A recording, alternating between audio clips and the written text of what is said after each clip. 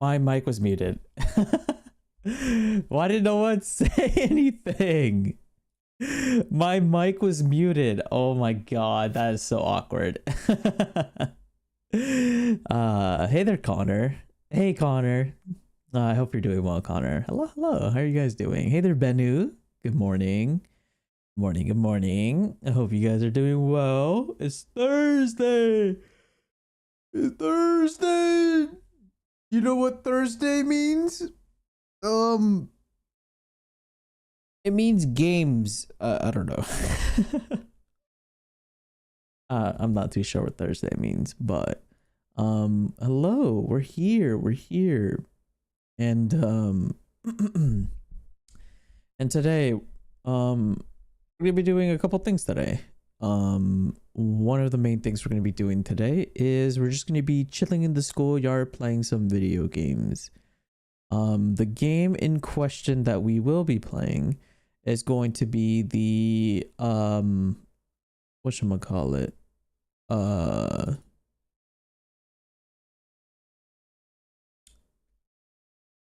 The Pokemon TCG card live game, which I'll be honest, I have not touched since reaching Arceus rank before New Year's. And yeah. Yeah, so it's been a while since I last played, so I'm kind of curious to see where the game's at right now. After presumably about nearly 2 weeks now. Pokemon lo-fi music.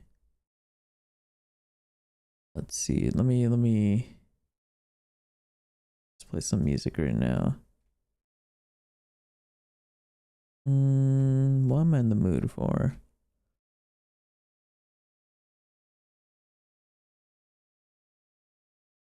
Here, we'll just do this. All right, so let me just quickly log into the game real quick and let's get started with some games. Oh, that's cool, Bennu. Okay. All right, here we are. So, like always, you guys are welcome to add me if you'd like. If you do not want to add me, that is perfectly fine as well. But basically, there's not really much to really talk about. So off stream, I ended up grinding this game quite a lot. So we were able to hit the highest rank in the game, which is Arceus rank. As you can see, we are 562 out of 550. Fun fact, I actually was 449 points, 1 point off of Arceus.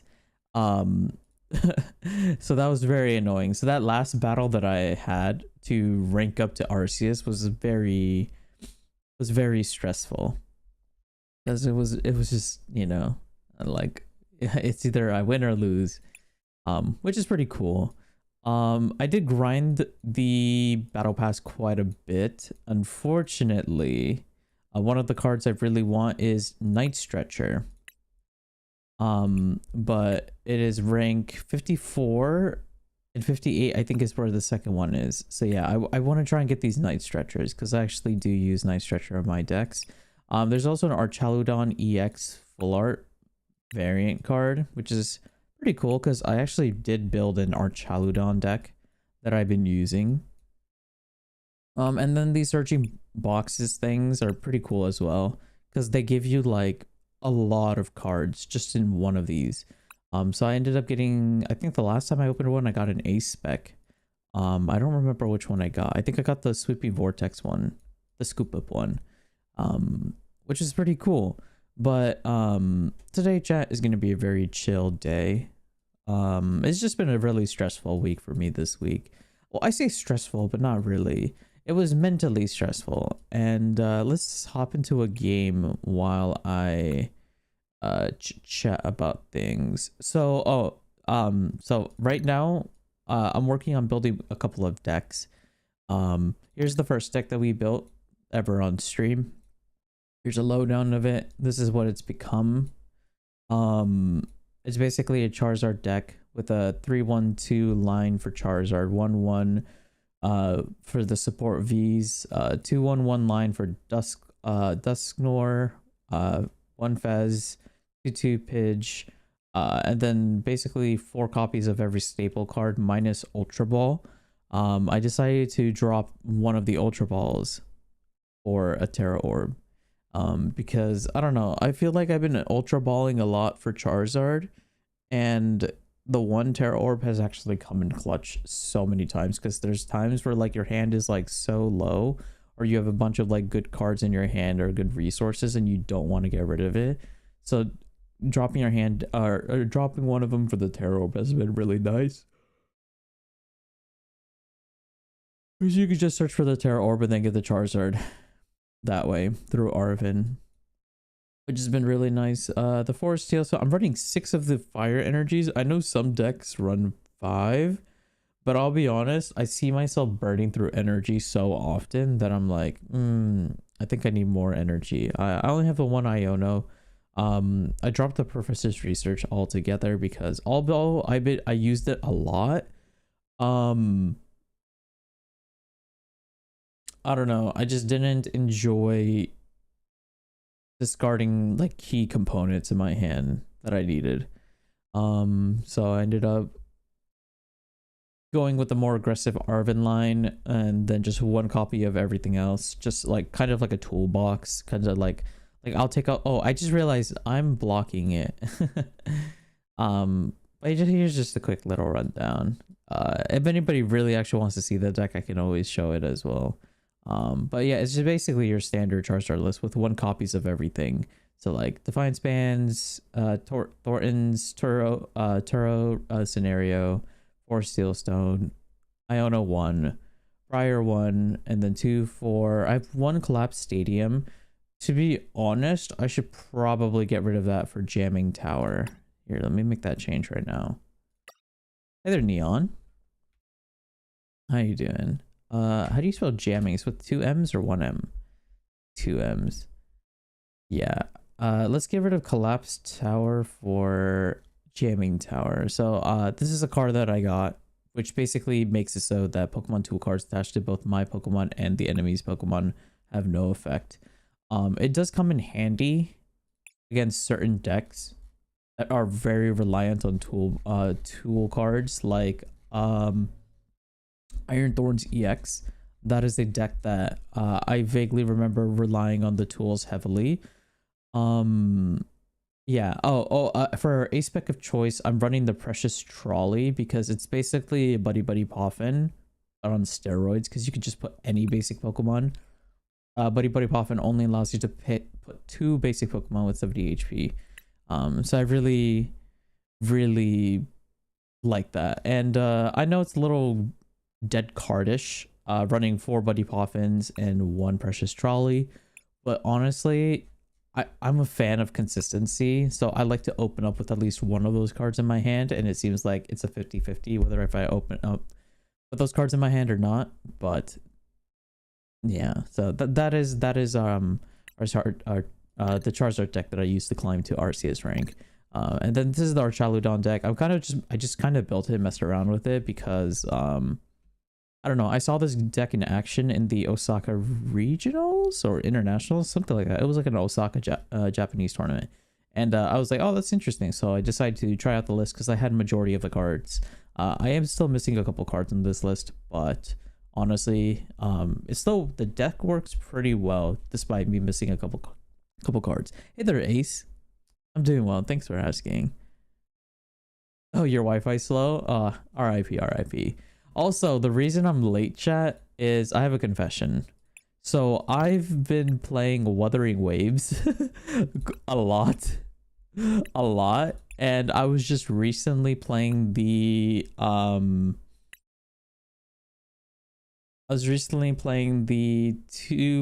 update, I think, and I lost track of time because I was trying to finish up a quest, and the quest ended up going longer than expected, and Yeah, I'm sorry. I just lost track of time because I was too busy trying to finish up a quest. You recently started playing TCG Pocket. Ooh, exciting. Do you plan on actually playing, like, are you a collector, or do you plan on collecting and battling? Because if you plan on battling, I was debating whether to stream that game also today or not, because I've been playing that game a lot, and there's currently an event going on where you have to win like 25 matches. So I'm debating like if I should also stream that game a bit. I might actually. I might end up streaming that game as well.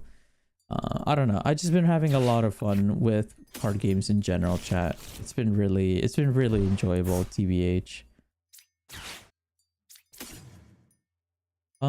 We are up against a Charizard or a Pidgeot control deck, presumably. So let's get rid of an energy jamming tower because we're probably not going to need those item cards. So we can get a Rotom. Yeah, because we're not going to be able to do much with this turn.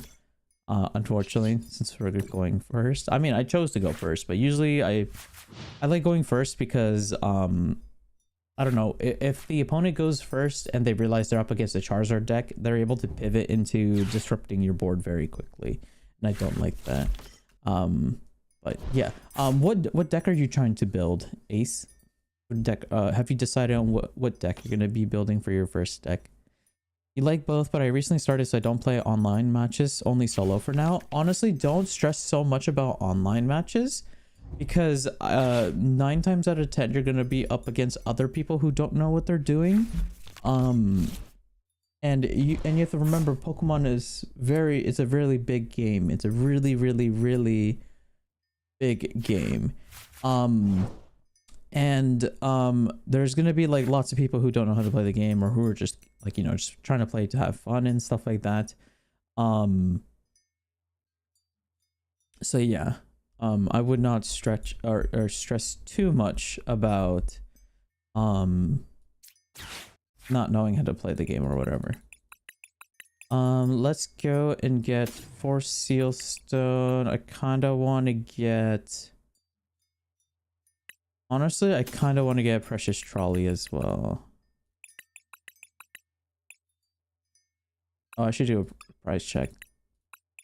But yeah, because most of the time you're gonna run into people who don't actually know how to play the game either, and that's the beauty of the game, because it's like it's such a big game because so many people are playing it that you shouldn't feel stressed. You should just be playing to like slowly understand and pick up things, and just have a great time playing it, because like card games are meant to just be played to have fun and stuff like that.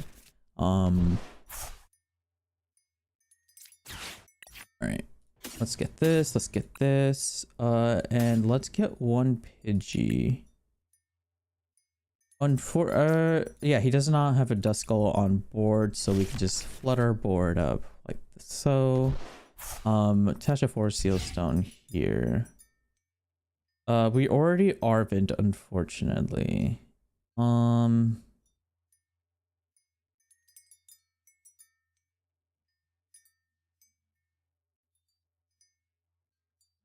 I don't really want to get rid of anything too precious right now. So let's just get rid of these 2. And then get our Charizard out.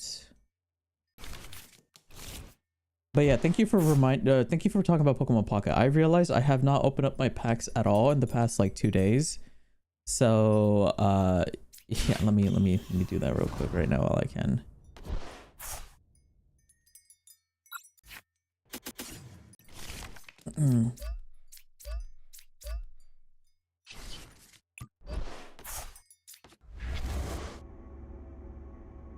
You lost pretty badly playing your one multiplayer game.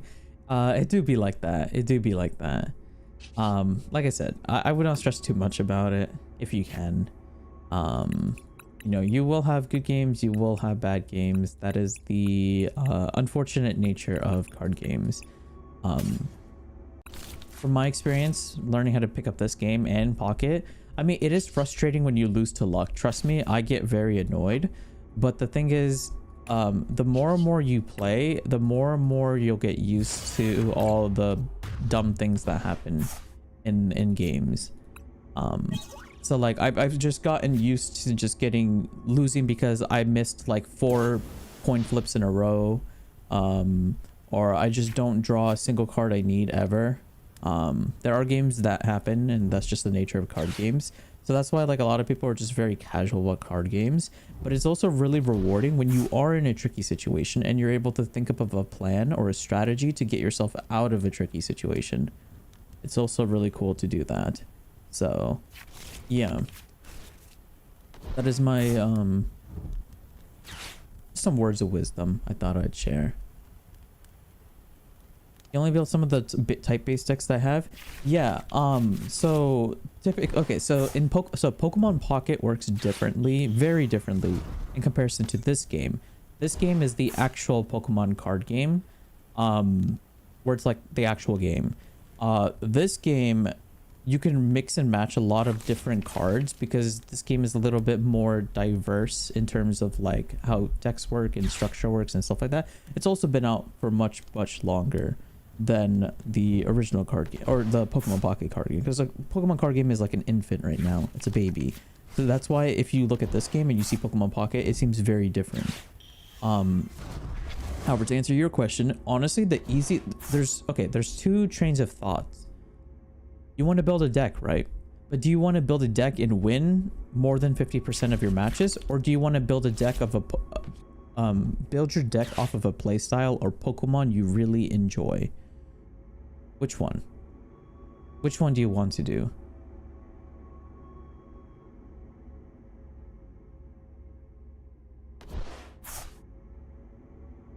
Because basically that is how you figure out what kind of deck you should build or want to build. You need to know what kind of what you plan to do. Okay, so let's catch her up Luminion and knock it out for 2 prize cards. But yes, that's what you want to do when building a deck. You kind of want to figure out what kind of playstyle you want to have. That's the first step. The second step is then okay, so there's 2 ways to do it. Do you want to build a deck using your own knowledge, like your own skill and knowledge, or not skill, but do you want to build a deck using no help, like getting no help with it? Then you have to experiment. That's the hard part about card games. There's no like true answer or one single answer of what the best deck is in the world, because if there was only one best deck in the world, everybody would be playing that deck. But there's a reason why a lot of people play different decks, because not everything is set in stone. It's kind of like rock paper scissors. You're not always going to win if you go rock, so it's very dependent on matchups and stuff like that. But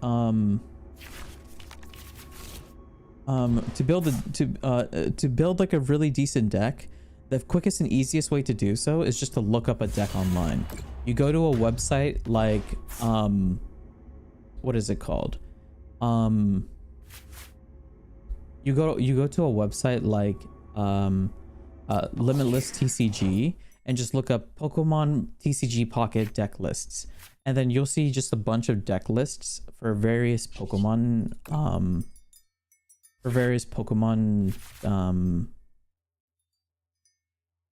ooh, this is a really bad hand.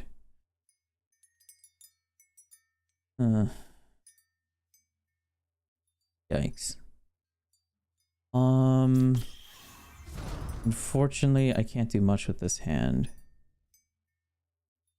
I guess I could boss up the Pheasantipity and then try to buy a turn, but honestly, they can probably just attach an energy and just retreat. Which would not be ideal. I need some time to think, so let's do this. Unfortunately, I was really hoping to draw into an Arven or like literally anything else. Arven, Boss's Order. I'm just thinning in my hand, lowering my hand size. Just so I have things to do. I could Thornton for a Rotom and try to do a Rotom play here, but honestly, that doesn't seem to be ideal right now.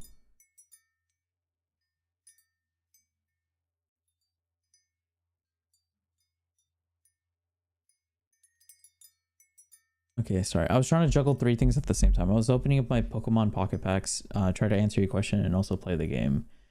And that was a little tough for me. So my brain was kind of all over the place. I don't think there's anything else I can do here. So unfortunately, I'm just going to have to pass and just pray that my Pheasantipity does not get bosses ordered up. But chances are it probably will.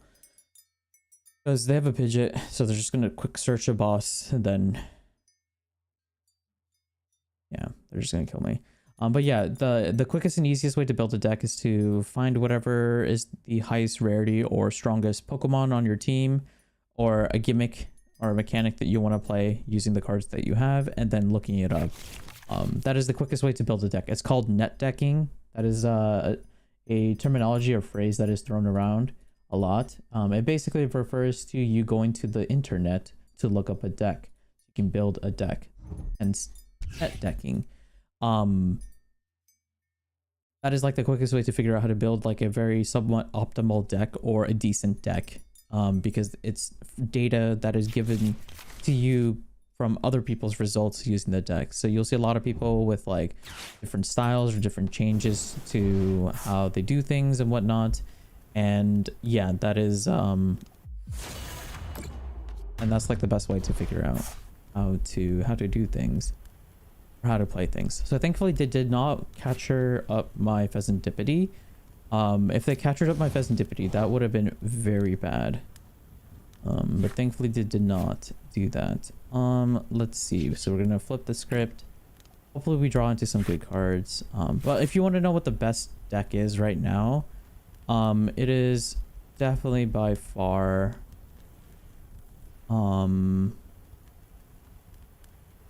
did not draw what I needed. However, I think I can get myself out of this sticky situation.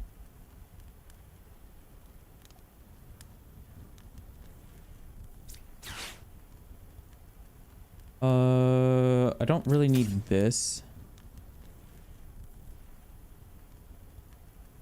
The Turo card could come in handy in the future. We're tied in prize cards, so that card will come in handy.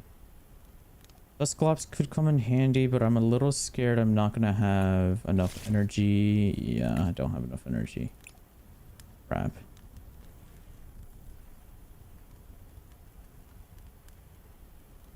Actually, we could just get rid of a boss's order, because I only have 3 prize cards. So, yeah. Let's see. 3 Arvins, 1 energy in deck, and 3 rare candies. So we still have a bunch of rare candies. Okay. I'm gonna play this Luminion. Get a search off. Get Arvin. It would be nice to Iono them down, but unfortunately I won't be able to do so. Is there a chance for a Briar play?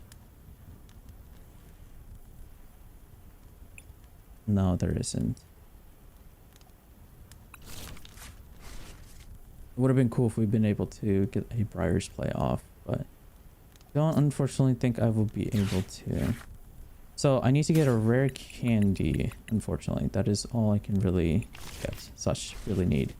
I really do need to get a Pidgeot out so I can start grabbing the cards that I really need, and it also helps thin out my deck, giving me the exact cards that I need. Hopefully this Duskull, sorry, is able to get a knockout for me.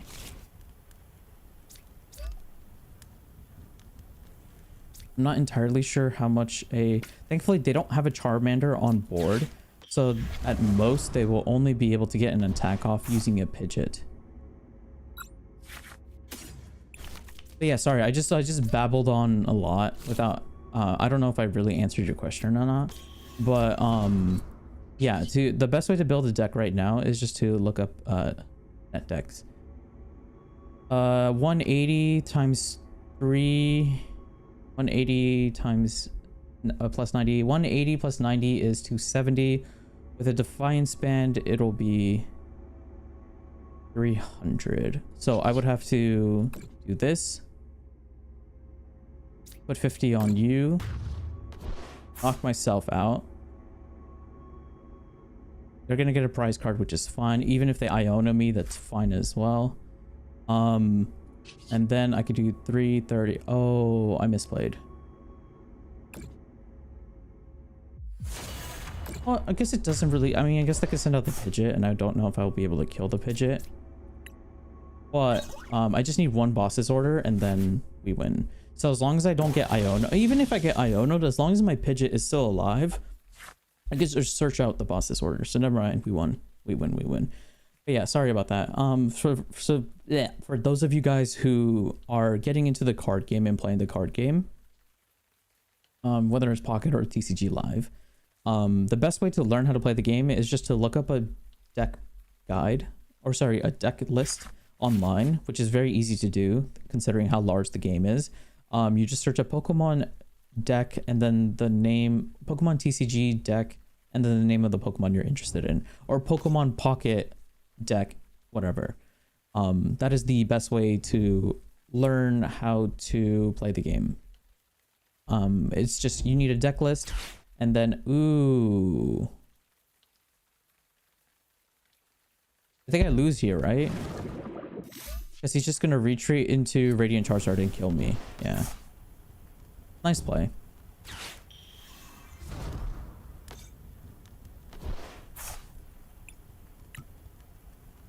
That sucks. We lost because that one turn where we weren't able to do anything, we just drew and passed, caused us to lose that game, to lose that match, unfortunately.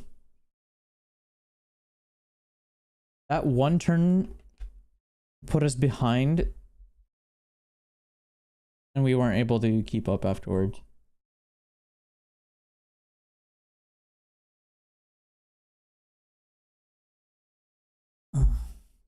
I forgot about Radiant Charizard. So that's the one unique difference between my build and other Charizard builds, is a lot of Charizard builds use Radiant Charizard. I did not see a lot of success using him, or if any, and it just did not feel justified to really use him in my deck. So I just got rid of him because, I don't know, I just wasn't finding a lot of success with him, and it was just very... It's very meh. All right, who's going first? I'm going first. Nice. 60 less damage from attacks. Okay, we're playing this Noctowl deck. Interesting. Unfortunately, we can only just draw and pass. That really sucks. So see, because I run Precious Trolley and 4 Buddy Poppins, I'd like to open up every match with one of those cards in my hand, but it seems like ever since I made the decision to have 4 or 5 search engines in my deck, I just never see them in my starting hand. It's like every so often I see them. Like, this is 2 games so far that we did not open up with either. We got Iono'd, which isn't too terribly... Okay, we somehow got a worse hand than the previous hand we had. At least with the other hand, we had playable supporters. This one we do not.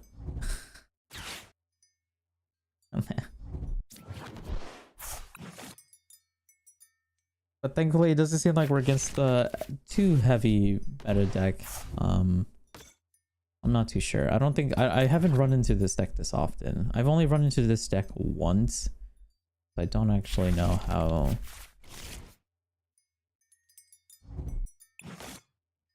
how good of a deck this is. So they have 2 Bouffalons, which basically means they take 60 less damage from attacks. Fortunately for them, my Charizard will still one-shot them. Dusknoir's prized. We have a singular Pidgey prize. We do have our Rotom. We have 3 or all of our candies. Ooh, we have a lot of Buddy Poppins prized. Interesting. Okay. So I need to grab you, put you down. Got you here.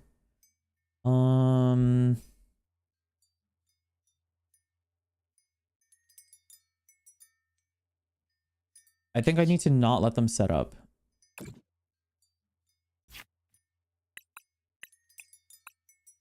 Wait, did I play a supporter this turn? Did not. Let's grab an Arven. Do, do, do, do, do. Okay.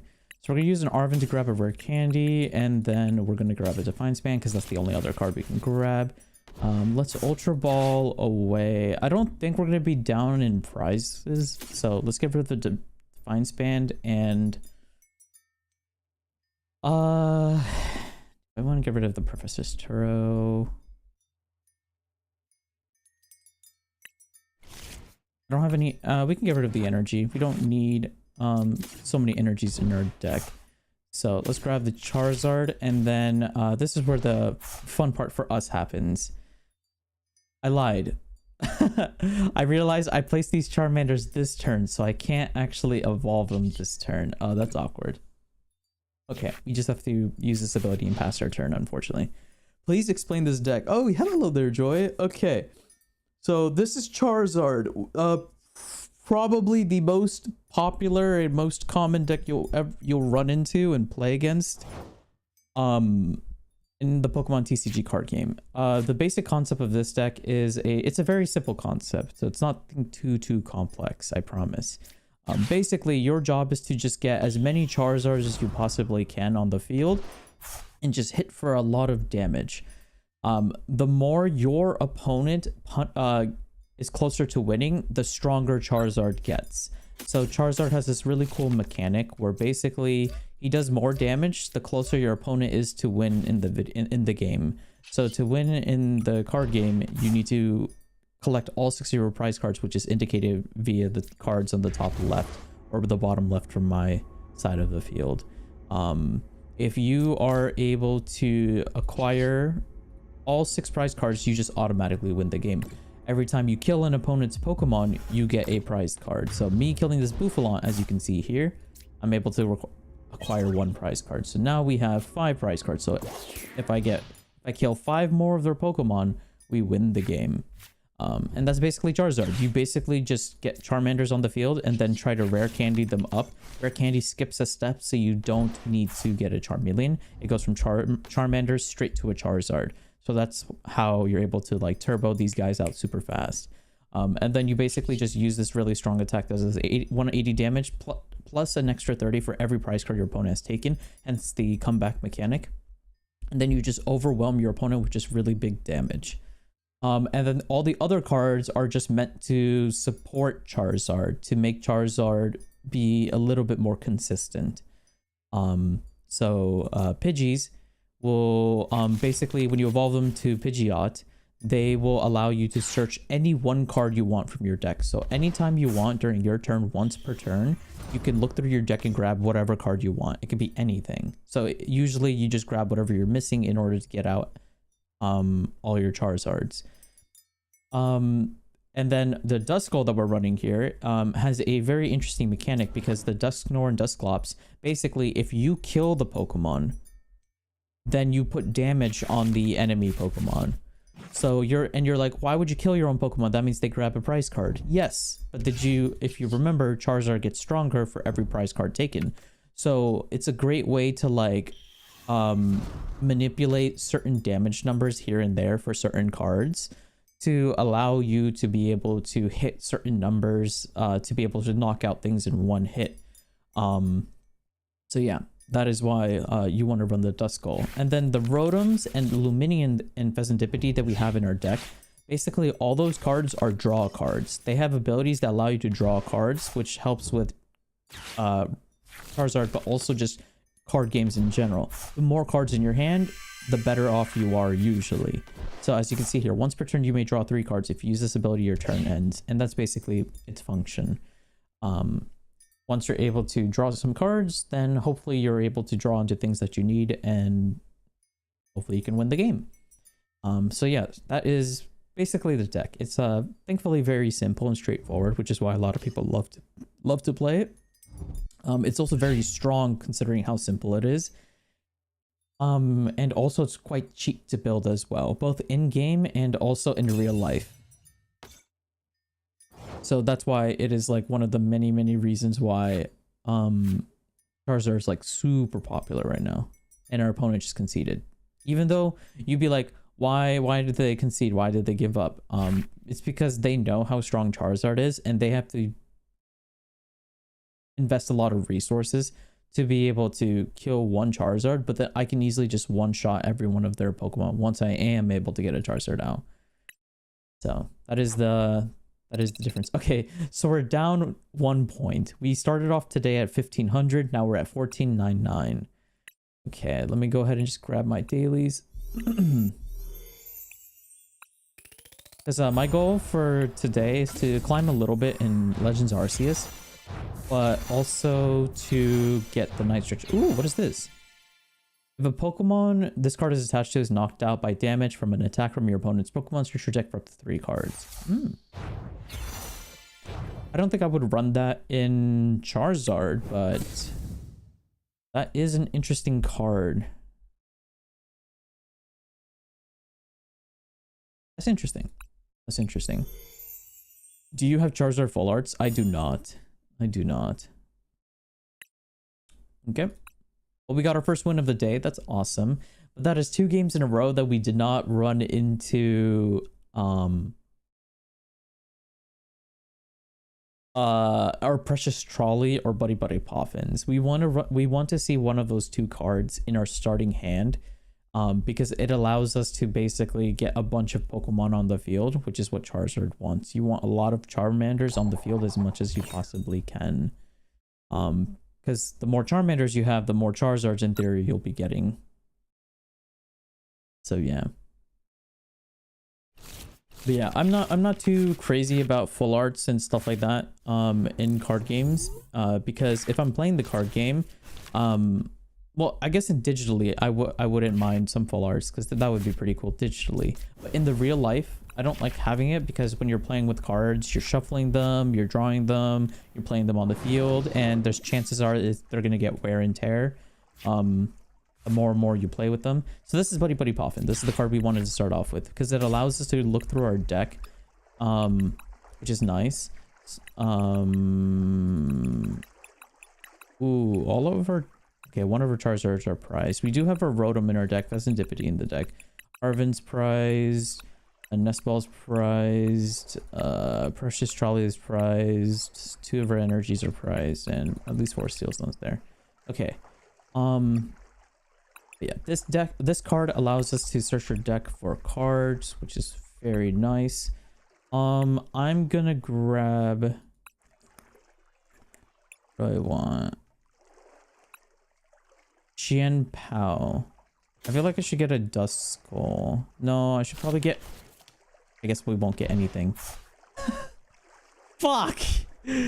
Okay,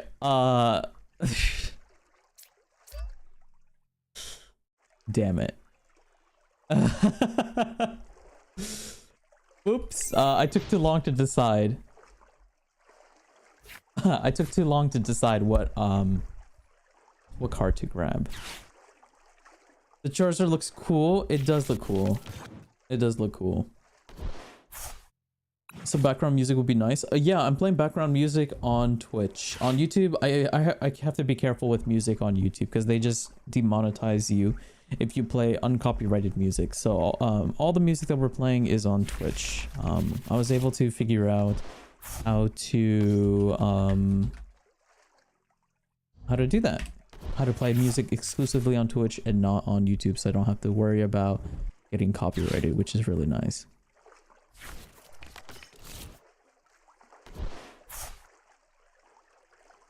Two, one. Bow, bow, bow, bow. So yeah, it's very nice. So we can listen to copyrighted music, chat. We can listen to copyrighted music and just vibe out and chill out without having to worry about anything. So this deck is Chien Pao. If you don't know what Chien Pao is, it's basically a water deck that's very similar to our Charizard deck, where they basically want to grab as many Frigibacks, which is this guy, on the field. So it kind of functions the same way as our Charizard deck does.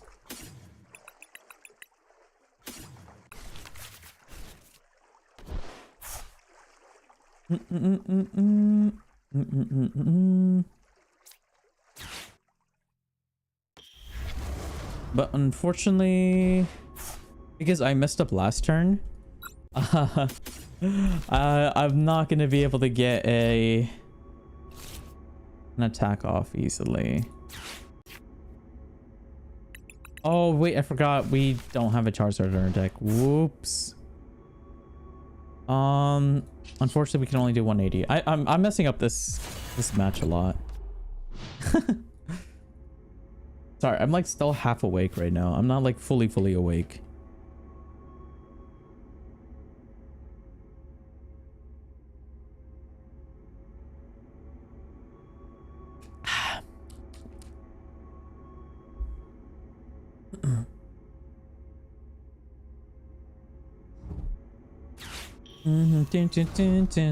So unfortunately, we weren't able to stop the Frigibacks from coming out, which is unfortunate.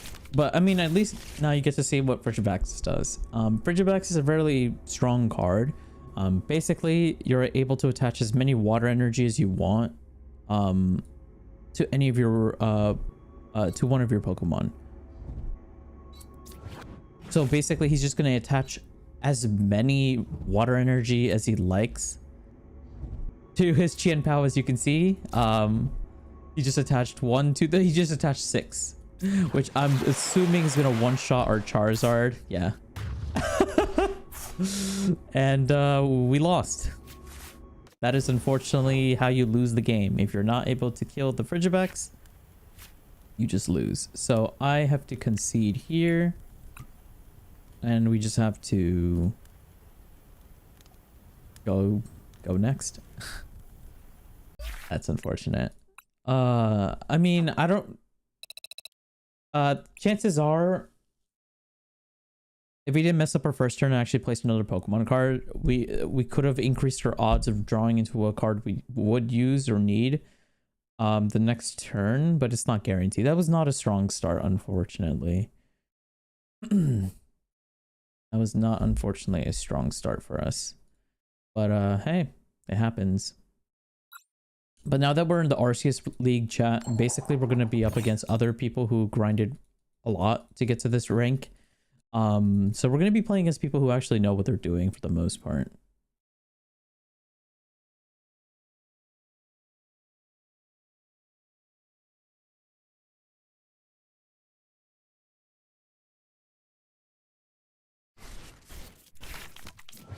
All right, what do we... I hate opening up with the hand and having Buddy Poffin, but no Pokemon. Did we get a Buddy Poffin turn 1 last game? I think we did. Okay, so that's 1 out of 3 games. 1 out of 3.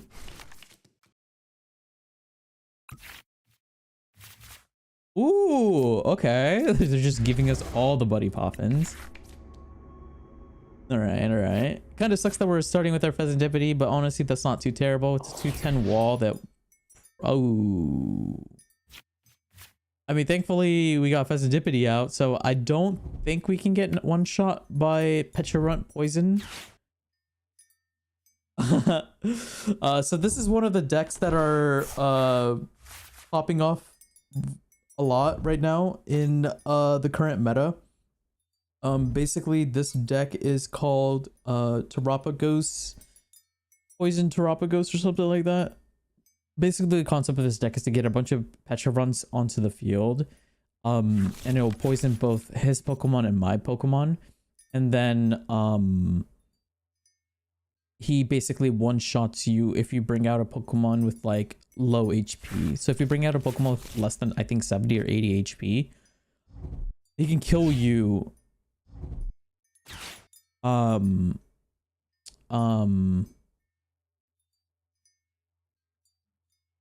Whatchamacallit?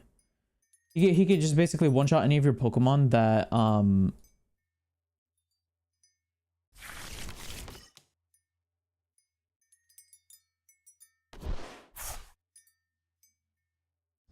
my brain turned off. I'm not good at explaining. I'm really not good at explaining. I noticed you announced the Discord Twitch streams yourself. Why not get a ping cord bot? I did have a ping cord bot, but I got rid of it. I don't know why I got rid of it. I'll be honest, I don't actually remember the reason why I got it, but I probably should, right? I probably should get it because I mean, it's just convenient, so I don't have to worry about it. Yeah.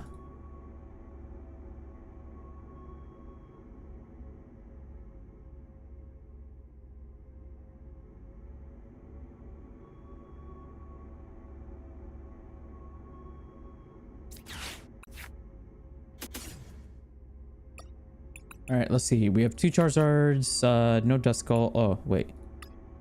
1 Duskull. So 1 Duskull's prized. Loom, we got 1 Pidgeot prized. Rotom, we got Boss's prize. Rare Candy prize. Ultra Ball prized. There's just Trolleys in our deck. We have that, and 2 energies. Okay, cool. Let's see. So unfortunately, our Pheasantipity will probably die, which is a little unfortunate. There's not much we can really do about that. I mean, I guess we can try and save it, but unfortunately we're up against a really tough deck. So I might not be able to.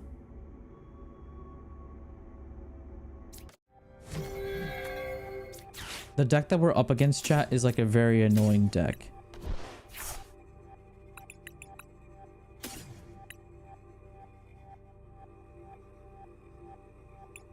Should I get Luminion instead?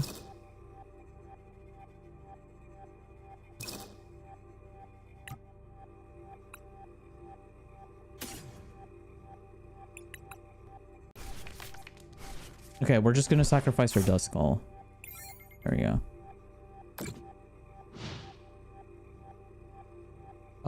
Sign into your Discord for... Okay.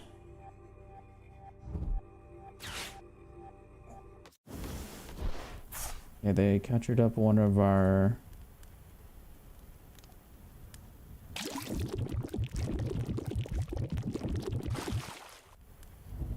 One of our Charmanders are gonna die now.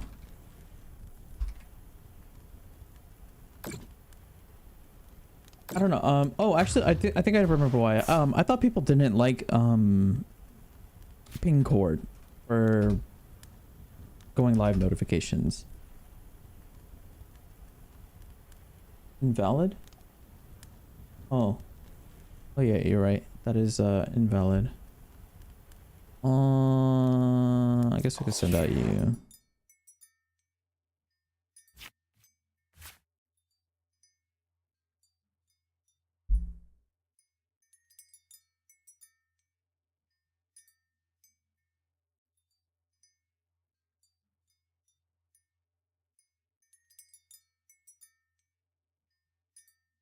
Okay. Ooh, we got a Pidgeot. That's nice. Let's grab this. Ooh, you know what? I should have flipped the script first.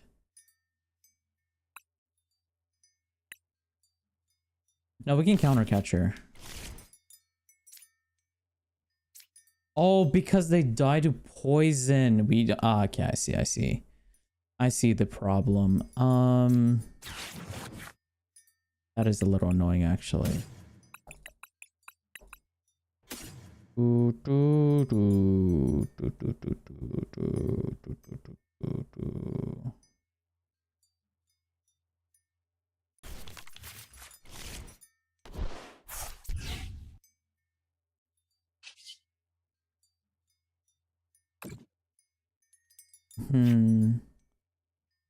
Let's get the Charizard. I should probably get rid of the Terra Orb in my deck, huh?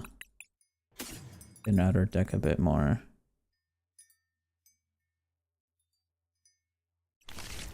Jamming Tower would be nice as well.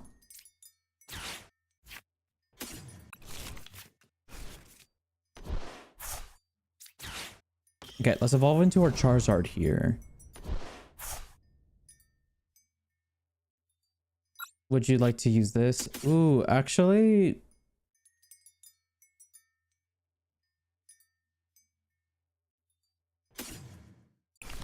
Ooh, I'm actually thinking maybe attacking with the Pidgeot would be better. Because we can discard the stadium, get a knockout. Nah.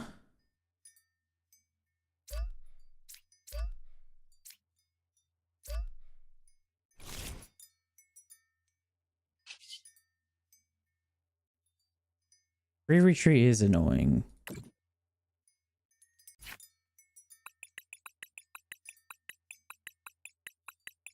Yeah, let's get a jamming tower, why not? Just jamming tower, shut off everything. It forces them to have to get rid of stuff and whatnot. Make our life a bit more easier. Okay, let's see. Twitch, ping cord, integration.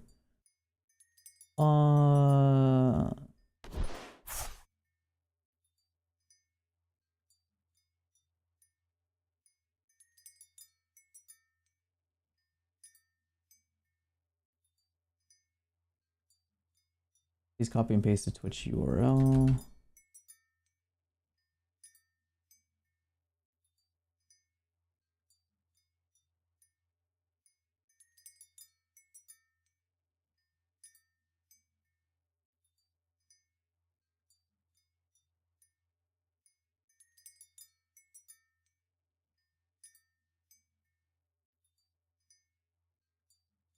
Okay, there we go. We have ping cord now.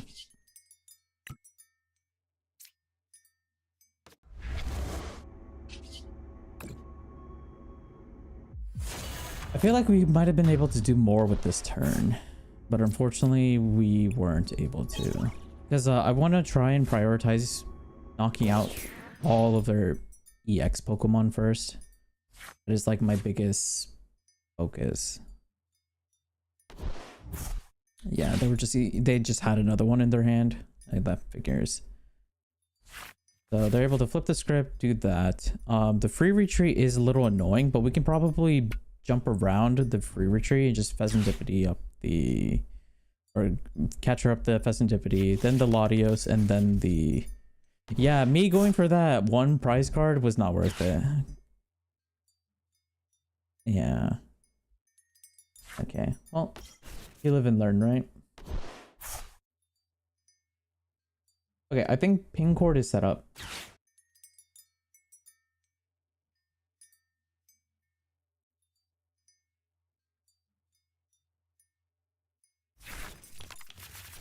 I think ping cord is set up.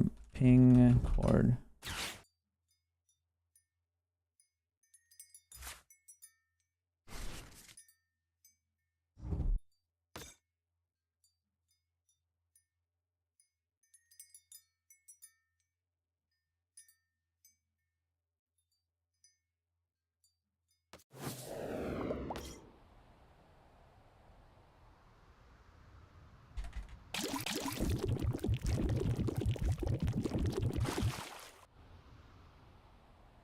Okay, so they poison my Pokemon, they have the Electrode out. Yeah, this Electrode is scary. It basically kills you. Or it kills Charizard because it has grass weakness. Oh, there we go. There's ping cord. Yeah, we have ping cord. Okay, nice. Cool. All right, ping cord is set up. Okay, let's see. I definitely 100% need to get a boss's order. Like, this is a priority card. We do have Palpat in our deck, which is nice.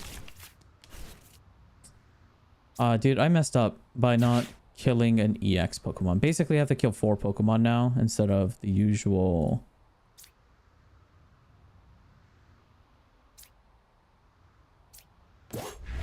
Instead of the usual 3. So I messed up that way. Fuck. I think we just lose because I'm not really focused right now.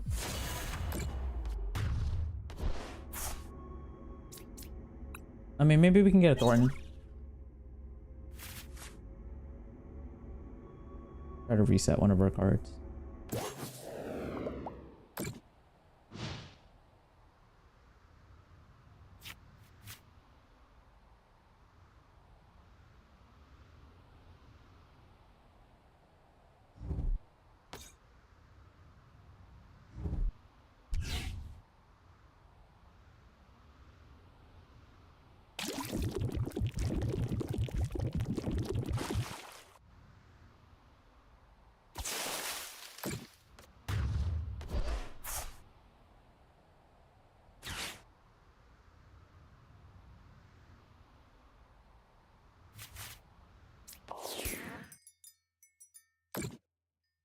And it sucks he only gets poisoned for 1.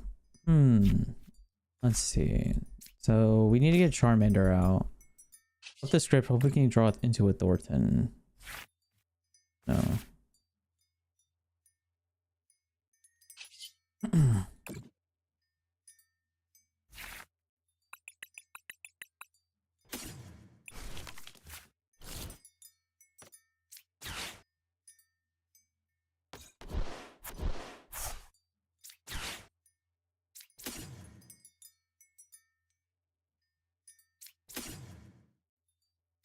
Fuck, this is such an annoying situation right now.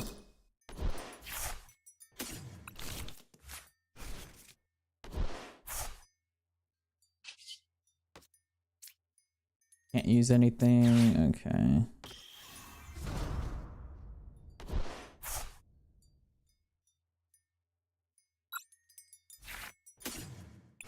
Oh, we just lose.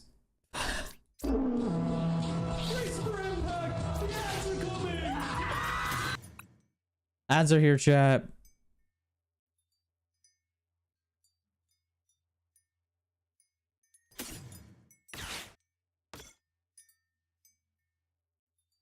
No, I should have. Okay. I should have got rid of the item that allows the Pokemon to poison and then attack with edge to get rid of the stadium. Oh, that was just. Oh, dude, that was a bunch of misplays. Unfortunate.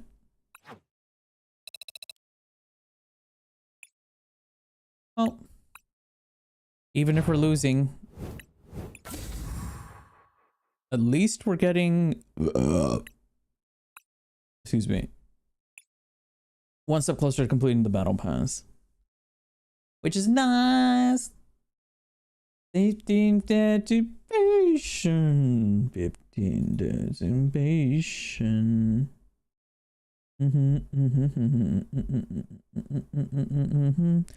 Dude, I can't believe I slept through all my alarms today, because I set an alarm for 10 o'clock and I just slept through all of it.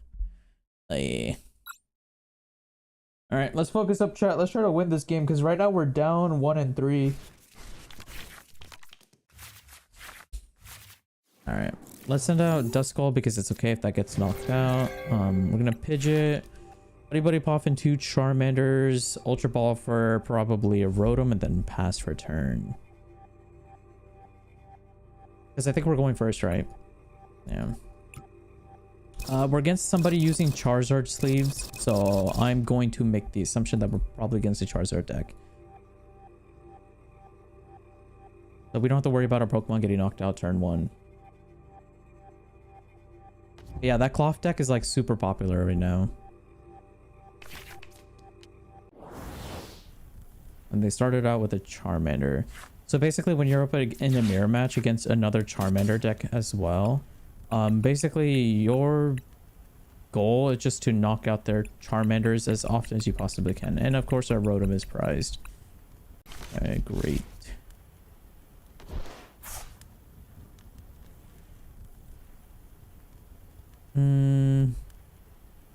I guess we can Luminion next turn. Might as well just grab it now. I mean, we are choreographing what our next turn is going to be, but unless they Iono me, that's not too problematic. But if they Iono me, then they set themselves back a turn. They have Buddy Poffin, but the gold one. Wow. They blinged out their deck.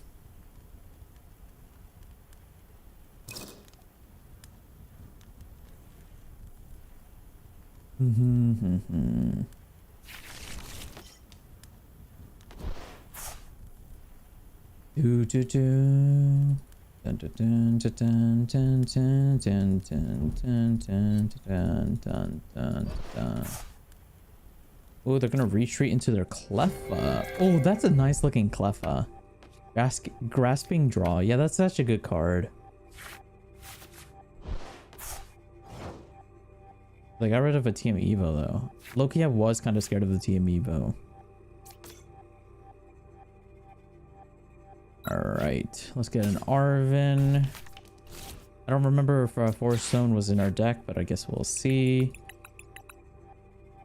Yes, it is. Nice. Never punished.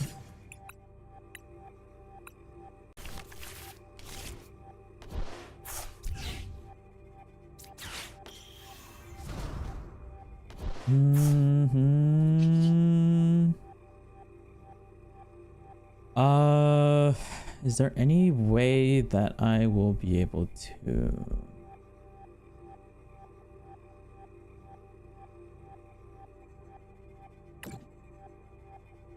I don't think there is. Unfortunately. Getting the Charizard wouldn't be too bad this turn.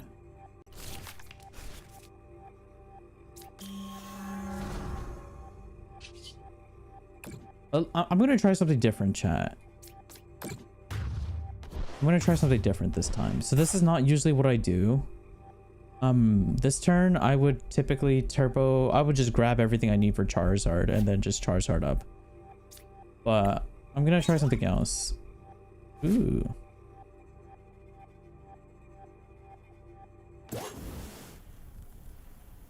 And we got rewarded for it. Rare Candy, discard these two for Ultra Ball.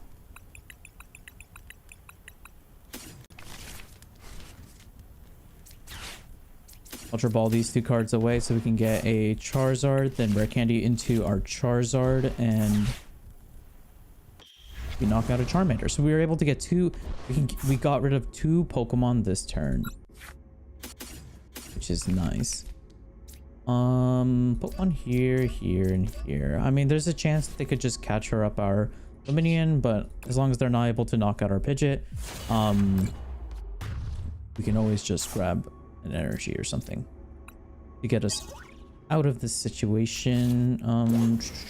They only have one Pokemon left. Both of our Duskull line's in the trash. Duskull is a pretty important card in this matchup because it allows you to... Ooh, he's got a full art Charizard. Or like an alternate art Charizard. That's kind of cool. Because it allows you to be able to one-shot Charizards. And normally you're not able to. As you can see, he's prioritizing getting his Duskulls out as well. Fortunately, he's only going to be able to do 240 damage to us because we've only taken 2 prize cards, unless he's able to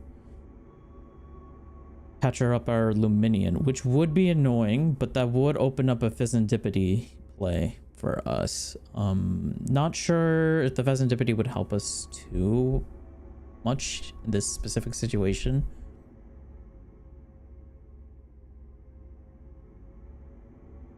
Yeah, if I was them, I would try to grab a card that allows them to put a Charmander onto the field.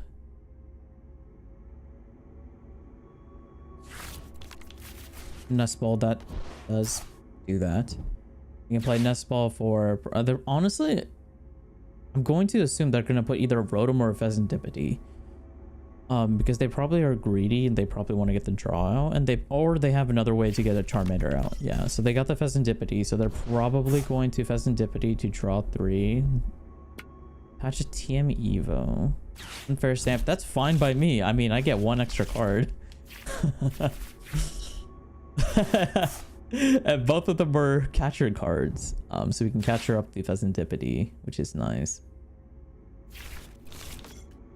So yeah, he did have the Buddy Pop, or he did draw into the Buddy Pop, and so he's able to get another Charmander out. So he's gonna have back-to-back Charizards, which is, it is what it is.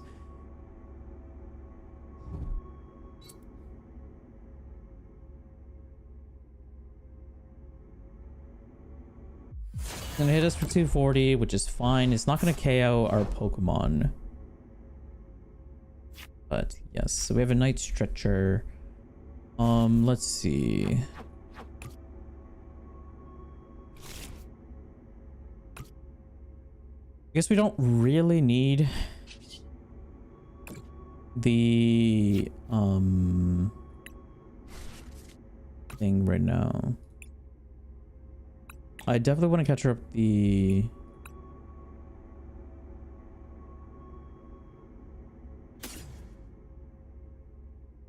Charizard.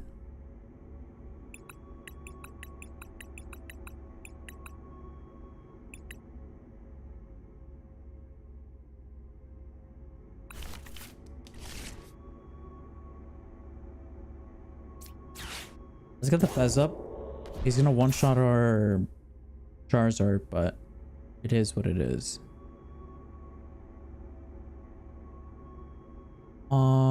I'm gonna put the Pheasantipity down as a red herring.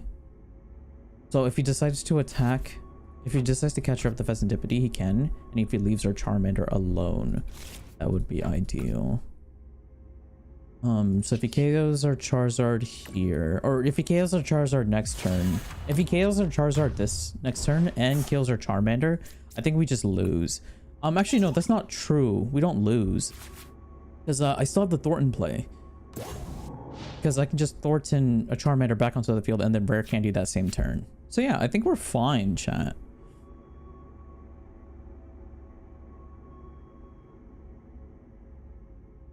Because there is a world where he can KO multiple Pokemon this turn using Dusclops. But because we're at 2 prize cards, that does make it a little harder for him.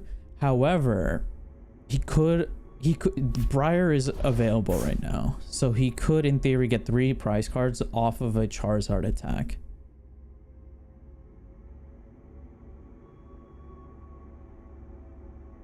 So basically, he would have to play the Briar right now. He would have to play the Briar right now. Then Dusknoir up. KO my Charizard. Get his 2 prize cards from that. And then somehow catcher up one of my weaker EXs. And then KO that. How many bosses order do I have in trash? I have 1. Okay, so that means I don't remember if it's in our prize card or in our deck. Hopefully it's not in our prize card. If it's in our prize cards, I think we just lose. I think we just lose here.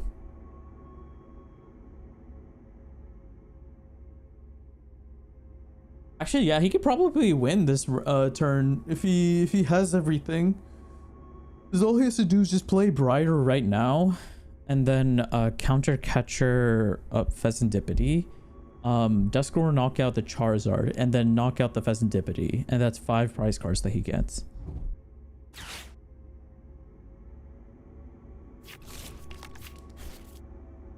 That would be insane if he could do that.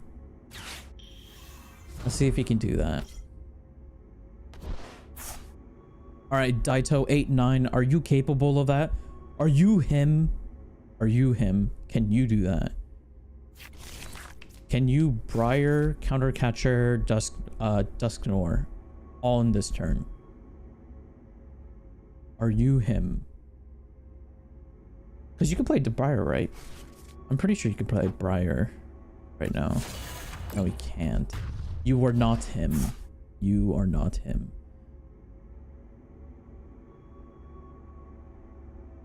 Well. Unlucky.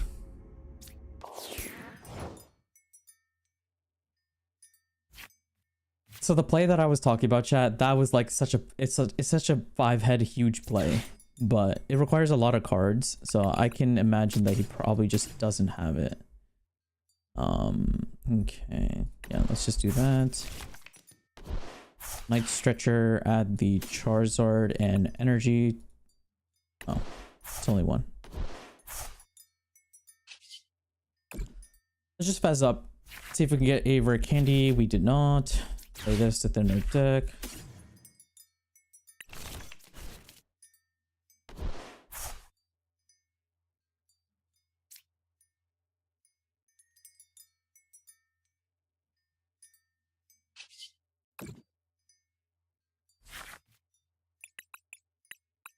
Bum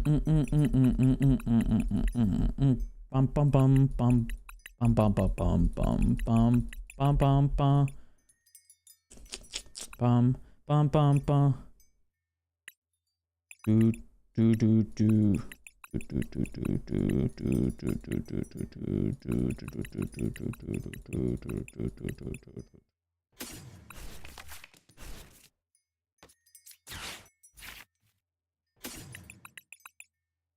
You know, actually, I don't actually know if I have knockout here. I wasn't really paying. I didn't really count.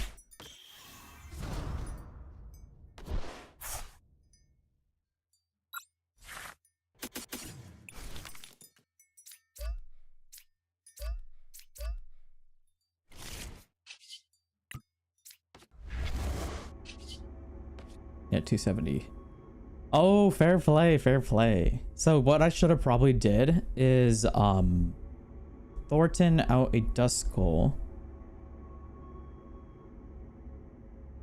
Evolve to Dusclops. Knockout. Damage on the Charizard, and then start into that. Yeah, fair play. He won. He won. The counter catcher sucks. Maybe I should just run Pokemon catcher. It is a coin flip, but I don't know.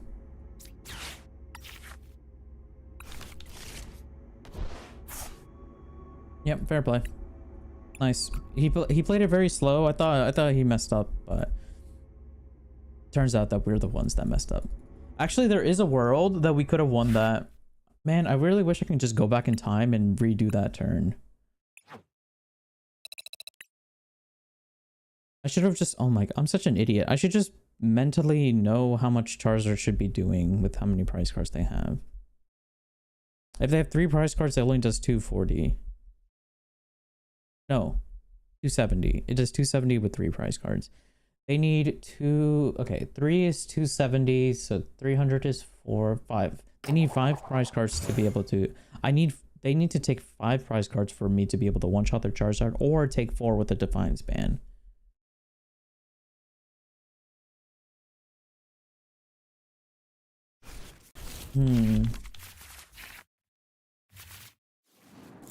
Damn, I really wish I could play that turn again.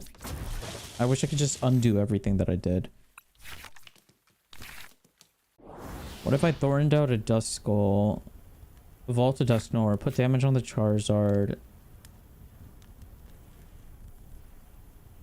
I'd be down a price card, we'd be able to do 300. Would I be able to get a Charizard out?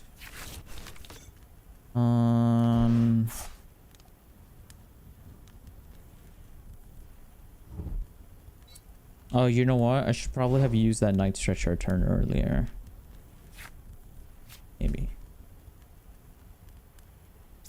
Alright, we're against another Charizard.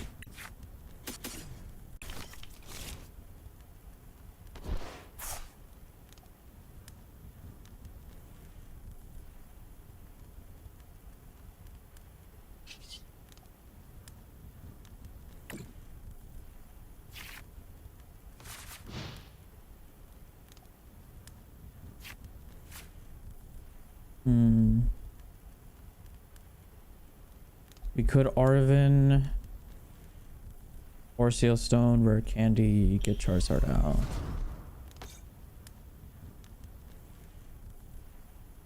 Evolve the other Charmeleon. They did evolve their Pidgeot, which is a little annoying. Is there a world where I could bosses order their Pidgeotto, put 5 damage on it, then knock it out with a Infernal Rain?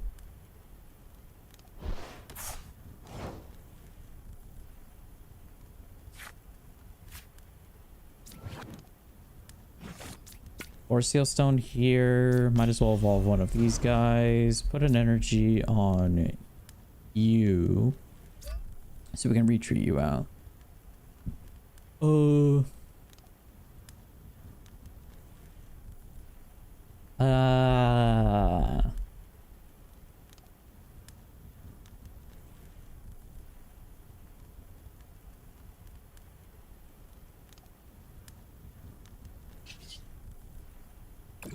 Is 4 Seal Stone or Rare Candy?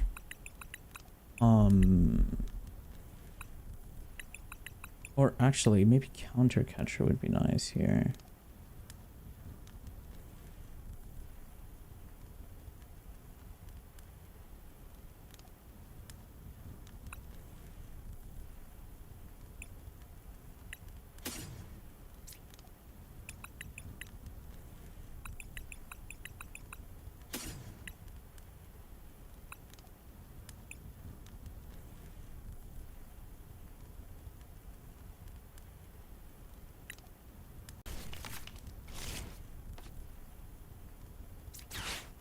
Let's evolve into Charizard here. Infernal Rain, touch 2, touch 1 here.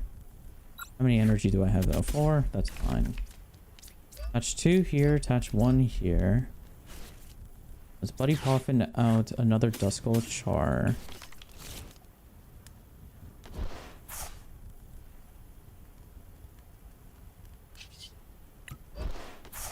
Reach to Char. Ultra Ball.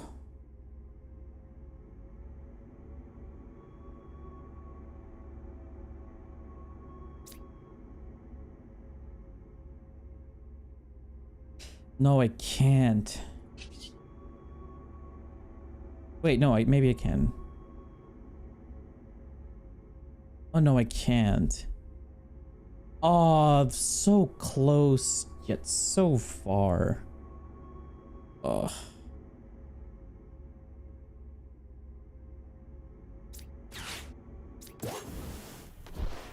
Oh, I'm so close to greatness, but I'm always one card off of greatness. Oh, that sucks.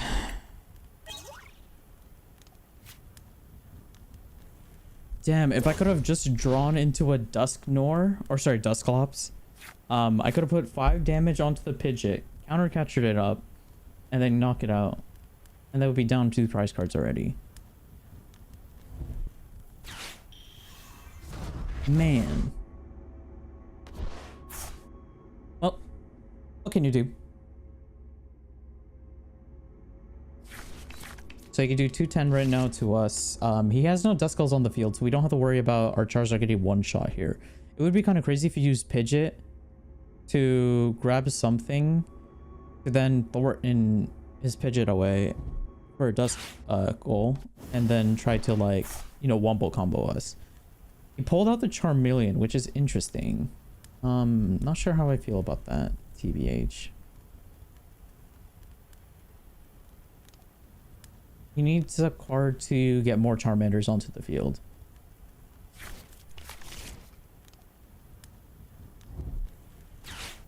And there it is. You'll be able to get at least 2 more Charmanders. So he runs 4 Charmanders? Yeah, he does. Okay, fair enough. 210, that is fine. Now the question is, can we get a Dusknoir out this turn?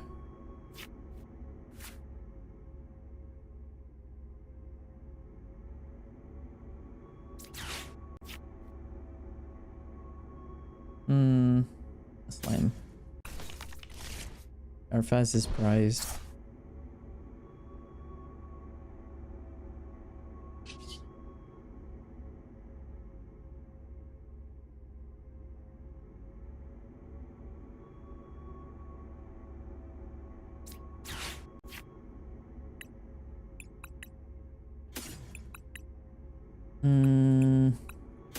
Fine span probably.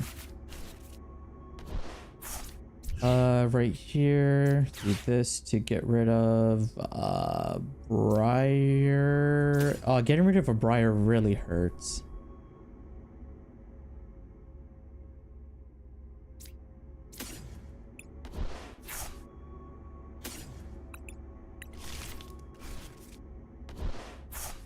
Oh, I can't even boss this up. Fuck.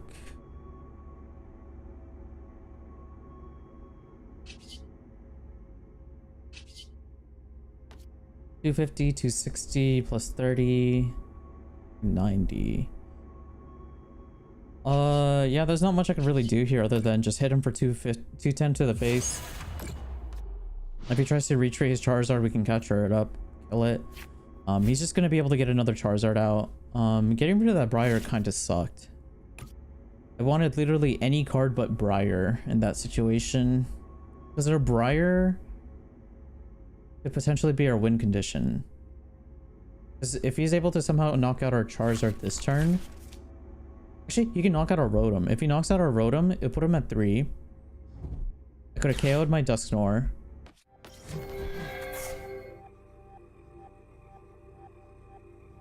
He's going to chase after Dusclops. Interesting. I would have gone after the Rotom in this situation. Interesting.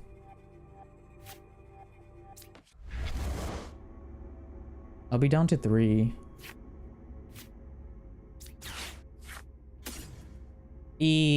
Don't know if I want that actually. On the field, just sitting there. We do 240.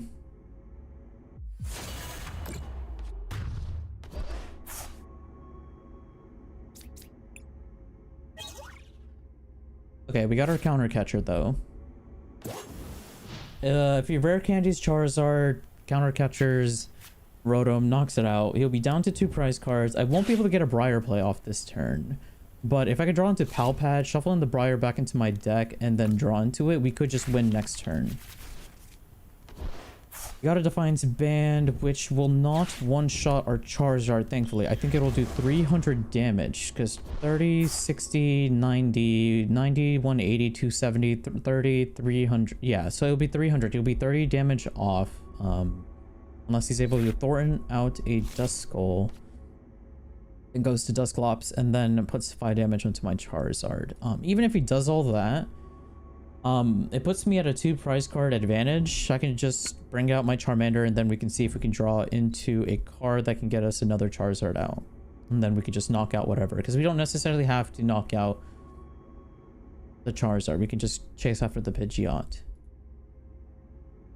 Or if he decides to play any other EXs onto the field. Which, I'm starting to think this might be the starter deck that he's playing.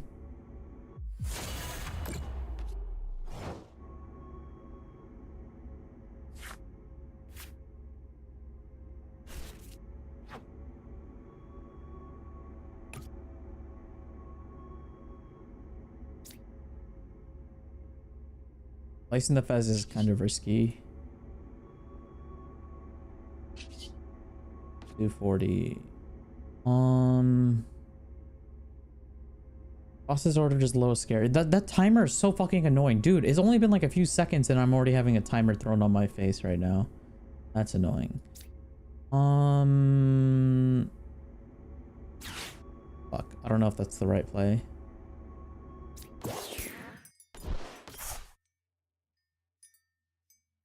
There's always a chance he could Iono me. I don't want to put the Pheasantipity down because that gives him another target to chase after. But then again, our Rotom is already on the field.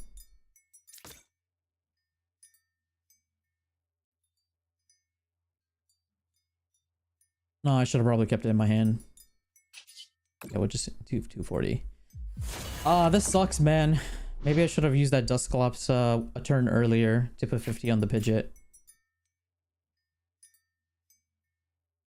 Well, what would he have captured up?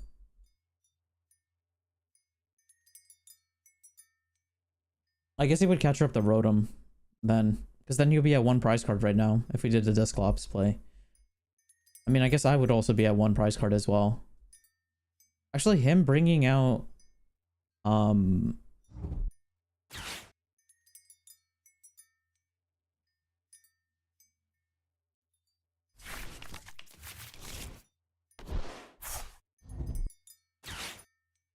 Yeah, I think this is just the modified Charizard starter deck. I think he just got rid of the Moltres and doubled up on the Pidgeot Charizard line.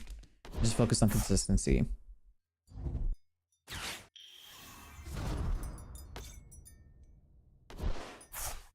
Damn, him getting that Pidgeot turn 2 was like lucky for him. That never works out for me. As you can see, we still have our Duskull and Pidgeys out on the field, unfortunately.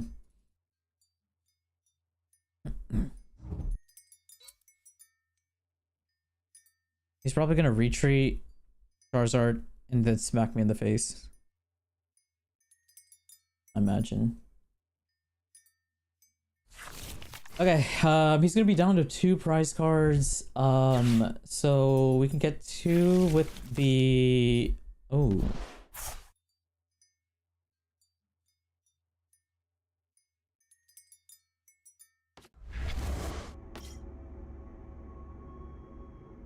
Okay. I don't think he played it well. Oh, we have to win this turn we have to win this turn, so I'm bringing out the Charmander and let's see what we can do. Night Stretcher, we can get the Charizard out that way. The script to draw 3, rare candy, perfect. Arvin for the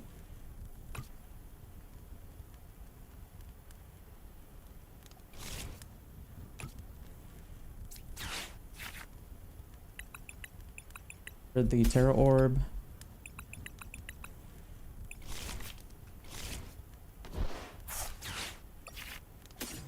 Grab that.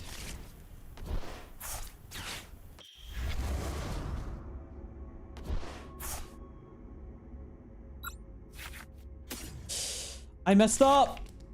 Oh, I forgot to use Super Rod to put that energy back into my fucking deck. Oh, dude, I messed up so badly. I had the Super Rod play. Oh, my chat, I just lost.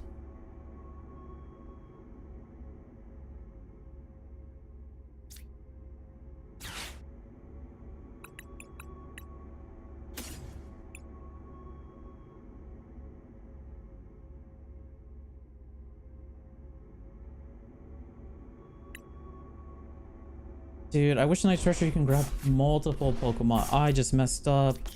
I didn't check how much energy I had in my deck. Oh, that sucks so fucking much, man. That really sucks. I just have to pray that I get something from these 2 prize cards, I guess.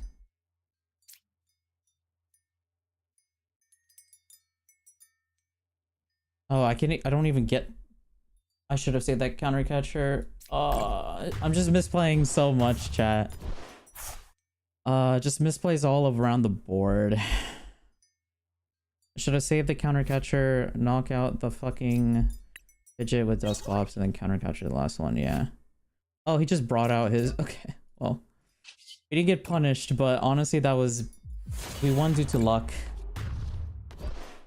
We 100% lost to... we won to luck. I misplayed that turn so bad. I needed to... And our Pal Pad was in the prize card. And our Dusknoir as well. Okay, we won. But that was such a sloppy win, chat. Oh, that was such a sloppy win. That was not a good win.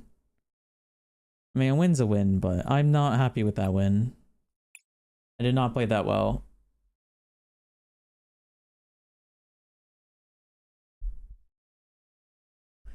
I needed to Super Rod my energies back so I could have gotten all the energies into my deck so then we could heal up for Charizard. I should have done that. Why did I not do that? I was worried because I was like, I might need to Ultra Ball for something.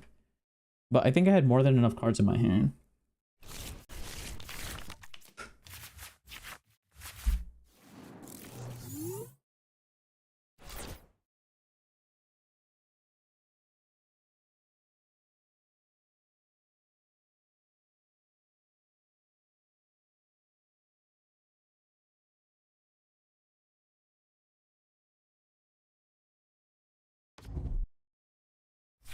These sleeves are cool. Those sleeves are really nice.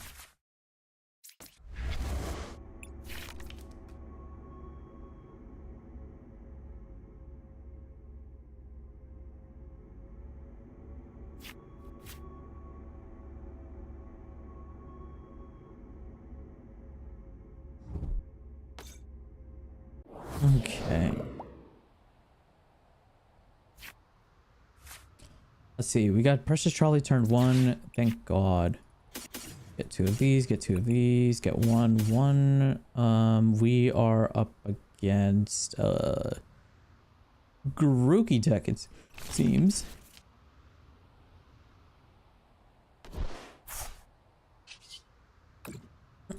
That's interesting.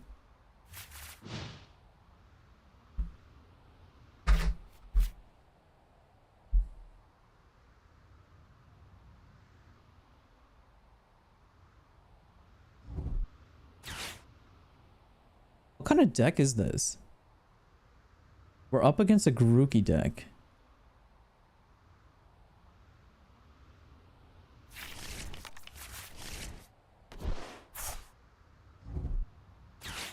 I also got the precious trolley. I love that. I love that.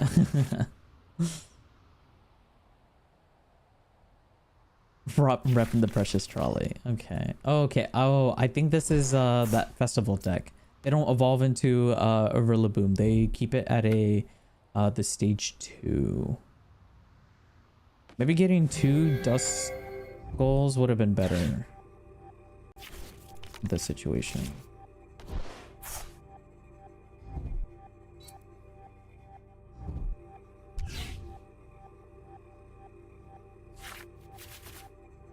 Freshman draw is a little annoying, but not the end of the world. Let's see. So we need to attach one for retreat. Let's evolve one of these guys now while we can.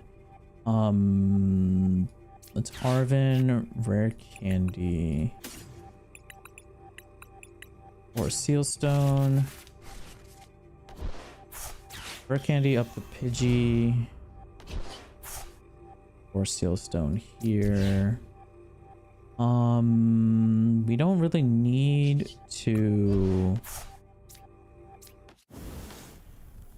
do much here in the main turn. We can save the 4 Sealstone. We could Pidgey right now. We'll get rid of 2 of these. Oh, we'll get rid of one of these. We'll save the Nest Ball just in case if we need it. I'm not too sure what we would need it for. We can. Dusclops is prized. Quick search for a rare candy. It sucks that our Dusclops is prized because we could have got a Dusclops up, killed this Applin right here, and did a bit more with our turn, but it happens. Infernal Rain, yep. Let's get 3. I'm actually going to put the 1 energy onto our Pidgeot because it will allow us to attack with our Pidgeot, because since we're up against a grass deck, they have super effective weakness against Charizard, which is a little scary. So we need to be able to mitigate that. Iono, that's not the card I want to see for my prize card. I personally want to see my Dusclops, so I can easily go into my Dusclops to then start killing all these Applins. Damn, me not getting that second Duskull is going to be very annoying. But hopefully there's a way we can get rid of our Rotom once we V-star it.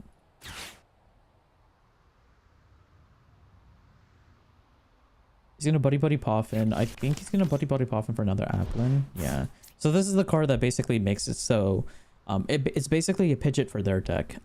If your active Pokemon has the leading festival lead ability, you may search your deck for a card and put it into your hand and then shuffle your deck. And then when you're able to evolve the Applin into the Hydrapple, then it's able to basically use that ability over and over and over again. Or Diplin, sorry, not Hydrapple. I couldn't remember which of the Pokemon. It was one of the Applin evolutions. So yeah, this one is scary. This is basically an anti-Charizard deck. Basically it does 20 damage for each of your bench Pokemon. So he does 100 damage, but with ×2 weakness, because we're weak to grass, it will do 200. And then with this item card, or there's this item card right here that increases your damage by 1. So it would be 210. It would be 220 damage. It would be 220 damage is how much damage we will be taking. And I think there's a Stadium card as well that will also bump up their numbers as well, if I'm not mistaken. Whether or not they actually play that card, I am not 100% sure. Yeah, here it is. So it's going to do 200 damage, which is a little scary.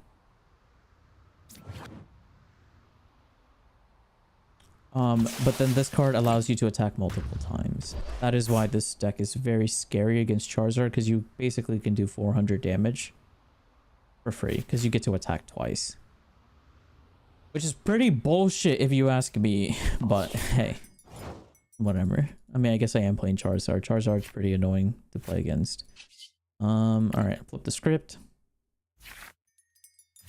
not get anything that we want. Counter catcher is not going to help us in this situation. Terror Orb will allow us to get that.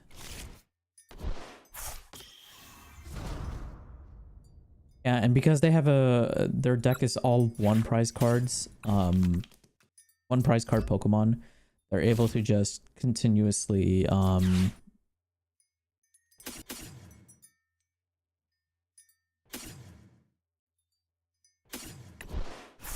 they're just able to continuously attack, which is a little annoying. Not much we can really do here. I mean, jamming tower would collapse stadium would probably be our best bet. Even with collapse stadium, it would be 20, 40, 60, 80, 160 times 2, 320, 170, 340. Oh yeah, actually, unless they run Divine Span, I guess that wouldn't work as well. I need time to think, so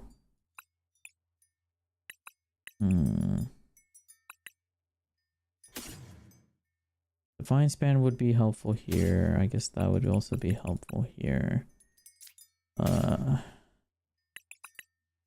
Pidge is probably gonna get knocked out next turn, which is a little unfortunate. Let's get another Charmander out. We have that for that, that for that, that for that, counter catcher for that. Is there anything we should counter catcher? Probably not.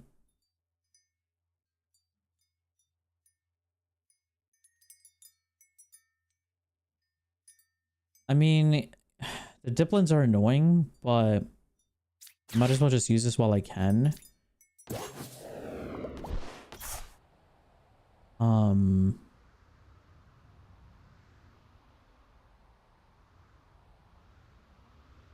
We'll just attach a Divine Span here. I think this is all we can really do. Oh, I guess we could quick search. Let me see what we can grab. Guess we'll get a Dusknoir out. We could do a Dusknoir play. Is that a good idea in this situation? Let's see. If we lost vacuum that, we'd get rid of that. We're gonna attack with that and get rid of that. Honestly, I think I am going to take the risk and Dusknoir here.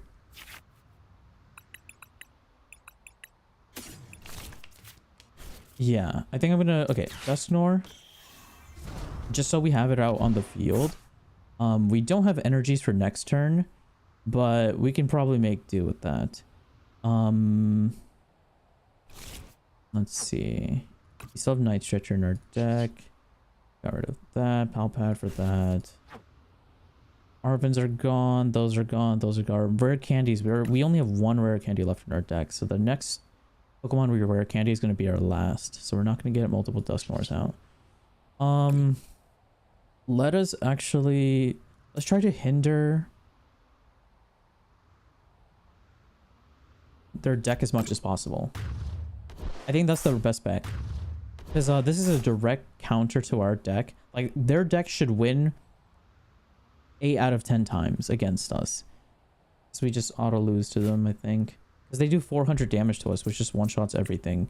And they're all one prize card, so I won't be able to get multiple guys out fast enough. Yeah, I just have to hope that they have no draw. I just have to hope that there's no way that they can, like, get that stadium out again. And, that their hand is dead, which is very unlikely. Hey there, Hikili. Good afternoon. Hey there, Kai. I'm doing well today. How are you guys doing? Hello, hello. We're just playing Pokemon TCG. It's just a chill day today. We're just all vibing out to some music. Actually, I just realized the music is probably loud. Whoopsies. My beads. But yeah, we're just chilling, we're just vibing, we're just playing. We've been losing a lot today. I think we've won 1 game out of the 5 that we played so far. A lot, pretty much most of those losses, if not all of them, have been due to misplays. I did misplay a lot here and there because I wasn't really like 100% paying attention during certain turns, or I just didn't remember how many cards there were in my deck or whatever. So it's been a little messy, but whether we win or lose, it is okay, because even if we lose, we're slowly filling out our battle pass, because I didn't know the season was ending in like 4 days. So I would like to get to the end of the battle pass if possible, but it's probably not gonna happen.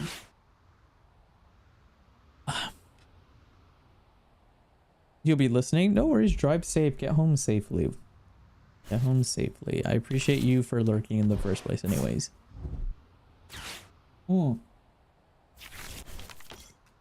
But yeah, I needed a mental reset day, chat. I've just been very busy this week. This week has not been a fun week for me. So I needed today's stream to not be like one of the main game streams we do, like, you know, the Let's Go EV or Let's Go Pika games or shiny hunting and stuff like that. I just needed a chill day where like I play a game that is not so like you know. So this is nice that I'm able to just turn my brain off and just chill and vibe out and whatnot. Okay, cool. We were indeed able to delay their turn, which is nice. Let's grab that.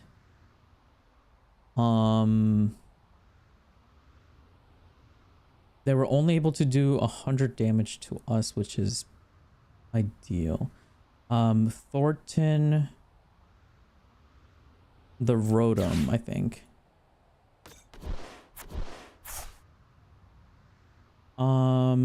Let's see.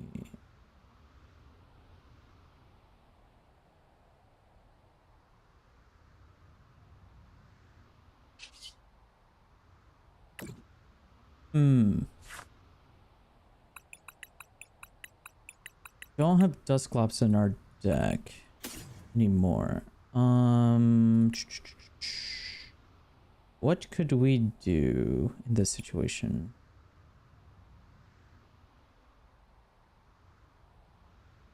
Unironically, we could Stretcher out another Dusknoir.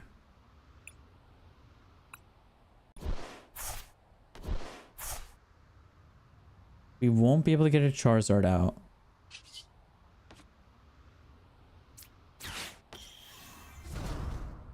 However, we will be able to do that. Let's see. Okay, so we have one Super Rod left in our deck, possibly, that we could use. We can get some energies out, because our Charizard here has no energies. So if our Pidgeot dies here, we just lose. I'm probably just gonna knock out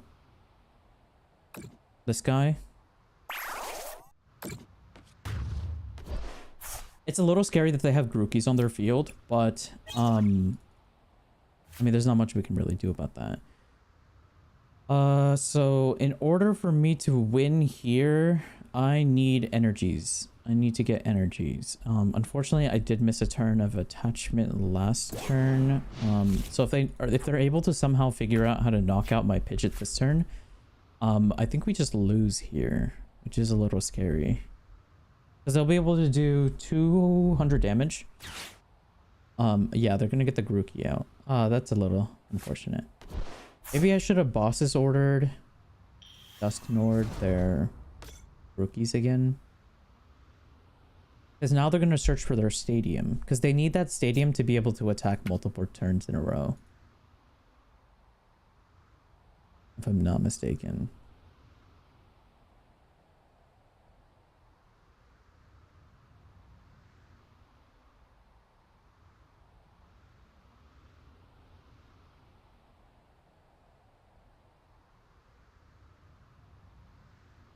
But yeah. Also, Hakili, I don't know if you've been playing this game or not. I did see you online the day or the night that I hit Arceus rank back in December. Like when I was grinding for Arceus rank, I saw a notification where it's like, "Oh, you have a friend online." I was like, "Oh, really?" And then I saw that you were online like at 2 in the morning. So I thought that was really funny. But yeah, hopefully you are playing the game, or at least have gone over your nerves of the game, because I remember you were mentioning how like It can be a little nerve-wracking to play ranked, and hopefully you got over those nerves, because I know it's scary. Rank anxiety exists, but it's okay to lose, because I mean the only way to learn how to play something or how to do something is just to fail at it. Nobody comes out of the womb like all knowing, you know. Like every single person that you see that are really good at video games and stuff like that, like speedrunners or professional players, they all were not really good at the game, but they really enjoyed the game that they were playing. So they just spent a lot of time grinding the game, learning the game, and, you know, getting to where they're at now. With the many hours that they spend. And they also probably look up guides and stuff. So like,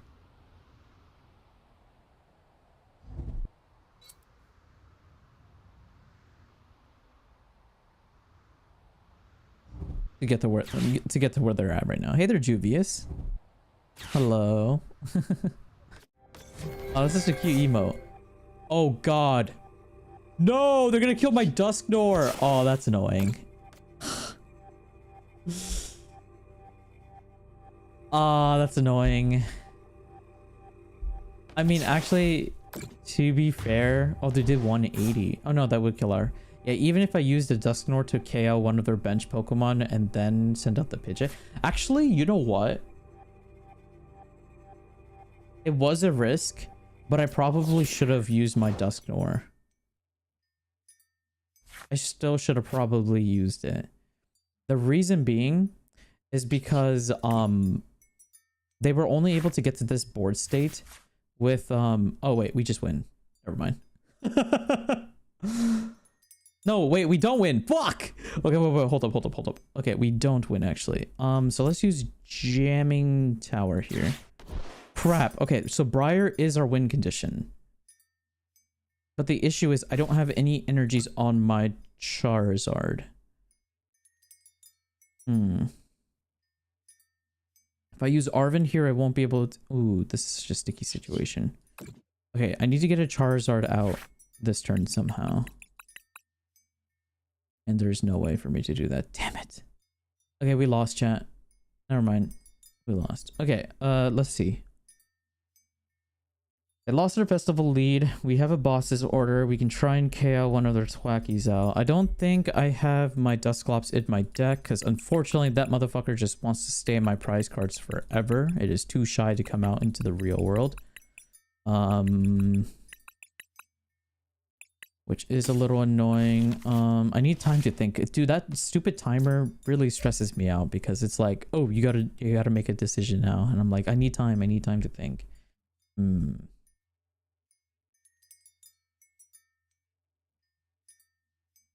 We didn't have any Duskulls in our... Yeah, all of our Duskulls are gone. Take a Dusk, kill the back, attack with Pidgeot. We do have a Duskull already on the field. The thing is, Dusclops is in our prize, and all 4 of our rare candies are in the trash. So we don't have a way of getting that out. Damn, Briar would have... I forgot about the Briar play. I should have been playing around that.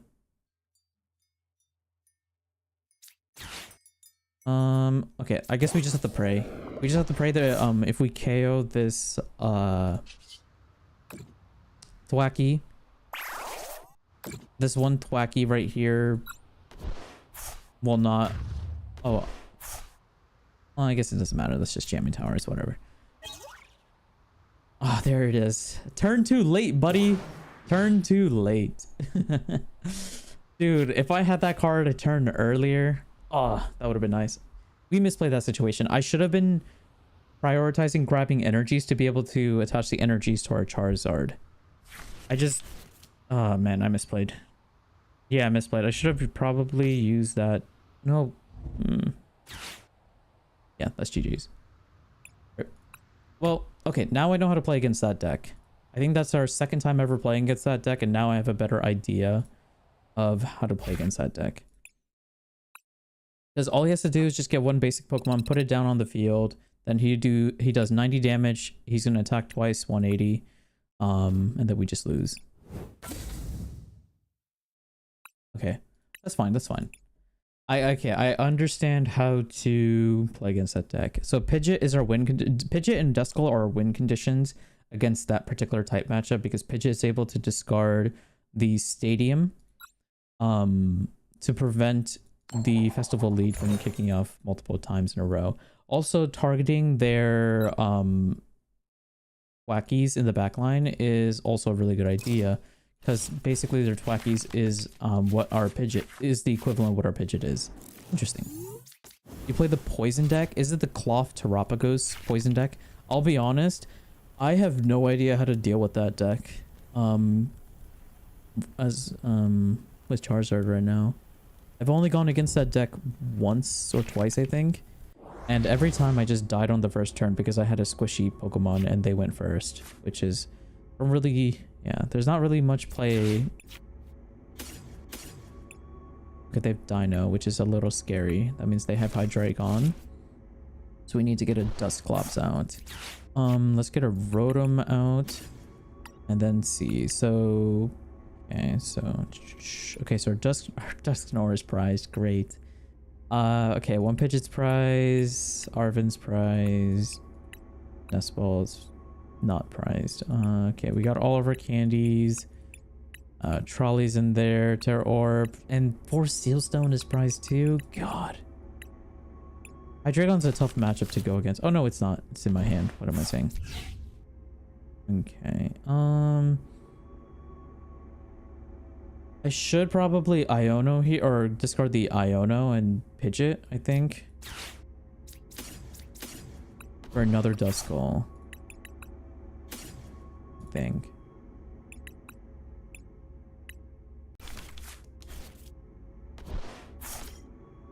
And then we just instant charge, pass, and then... Oh, okay. Well, that's... Alright.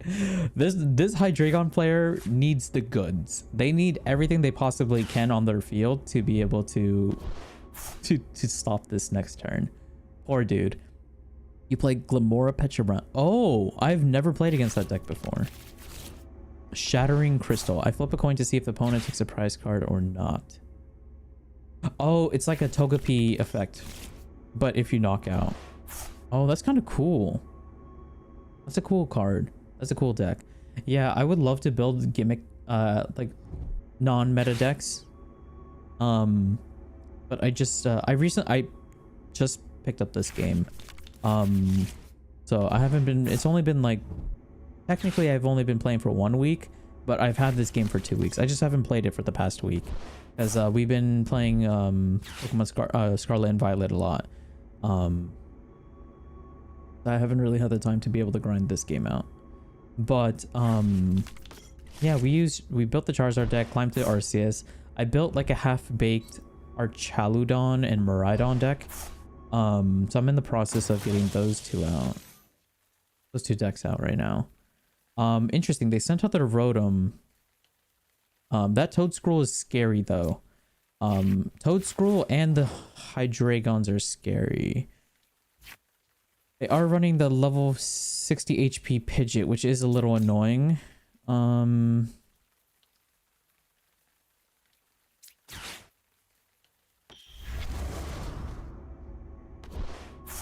15 points of damage if you're lucky. That's insane. That is insane. 15 points of damage through poison. I'm assuming it's a 1 prize card Pokemon as well. So you're winning the prize trade. Let's see. Nothing is 50 HP, so we can't get rid of that. But we do want the knockout.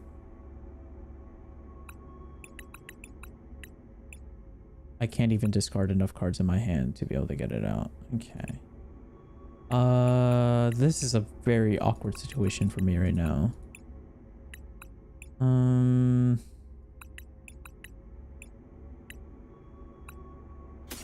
I guess we'll just grab it for now.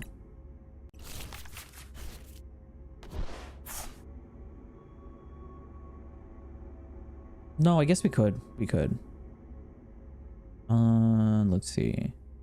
Where do I want to put the 5 damage on? Because I do want to knock out this Rotom here.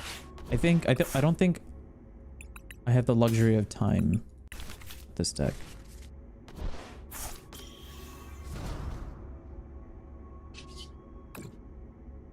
We should probably just put it on the Hydreigon, right? It does suck to do that, but there's not much I can really do. We do knock out 2 prize cards.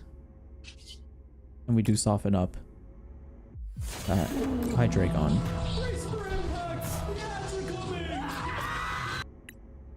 There's not a single 2 prize card Pokemon in the deck. That's kind of crazy. So you don't run Lumineon or Serendipity? That sounds like a fun deck to play against. Actually, no, it doesn't. I don't like poison decks. Because poison decks, they lock you in the active and they just do poison damage to you. And then you just die due to poison. So it can be a little annoying.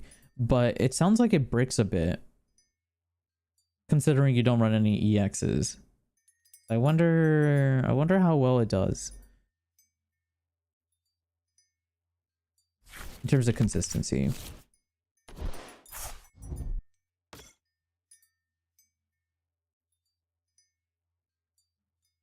They got a Lumineon out. That is a little annoying, but that's okay because we can play our Lumineon, boss's order, that Lumineon, knock it out. We'll be down to 2 prize cards, and then we'll be chilling. Then we just have to knock out the Hydreigon. I have Lady Luck on my side, but she's kind of absent most of the time. Okay, fair enough. For a second, I was like, Lady Luck. I've never heard of that Pokemon card. I'm still learning all the cards that are in the game. So honestly, you could just make up a card, and I would probably believe you, unless it's something like really crazy. Yeah, there's no Pokemon card called Lady Luck. Okay, yeah. So you mean like luck? Okay, fair enough. Fair enough. I do want to build like a fun off-meta deck that prioritizes using like a underutilized Pokemon. It's just I don't really know who or what to build a deck around. I do want to build a Ceruledge deck. Ceruledge is my favorite Pokemon. But I know Ceruledge is actually a really good deck too. So it's not really an off-meta pick, which is it's a good and bad thing. It's a good and bad thing. I kind of wish it was off-meta, so I could feel unique. But I guess it's fine. I think I have a good chunk of the cards as well for the Ceruledge deck as well. I actually could probably build it today, I think.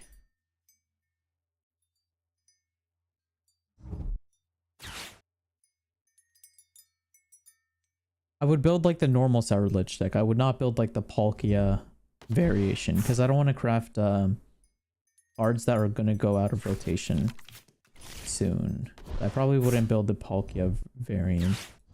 I'd probably build like just the generic default Ceruledge. Okay, they got a Dark Patch out, which is a little scary. They're able to do 200 this turn, or no? Wait, maybe not. Okay, they're gonna send out their Hydreigon to wall us out. Okay. Oh, wait, we just lost some good cards. Fuck. That's a little annoying. We got Serendipity. Thankfully, nothing got knocked out, but damn, we just lost some good cards there. We do 210, right? Yeah, so let's see. We do have Star Alchemy. I feel like I should save my Star Alchemy. No, but he can just capture it up. Yeah, let's get rid of our Star Alchemy right now to grab a boss's order. We have 2 in our deck. Perfect. Honestly, that might be game for them. Actually, no, it might not be, because there is the chance that we could just lose here. I'm gonna ignore the Hydreigon and we're just gonna chase after his bench and just be very annoying. I'm gonna save the energy just in case if he bosses order and tries to lock us out of evolving our Pokemon. So I'm just gonna knock out the Lumineon. Grab that. Grab the Dusknor. That basically enables us to be able to kill his Hydreigon now, kinda. If we can get a rare candy. Damn, losing that rare candy was actually really annoying. Night Stretcher too. Oof. We could have got our Dusclops back from that. Those are some good cards to lose. That sucks. Okay, so, but he's got 3. I think this... Wait, what does the second attack do? It does 3... It does 30 damage to... Ooh.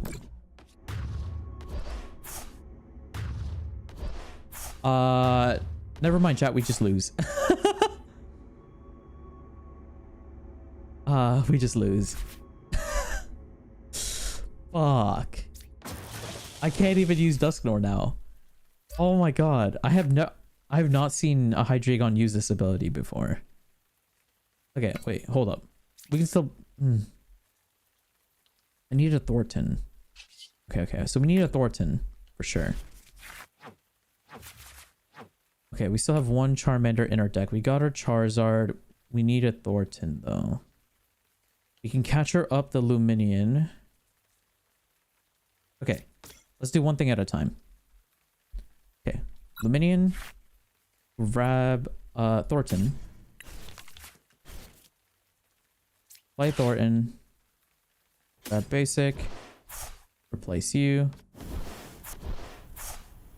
Attach counter catcher you.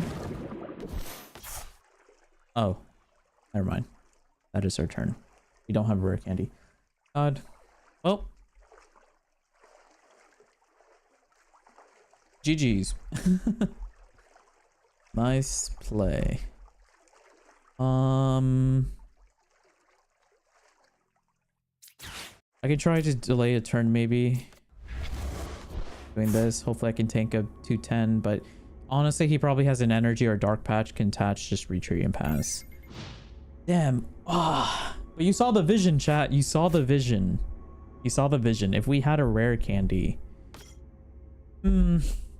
Maybe I should have... How could I play that a little better?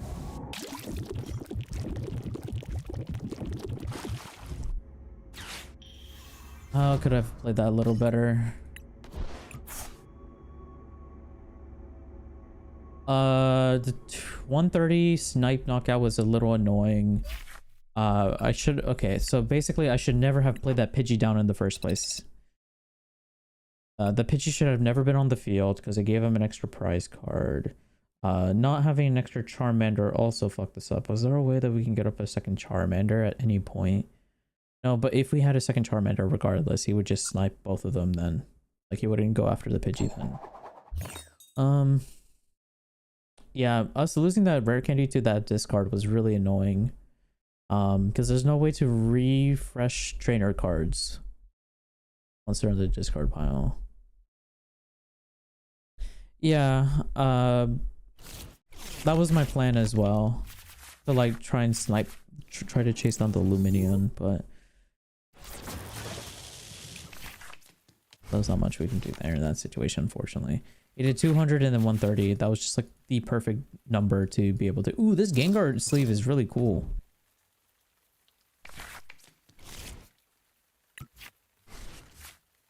That's a really nice sleeve. I really like this. That's insane. That's insane. Manaphy. Leaving the Ultra Ball for the fish. Oh, okay. Poor guy.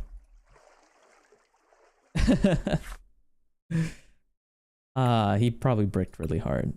It just sucks that we don't get a lot of XP for the battle pass. That's the only thing that's annoying about winning these games easily. Hopefully we can get back to 1500, but it's fine if we don't. The fact that I was able to hit Arceus rank already is already an accomplishment for me, TBH. I'm also getting bored of this Charizard deck, I'm not gonna lie. I really want to build another deck, but we don't have enough credits to build another deck, I don't think.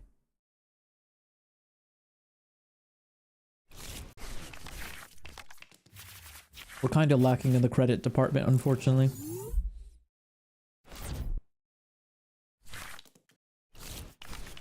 Oh, look at this Snom deck. That's such a cute deck. Or a sleeve. Oh, little Snom. So cute. Alright, we got a Pidgey. Hopefully we're going first. We are not. If they have Galapagos Cloth, we just lose. Oh, thank God. Okay. Dude, I hate Galapagos Cloth. I've been seeing that deck pop up a little bit here and there. That deck really scares the shit out of me. Because it's like, I can't start with one Pokemon with less than 80 HP on my first turn. I just can't. Okay, a pretty slow turn from the opponent. A little unfortunate. I feel your pain. Hopefully we have Precious Trolley. We never do. Great. I would have left a Precious Trolley in this situation. Okay, so we got our... okay, Charmanders are there. Missing a Dusclops. Rotom's already on the field.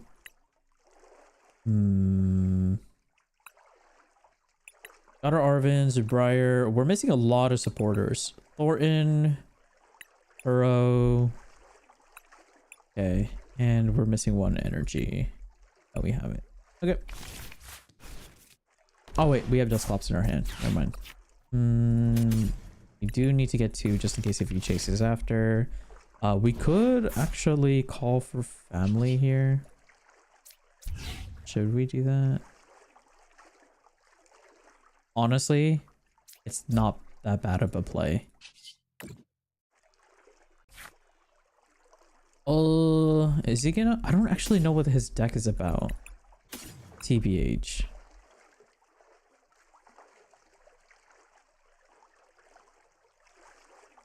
I actually really don't know what that deck is about. Having two Pidgeys is... fuck it. We'll just get the two Pidgeys. I was like, I don't want to have two Pidgeys. I'd rather have two Duskulls, but... if he KOs our Pidgey here... then at least we have a backup one. Maybe that was a bad play. Maybe I should have got two Duskulls. Because... I don't know. I feel like this might be a setup deck that we're against. Yeah, I should have gotten two Duskulls. That's a misplay on my part. But to be fair, they all have 60 HP, so maybe I wouldn't be able to get the some damage snipe off. What is that item? Panic Mask? Oh. Interesting. You have that Pheasantipity card in real life, but a Japanese one? Oh, that's cool. Wait, the one I have? Or the one... I don't think I saw the opponent have one. That's cool. I wish I had Pheasantipity in real life. Because I did get into the IRL game. I have not been to a locals yet. I have not really looked around to see if there's any locals near me. Your opponent's Pokemon that have 40 HP or less remaining can't attack. Oh, so that's the gimmick of this deck. Interesting. Interesting. So... let's Arvin here for a rare candy.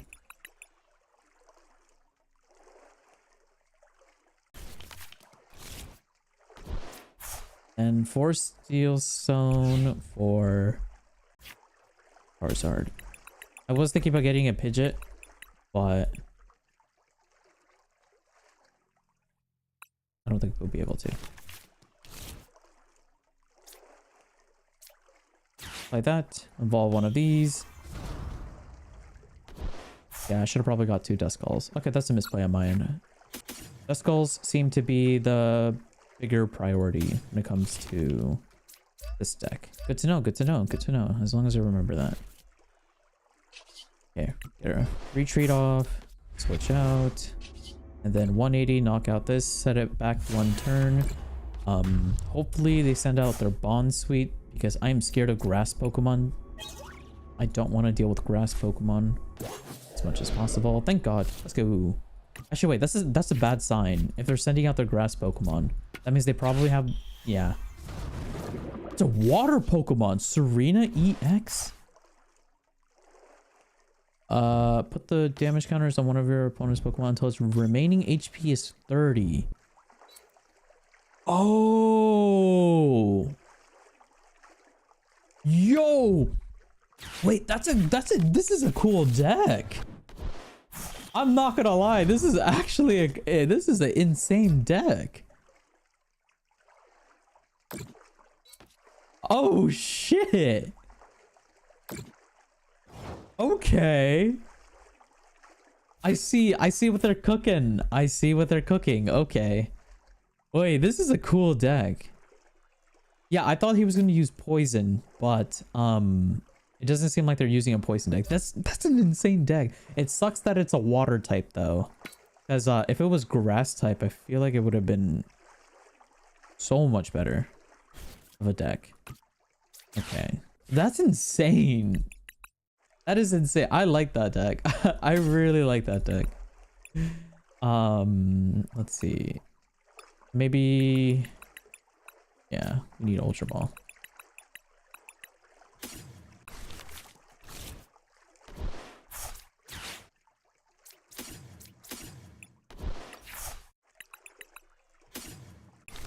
That is a fun deck. That is honestly, I need to write this deck down.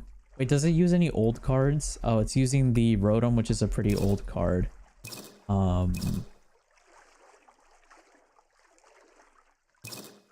Actually, it looks like it uses mostly modern cards. Yeah, G set. So it's not rotating out.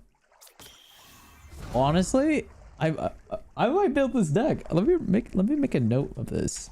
Serena EX Terra deck. This looks like a fun deck to build. Oh wait, shit.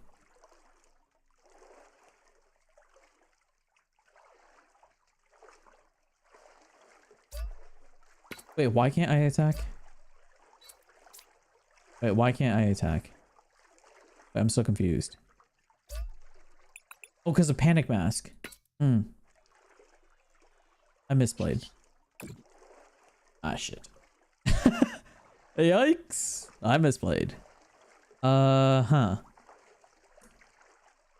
Whoops. Whoops. Uh-oh. I forgot about Panic Mask. I was so narrowed. I was so focused on Panic Mask that I wasn't paying attention. Frostlass is pretty annoying. Monkey Dory is actually really annoying as well. But I think getting no, they have another Frostlass in their hand, so it doesn't matter to get rid of that. Oh, but then again, it stacks up, so I think honestly, I think that misplay caused us to lose the match, chat. I could have got Lost Vacuum the item card, or I could have gotten the Stadium. If I had Jamming Tower, I could have used that. Misplays all around. Misplays are all around. That's an insane deck. Panic Mask. I don't think this deck would actually be that good without Panic Mask. Unless the Vanillux works on the bench as well. Where's that Vanillux? Here it is. Yeah, it doesn't state that this has to be in the active. Okay, so it still can function without Panic Mask. It just wouldn't be as good. Wait. Oh, it needs a second energy to get the KO though. Actually, maybe getting the KO through that wouldn't be the right way. You have the Pheasantipity Monkey, and I still have the EX version of a dog and Peach Mythical to get the whole set and EX cards. Oh, are you trying to collect, like, you trying to get one copy of every Pokemon for a collection? That's really cool. Don't know much about Pokemon. Are you winning? No, I'm not winning, son. I am not winning, son. Well, I mean, technically, I guess I am, because I have 4 prize cards to their 5, but the board state is not in a winning... I'm not in a winning position on this board state. You can put damage counters on any Pokemon. Oh, shit. Yo, this person's cooking. This person's cooking. No, it's fine that if you don't know much about Pokemon. Just know I'm getting my ass beat right now. Really badly.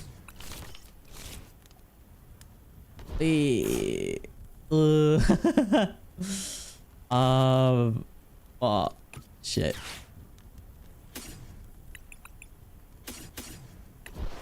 I genuinely thought this was like a throwaway deck.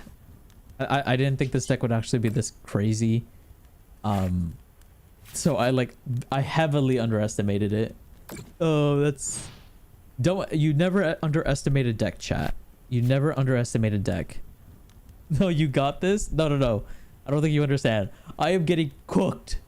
I'm getting cooked. I'm getting fucking... Like, I am burnt. I am burnt right now. Like, you see this lava right here? This volcanic ash on the ground? This is me right now. I'm currently sitting on this. It's like a hot pot, but just I'm getting cooked in magma. Or we are burnt. Wait until that Badu and Regigigas is usable in this form's prismatic evolutions. I have not seen any of the new cards in prismatic evolutions yet. I'm waiting for the set to come out and then I'll look at everything. But yeah, actually I did run into a Regigigas deck. It was interesting. It was like you need one copy of all the Regis and then like I think you can attack for free or something like that. That's really cool. I'm glad there's like a bunch of like new gimmicks and new mechanics coming out for decks. Because it can get pretty stale if there's only like 2 or 3 contender decks. I guess Regidrago is like the most popular one right now, but I'll be honest, I have not run into a single Regidrago in Arceus rank. Yep, we lost. There we go. Another one down. When's the next tournament? Honestly, bring that deck to a tournament. You'll probably run into an idiot like me who just doesn't know what the fuck's going on and just clicks buttons and then you win. Damn, 14444. That's such a clean number though. All right. Okay, one step closer to getting that night stretcher. I really need that night stretcher. Oh, we're 5 points off. That's annoying. I really want this night stretcher, chat. I need this night stretcher and also this one. And then I have a playset of nice night stretchers. Getting all these other rewards are cool too, but I don't know if we'll be able to get it in... Oh, it's 6 days. I thought there was 4 days left. Honestly, maybe if I play like a couple games a day, I might be able to get it. What rank are we? 54... 30 ranks. Interesting. Interesting. I might be able to. I mean, obviously, the more we win, the faster we can climb, but... Yeah. This game makes me want to collect cards just to play it here. Honestly, do it. Do it. You don't even have to play the physical card game. You can just play this digital card game. There's a TCG Pocket that's available right now that a lot of people are playing. That's fun. I've been playing it. It is a little bit more luck-based. It's heavily more luck-based than this game, because that's just the way the nature of the games are. That game requires more on coin flips and stuff like that versus this game where it's like more... It's more like a traditional card game where it's like you draw cards, you play cards, you do things with cards, etc., etc. That's like the difference between the two games. Yeah, I don't know. I really like card games. I know card games are not so popular in like mainstream media. Like more people like video games, or more people like playing things that are, you know, more I don't know how to phrase it. Like, you know, just more exhilarating, less thinking. People like playing card game or games that are require less thinking. And I totally get it. I mean, I enjoy games like that as well, but I don't know. There's just something that you get when you play a card game. It like scratches that itch in your brain. It just scratches that itch, and I really like it. I like that itch a lot. Maybe I should have not benched the Pheasantipity and then Ultra Balled for Luminion for next turn. No, that's fine. I don't think they'll be able to knock out my Pidgey, so I'll just keep that on it for retreat for next turn. Draw 3 cards and pass. I like your character design. Oh, thank you. Yeah, it's called a model. If you go to any channel, any other channels, and you see something similar to mine, they refer to it as a model or a VTuber model, or you know, if they're playing a character, like, you know, because a lot of people like to roleplay and stuff because it's fun. They could just refer to, this is myself, like this is me, like this is my skin, you know. So but usually, universally, most people refer to it as a model. You love card games? What card games do you like? I played... The only digital card game I played prior to Pokemon was Master Duel. I played Master Duel so much. Well, that's a lie. I didn't play it that much. I played it for like 5 hours, 10 hours, which is a lot to me. It's a lot to me, but I know it's not that much in the grand scheme of things. But I enjoyed Master Duel. I have a Red Dragon Archfiend and a Black Feather, or a Blackwing deck, sorry. And I've been playing those decks in Master Duel because I love 5Ds. 5Ds is my favorite era. So I've just been mostly playing those. I'm currently working on building a Stardust deck, but the one issue I have with Master Duel is it takes forever to get cards. Because I need a bunch of URs, which is like the highest rarity in that game chat. And basically it's free to play friendly. Like you can build competitive decks and stuff like that. And you're able to win against like other competitive players. But my biggest gripe with Master Duel is that it is very, it's not fun. It's not fun at times because basically Yu-Gi-Oh! At the state that it's at right now is a game of counters. What that means is if you try to play a card, your opponent can have a card in their hand that prevents you from playing your card. So if you want to play a card, you know, you want to try and play like Pot of Greed, for example. I'm pretty sure everybody knows what Pot of Greed is. It lets you draw 2 cards. I know it's banned, but this is just for example purposes. Say you want to play Pot of Greed and you try to draw those 2 cards. Your opponent could play a card to prevent you from drawing those 2 cards.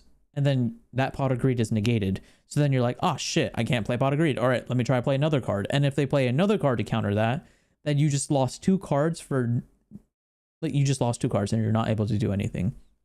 And it's a little annoying because like the whole purpose of playing a card game is to play your cards. You know, you want to play your cards, you want to do your combos, you want to do your mechanics or the things or the, you know, the skills that you've practiced. Like, you know, you either practice offline or you practice by yourself, or you just look through your cards and came up with combinations in your brain and you're like, I want to try and do this, and this, but your opponent prevents you from being able to play the game basically. So that's like the state that Master Duel is in right now. I mean, it's a little bit better than it was like probably like 6 months ago or 8 months ago, the last time I played, but it's still pretty, it's jarring.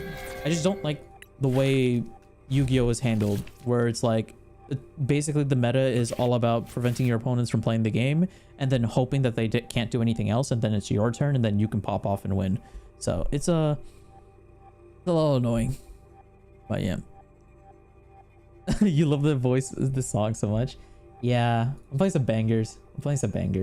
I'm sure you guys know who 1OK Rock is. 1OK Rock or Zenitsu. Oh, you like classic card games? Oh, I'll be honest with you. I don't know how to play a single classic card game other than Solitaire. Solitaire is like the only classic card game I've played. I've always wanted to learn how to play poker. I just don't... I don't know where to start to play it. There is a card game. I don't know if this is an actual card game or not, but there's a popular game called Balatro. A lot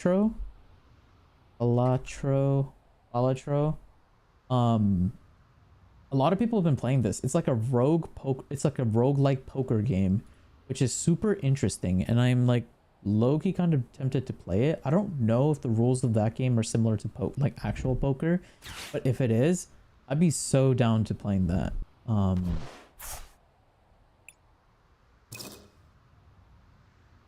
I'd be so down to be playing that. But yeah. The purple's your radiating aura.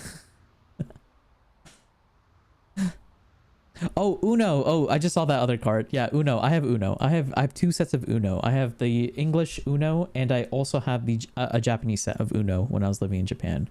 Yeah, I have those too. Actually, I might have some playing cards. I might have some Pokemon themed playing cards that I also got when I was in Japan. I don't know if I still have it or if I bought it and gave it as a gift to somebody. That I am not 100% sure what I've done with it. I'd have to look into it.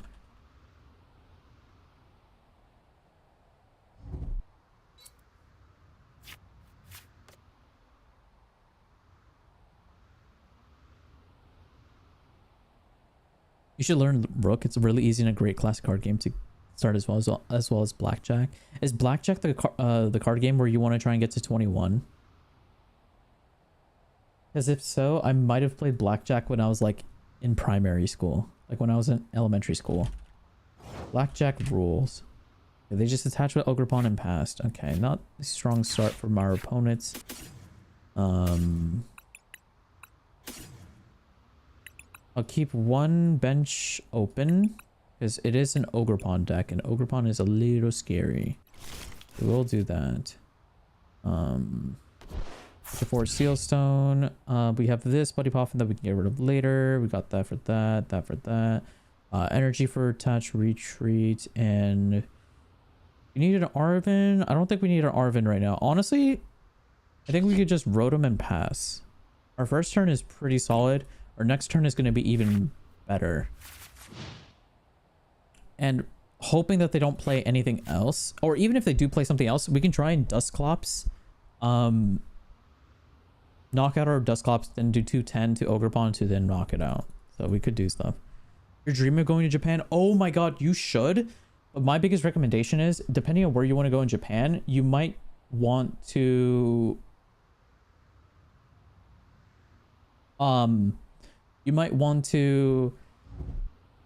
depending on where you want to go, you might need to spend like 2 weeks there minimum. I feel like 1 week in Japan is not enough. 1 week is not enough.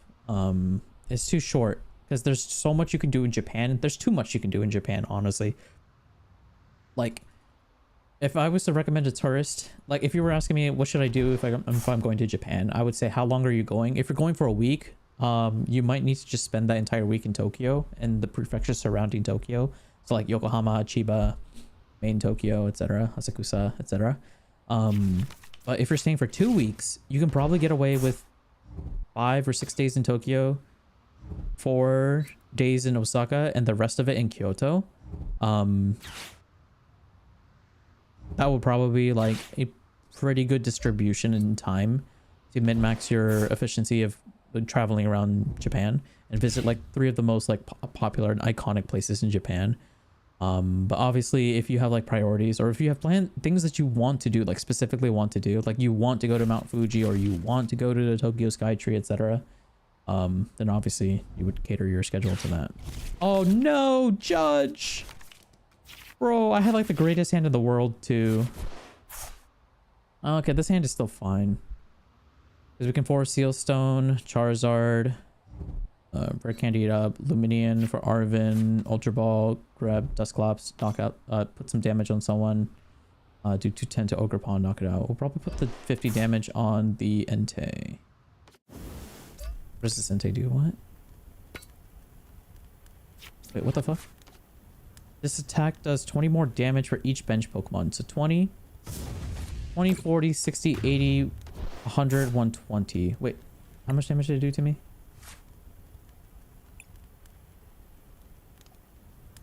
I wasn't paying attention. Crap, whatever.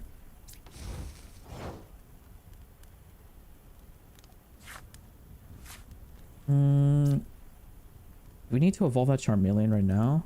I don't think we do. Well, let's start Alchemy first. Grab a Charizard. Sure. Actually, we could grab a Terra Orb. That would save us a turn to draw. Maybe Arven. Actually, no, getting rid of the Ogrepon. Ogrepon is more of a threat. Let's see. So, let's get the Charizard. And then Luminian for Catcher.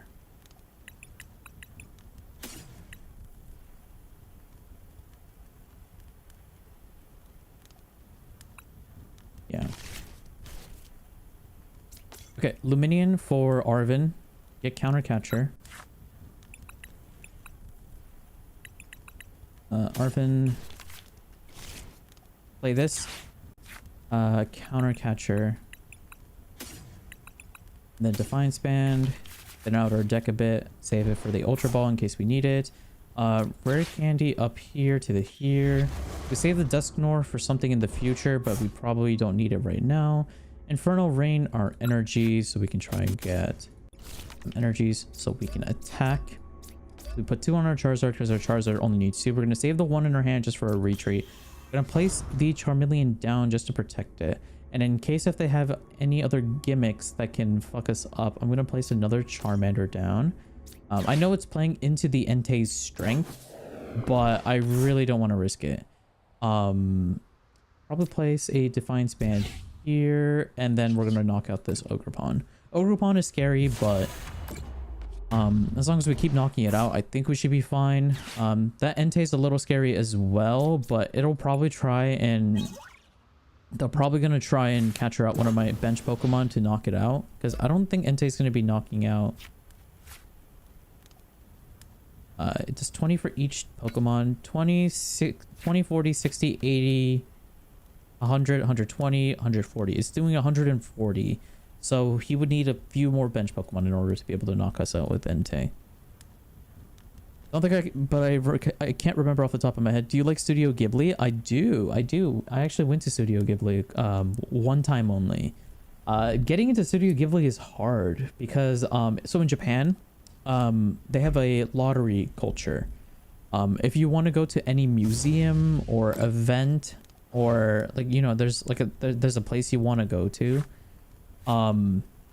you primarily can only go there if you get a lottery ticket to allow you to get in there, which is it is annoying, I won't lie, but you know, it's their culture. Like it's what they do in their culture. So you know, you can be upset and frustrated with it, but at the end of the day, I mean, there's not much you can do about it, right?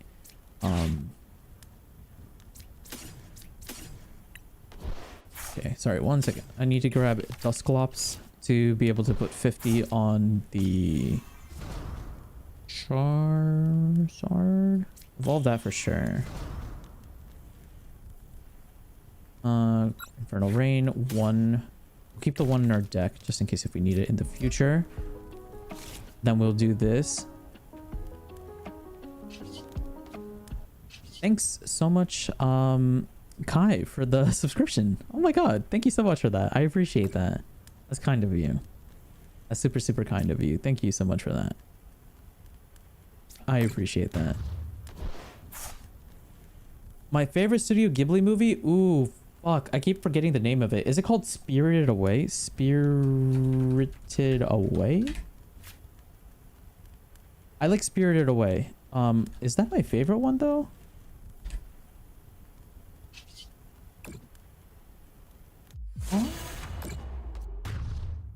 Oh, Totoro is also really nice. Forgot about that. Is Kiki's Delivery Service? Oh yes, Kiki's Delivery Service. That was cute as well. Crap. Oh, Princess Momonoke was also Mononoke. Sorry. Was also really good. I enjoyed that one a lot as well. It was one that I saw recently. When was it? It was short. The movie was short. Oh,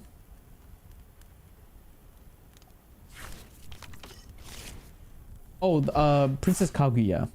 Tale of the Princess Kaguya. That's also one I watched. One of the more modern Studio Ghibli movies I do want to see is The Boy and the Heron. Heron.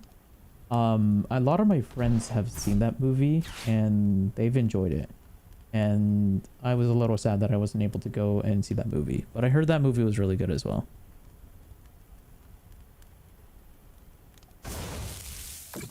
The lottery thing sounds like it would make the moment more special because it's rare. It does, but not really at the same time.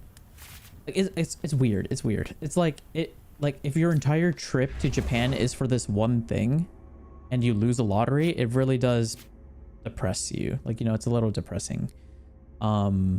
So I totally get it. If that can like be like a huge deal breaker for a lot of people.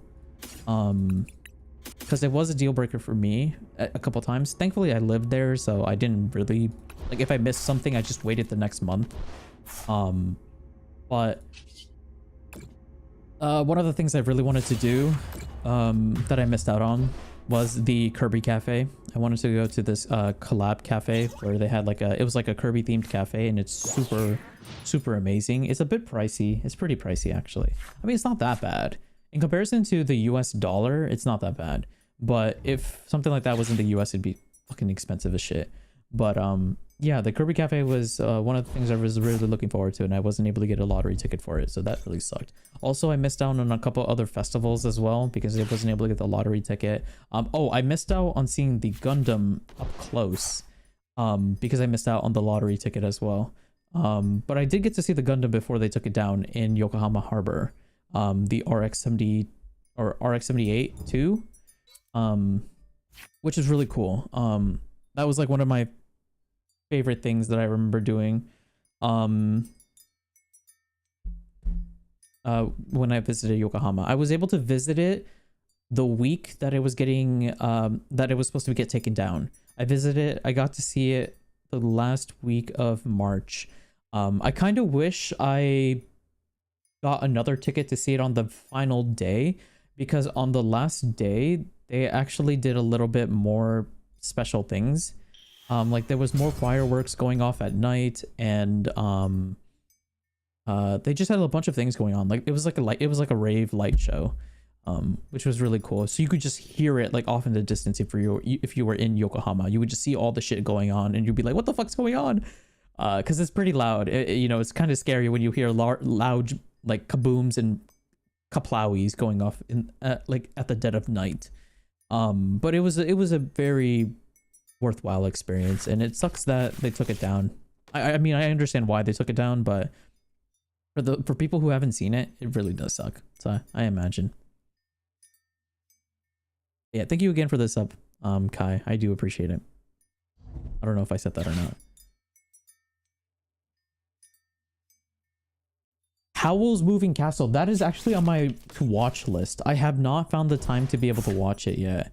Because every time I try to watch it, I just get fucking sidetracked with something else. I've seen like clips of it, and I've seen like some promotional art for it, and it is so nice. It looks so nice. It looks like the old school 2000s style movies and stuff. Oh, I think we just lose here because he's gonna catch up Luminian and kill us with Raikou. Oh, fair enough. GG's. Not much I can really do to play around that. I'll be honest, I did not know what deck I was playing against. The fact that they had one prizers was pretty annoying. Because if they placed even just one more V or EX card on the field, I could have been able to win. But they played that well. I've only watched Ponyo. Oh, you should, if you've only seen Ponyo, if you are open to taking recommendations, definitely give Spirited Away a chance. Give that a watch, and let us know how much you liked it or disliked it. That is a very popular, like a very iconic Studio Ghibli movie that I feel like everybody who knows about Studio Ghibli has heard of at least. If you're not into like supernatural fantasy, then is Princess Mononoke considered fantasy? I guess so, yeah, because it does involve like magic and spirits and beasts and stuff. But I think you would also enjoy Princess Mononoke, because that one, it's pretty crazy. I don't know how to, I can't really talk about it without spoiling it. I'm trying to figure out a way to explain it without spoiling. Raging Bolt, ooh, yikes! And they're going first. Oof. Yeah. And we're starting a Duskull with no Trolley or Buddy Poffins in our starting hand. This is big yikes. Okay, Kai. I love the original Studio Ghibli artists. I forgot his name, but I love how he showed the emotion. No worries. Thank you for stopping by. Yeah, who was the... I'll be honest, I don't remember artists for films. Because That's a lot to keep track of. I'm really bad with names. I'm really bad with names. Hey there, Minecraft. Hello, hello. How you doing? Okay. We got Iono. They got a full board for Raging Bolt. Yikes. Okay. They're setting up Ogre Pawn, so they probably know I'm running a Charizard build.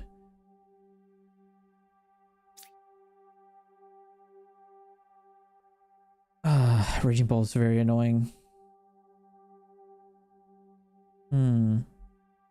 Let's see. I do need to get...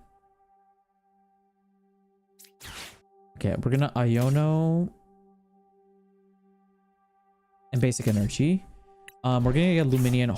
Let's hope that Trolley's in our deck. Okay, Luminion's not in our deck. Great.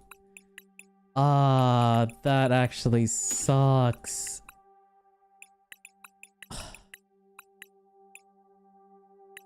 Or Steel Stone is at least in our deck, and Trolley's in our deck. Damn it, that really sucks, man.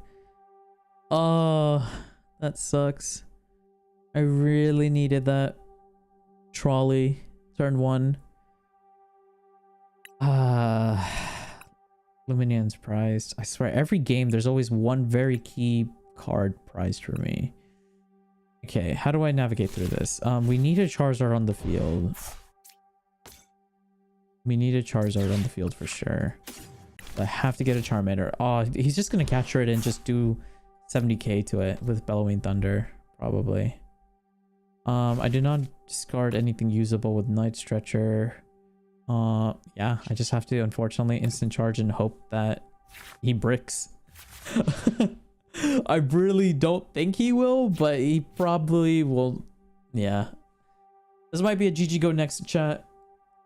Oh man, that sucks. The one time I really desperately needed Trolley. It is what it is. Yeah, boss's order, he's gonna get a Charmander. No, he's not.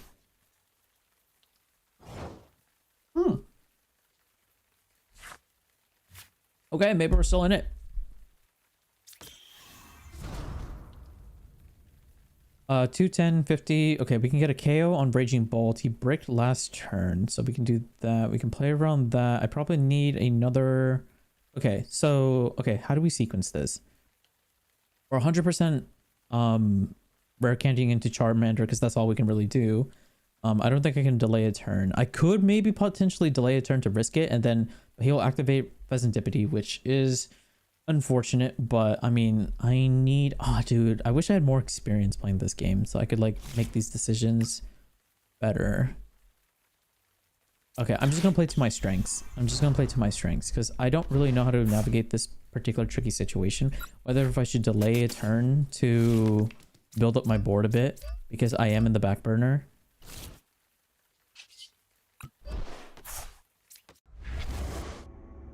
But I think we're just gonna play it the way I know how to, which is we're gonna Dusclops,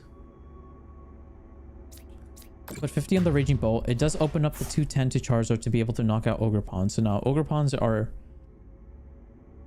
not a threat to us. Well, I mean, they still are, but not as much. We're gonna Night Stretcher a Duskull, so we can continue setting up, and then we're gonna 210 knock out Raging Bolt, get 2, be up in the prize card trade. That does allow them to use their Fez, which is annoying, but I mean, there's not much I could really do. He brought out the Raging Bolt, which is interesting. I would have brought out one of the Ogre Pawns because they basically have a free retreat, the 1 energy. Interesting. Okay, let's see what we got for next turn. For Buddy Buddy Poffins, we can grab 2 more Charmanders probably, or a Charmander and Duskull if our Charizard somehow survives this turn. A Brave Charm, so they're turtling up, so they're probably bricking. I would be very surprised if they're bricking. They must have 1 energy in their hand, right? They're benching a lot of Raging Bolt, which is a little annoying, but we are up 1 prize card, so we do 210. So as long as we catch her up every single turn, the Ogre Pawns, we can knock them out. Honestly, I'm okay with that. I really needed a better hand than that. So, them Iono. Ooh. Okay. So, we got a Terra Orb. We don't have a Charmander on our field, unfortunately, but we do have the boss's order. We can bosses up one of the ogre pawns. He's gonna earthen vessel, discard one, probably get one grass and one lightning, or sorry, one grass and one. Oh yeah, one grass, one lightning. I was gonna say one grass and one fighting. So you can try and attack with the raging bolt if possible, but I guess not. He's gonna probably attach the extra grass energy to the ogre pawn, so we're probably gonna have the bosses order up the ogre pawn, grab the ogre pawn, kill it, and he's probably just gonna have enough energy to attack next turn with this anyways, because I think most raging bolt lists use a bunch of grass energy. I'm not 100% sure. I've never really like looked up a raging bolt list. I mean, I guess I could do that right now. He passed again, so he's bricking a bit, which is very lucky for us. Let's get a Buddy Poffin to get a Charmander and another Duskull out, just in case if we might need that. We can save the Rare Candy Terra Orb for the Charizard next turn. We still have the V-Star ability, which oh no, we don't. Oh wait, yes we do, but we just don't have the Forest Seals on. That's fine. There's not much we can really do about that. Okay, so he's walling up, so he's a little scared, but he's going to be able to attack with the Ogre Pawn next turn. So as long as we don't get Iono'd again, we should be fine for next turn. So I should probably get rid of the Pheasantipity, right? What does Ogre Pawn even do? I should probably get rid of the Pheasantipity, because Ogre Pawn is basically set up, and I can hope that they brick, but they probably won't brick. Because there's been way too many turns, and if I leave that on the field, it's getting just too much value. It's also just free 210. Okay, so we have Luminion for another bosses. So yeah, we basically have game as long as we don't get Iono'd here. As long as we don't get Iono'd and our Charmander in our bench doesn't die. But even if our Charmander dies, no, because then we won't be able to bosses order. Actually, wait, how many bosses order do I have in trash? We have one, so there should be one in deck. I don't remember what's in our prizes, to be honest. I didn't really check. It's my fault. But worst case scenario, we can always just Palpad and then Luminion up a boss's order. Hell yeah, look at this. Fuck yeah. Chat, look, see, I'm becoming smart in this game. Did you hear me just go on that like tangent of like words and stuff?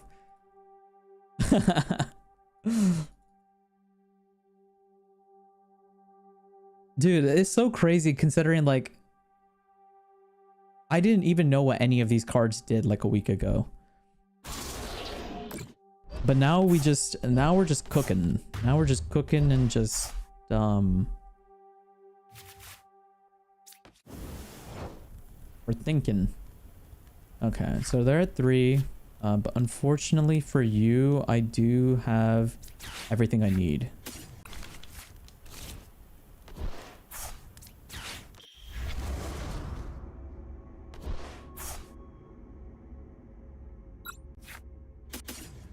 Oh, I just realized I wasn't 100% sure if we had energy in our deck. Oh, imagine if we didn't. That would have been scary. You know what? I'm a little scared that I'm going to mess up somehow. So I'm going to Palpad in our boss's order. Luminion that. Grab the boss's order. Play that. Grab this. Knock out. Let's go. Okay, that was a very comfortable win we got. Unfortunately, our opponent bricked so much. Because I feel like we should have lost that match. I feel like we should have 100% lost that match. But they ended up bricking a lot. There was a lot of turns where they just attached and passed and weren't able to do anything. So we did get quite lucky with that. Oh, that's a cool Charcadet card. I really like that one. I really want to build a Celuridge deck. So I would appreciate some Celuridges. We got Glamora though. Somebody, yeah, this is the Glamora card that,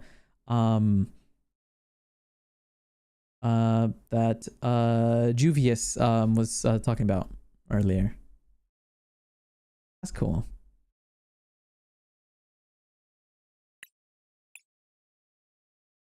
All right, let's see. So we are 1, 2, 3 tiers away from reaching 58.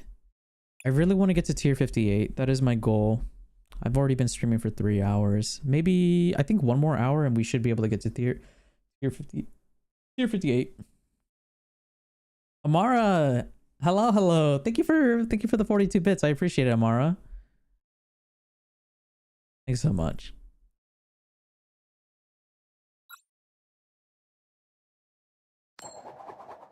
Bum bum bum bum bum bum bum bum bum bum. Do you want to go first? Yes, I do.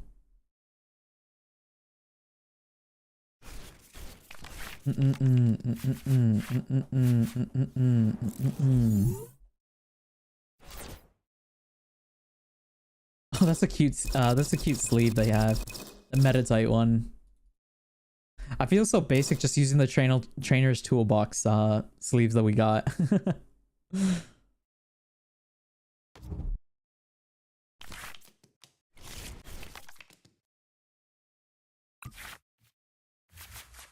Ooh, Charmander. Are we going first? Yeah, we are. Oh, maybe I don't want to go first. Oh. No. Oh, okay. We might be able to play the game. No, we're not. Fuck. Oh, man, that sucks. I didn't get a single puffin or anything that we can use. No. Saw the video when you opened. It was funny. Oh, yeah. Yes, us opening up for those packs. I'll be honest, I really... Oh, they're running Mimikyu as well. That is very obnoxious. You just started the game? I did, but unfortunately, I didn't have anything in my hand to be able to use on my first turn, which is why it's GG's. Because, although I can still oh, thank God they Ionoed me. God bless. Never mind, I want my other hand back. No! Okay, they're probably gonna call for family and then set up, right? Probably. Dude, this guy's, like, he's blinging out. Like, look at this guy. He's got, like, all these, like, gold and fancy-ass cards. Like, I have to click them. I have to click these cards to see what they are, because I can't tell what they are. Oh, wait, I think I lose here. Oh, I might have lost.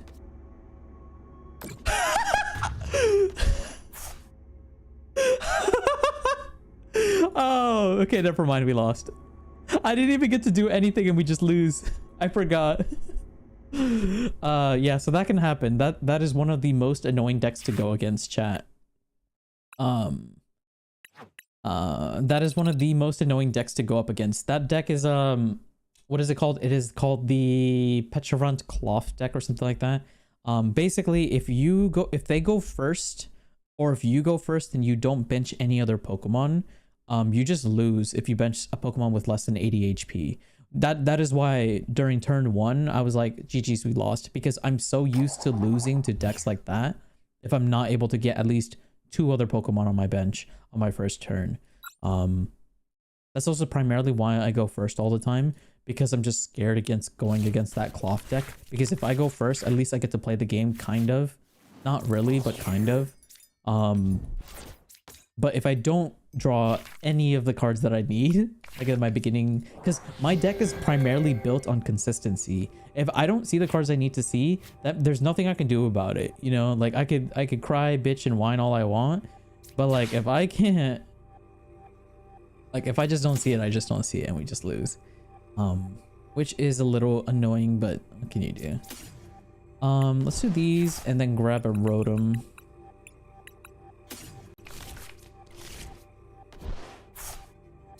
Grab a Rotom, instant charge, draw 3 to pass. I appreciate the alert then, Amara. Thank you so much. If there's someone with money, maybe. But it's probably so this game gives out a lot of free high rarity cards just by playing the game.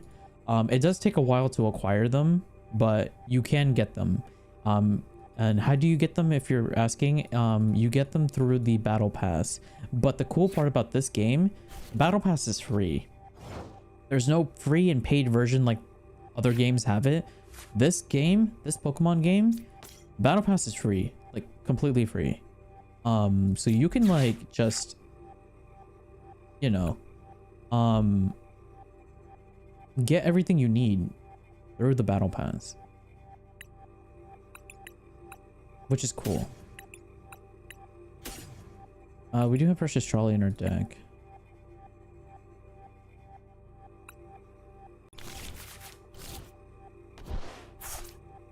That's 4 Seal Stone here. Do this to get rid of this, and probably another Ultra Ball. As much as I don't want to.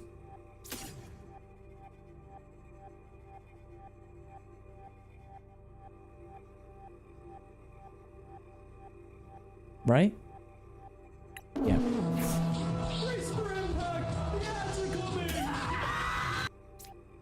Ads are here. Ads are here, chat. Be careful. Scary ads.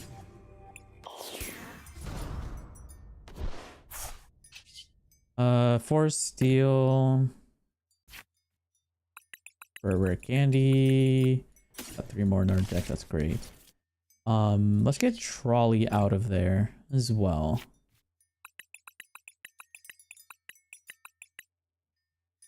Actually, no. Let's keep the Trolley in there and have them second guessing themselves what they what our ace spec is, because it's not like they know what our ace spec is.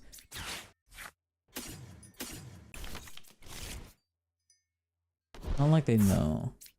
That Mimikyu is very annoying. I'm not gonna lie. I'm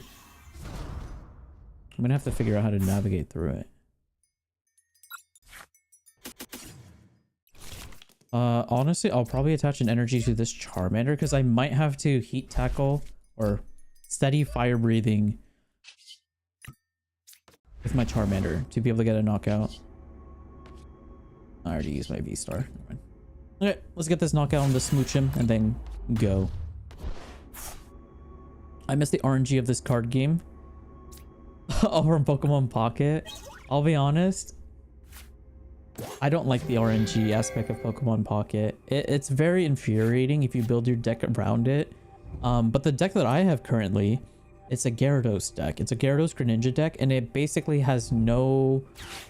it has like no RNG in it. Like the only RNG that it has is... Wait, this guy just lost. Here, I'll show you, chat. I'll show you how he lost. We just get a rare candy, Dusknoir, and then knock out this Mimikyu. Poor guy. He probably bricked really hard. Or he just truly believed that we wouldn't be able to do anything to his Mimikyu.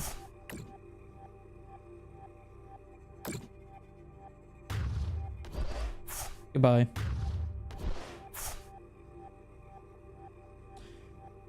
Hey there, Tama. Hello, hello. But yeah, I will say I do enjoy Pokemon Pocket ever since I built my Gyarados deck, because the only coin flip necessary for that deck is my Misty supporter card. I guess technically there is RNG with the Gyarados, because the Gyarados randomly discards an energy on the field, and I don't know if my account is cursed, but it always discards my energy. It never discards the enemy energy. The enemy could have like 8 energy on the field, but the Gyarados always grabs mine. And it's like so infuriating because it sets me back a turn every single time it happens. But I mean, it is what it is. But however, because since I built that Gyarados deck that doesn't rely on RNG, like it doesn't rely so heavily on coin flips, I've been winning like 80% of my games. Like I have such a high win rate with it. Actually, no, not 80%. It dropped down recently because I've been losing a lot recently. Because I haven't been able to draw a couple cards that I needed. Which is, I mean, that's the inevitable frustrations about playing a card game. It is a card game at the end of the day. You need to draw the cards you need to see, right? Like, you know, that's kind of why Yugi from Yu-Gi-Oh is like the king of games or whatever. Because like he can draw, literally he has protagonist powers. He draws exactly what he needs every single turn. So yeah, if you're able to draw every single time, everything you need every single turn, you just win.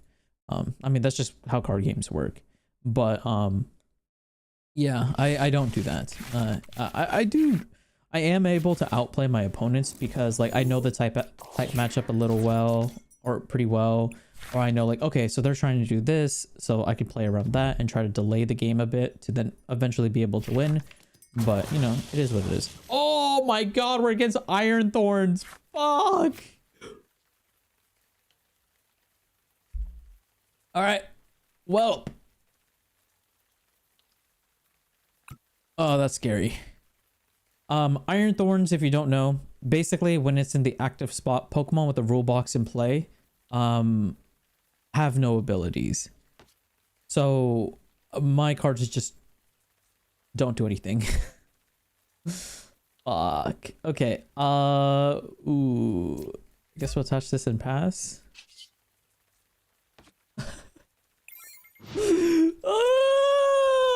This is scary.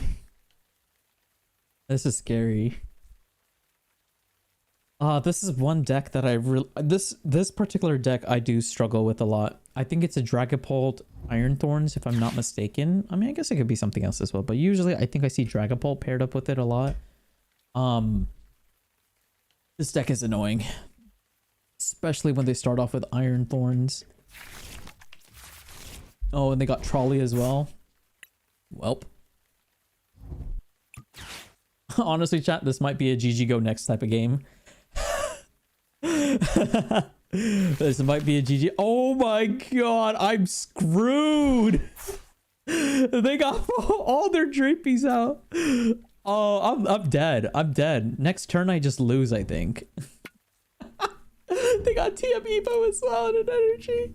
I think I just lose next turn. Like, there's nothing I can do. Oh no. Oh, that sucks. That sucks. Oh man. Yep. What do I do here? All right. I mean, here, we won't give up just yet. Okay, maybe we will give up. Fucking Christ, my Forest Sealstone is also prized. Okay, what can I do here? 2 Charmanders. Okay, we have our Charizard line. We got that. We got Rotom here. And yeah, and literally everything else is prized. Okay, great. Awesome. 2, 2, and 2, I guess. Oh, we just lose. So the reason why I'm saying that we lose is because if you don't know, chat,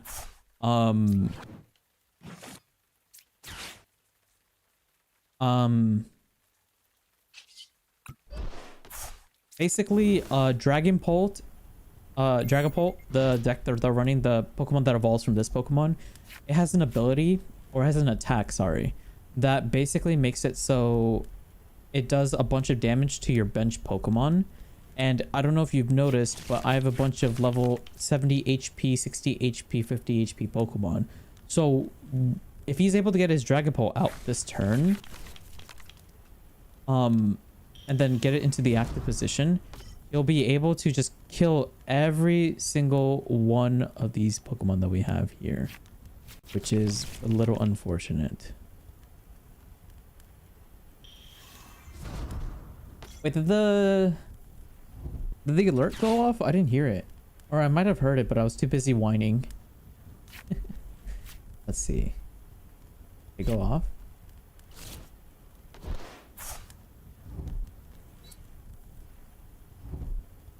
Wait, there's no noise for it. That's not right. It should have a noise.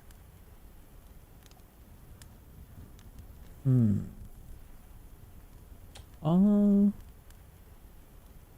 gonna have to check that. I mean, I can't really do much this game, so I might as well try to fix that.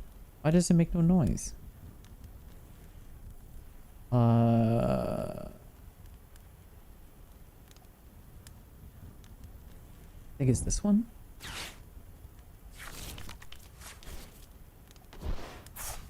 Yeah, it doesn't make any noise. Okay, I guess I muted it. Not sure why I did that. Oh yeah, you're right. It has no sound. Here we go. Maybe that's why it's been so quiet. Okay, let's do that. Dashboard. If that works.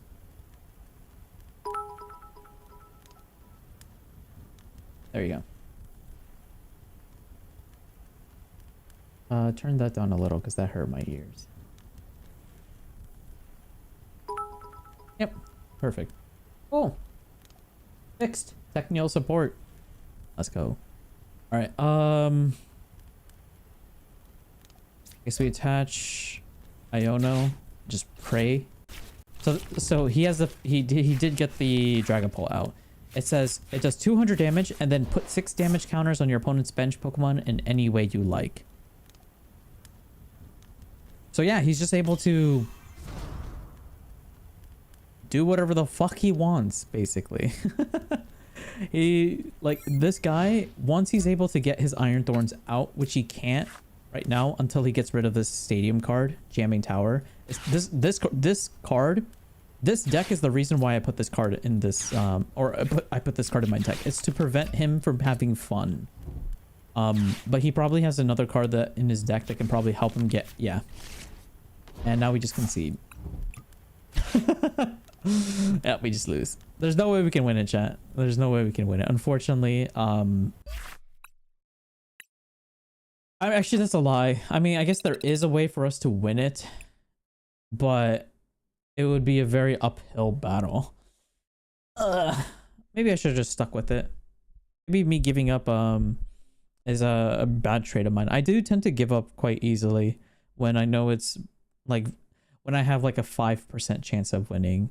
But I guess I should get rid of that is a bad habit of mine, because when you win those matches or when you win those games in any game, when you win something that you're supposed to lose, it's very like exhilarating. So I guess I should start breaking that bad habit of mine. I only developed that habit because I wanted to save time. It's faster to concede and then go to the next match than to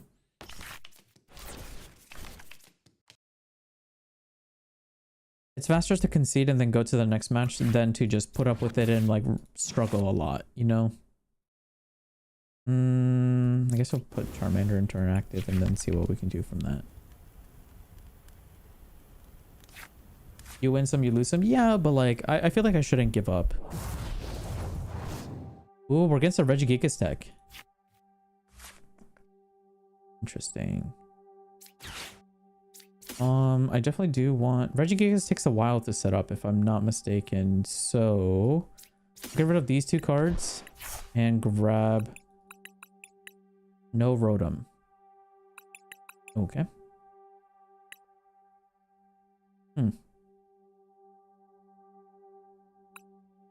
That's fun. Yep.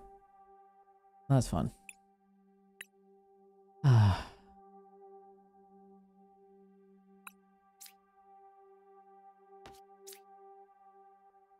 Okay.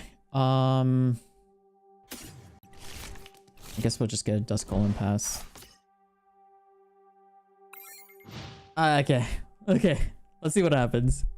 Giving up is lame and uncool. You're right. I should never give up. Fuck saving time. Who needs to save time in this era? Not me, Smile. Not me.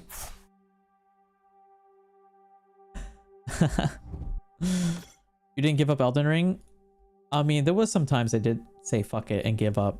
Like the Rykard fight. I was like, fuck it, I'm gonna summon a Mimic tier. I was trying to beat it with I was trying to beat Elden Ring completely without Mimics. And I ended up using it for the Rykard fight. Also for the Shadow Tree fight. You know, fun fact, chat, I actually went and fought Rykard again and I figured out what I was doing wrong. Apparently his charge attack has a 2-step attack and you're supposed to press a button and then another button to be able to input it. I just couldn't figure out how to do that. I didn't know how to do that. So I found out too late. If I knew how to do it, I would have been able to easily beat Rykard way back when. And I wouldn't have like crashed out as hard as I did during that battle, but I was too stupid. Also, streaming non-stop 24/7 really fucks with your brain. Never back down, never what? Okay, not that. Okay. Okay. Not that. Never back down, never what? Pornhub. Oh fuck me, they have trolley. Oh god. This is scary. Maybe I should have gotten a second Charmander out. Yeah, they got the whole squad. Squad!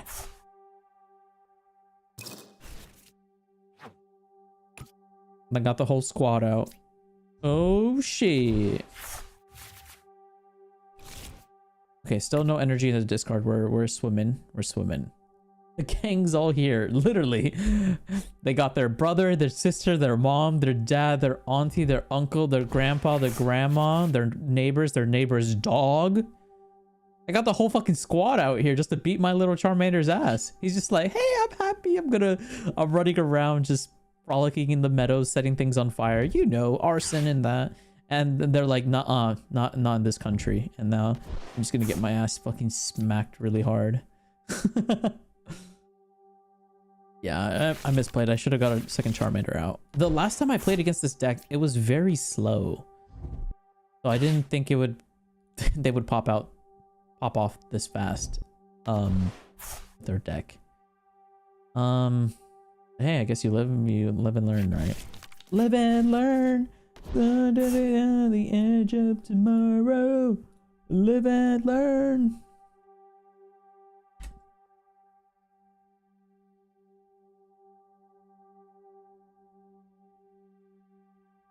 Oh guys, did you see Jet uploaded these shadow reading Bible, like the full version of it, like it's like a 5.5 minute video of him just reading the entire Bible.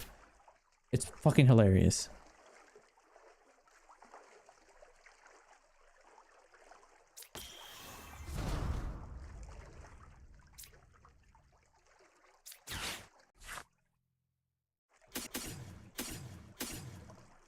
Yeah, what you see not my follow. You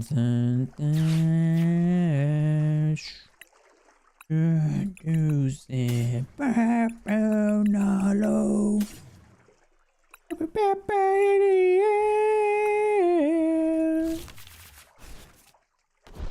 Live and learn.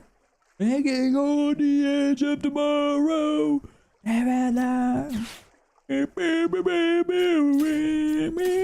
Oh, it sucks getting rid of 4 Sealstone. I misplayed that.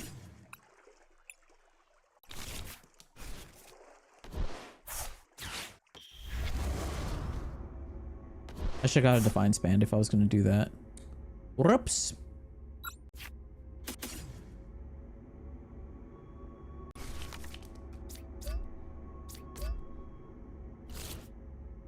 Secret box would have been nice here.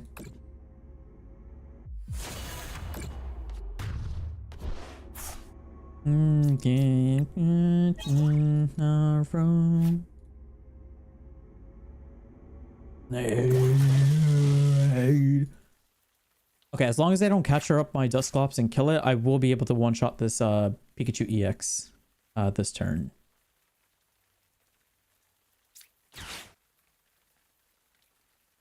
Live and learn. I can't go to the edge of tomorrow.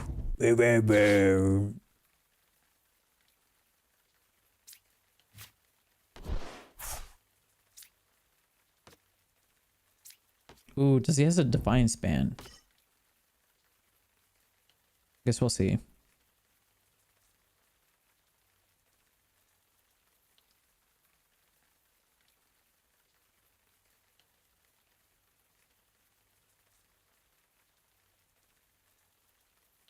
This is such a good song.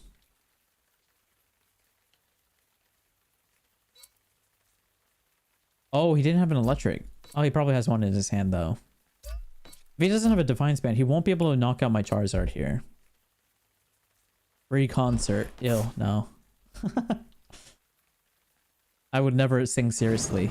I'm too self-conscious to be able to actually put in effort to sing. I could never.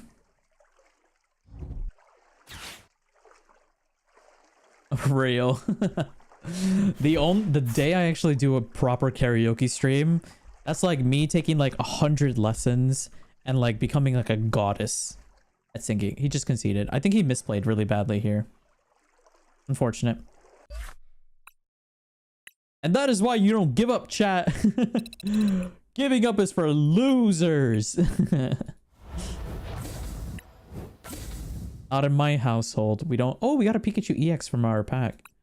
I think we have a playset of these guys already, but hey, I'll take it.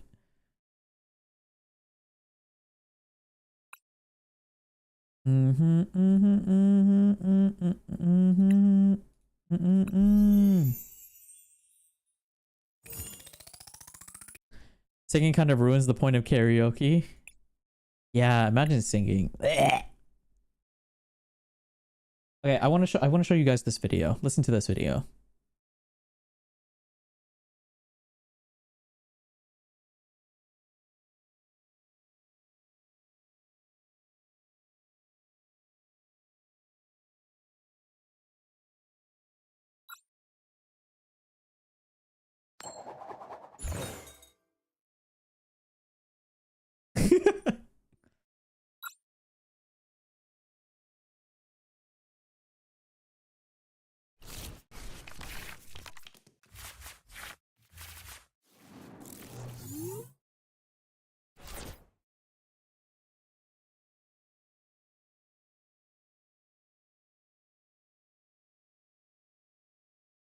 He's still going. Oh, he definitely took a breath right there. For sure.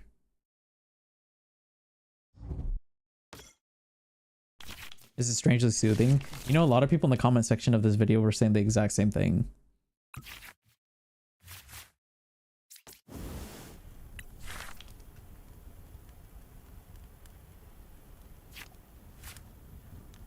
Ugh. I'm back. Ugh. Ugh.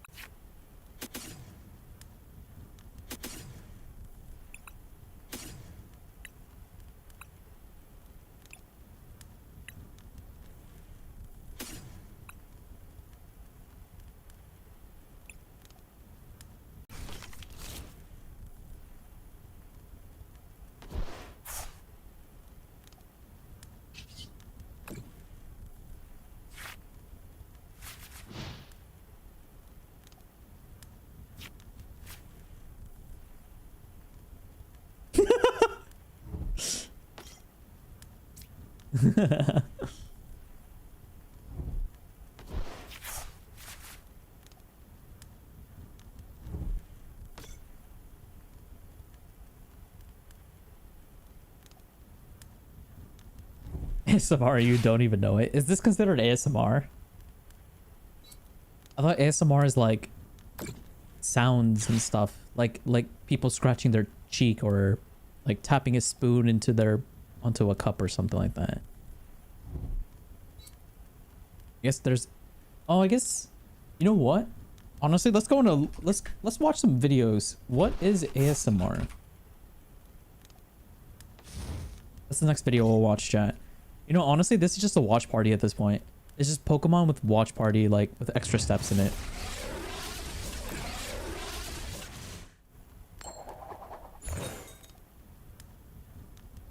No, I hate ASMR, but I would like to watch a video that explains what ASMR is.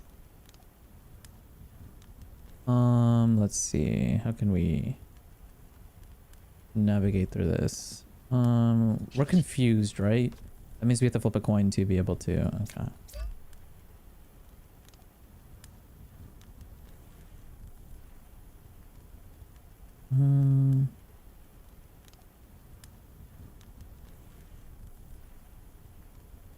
Yep.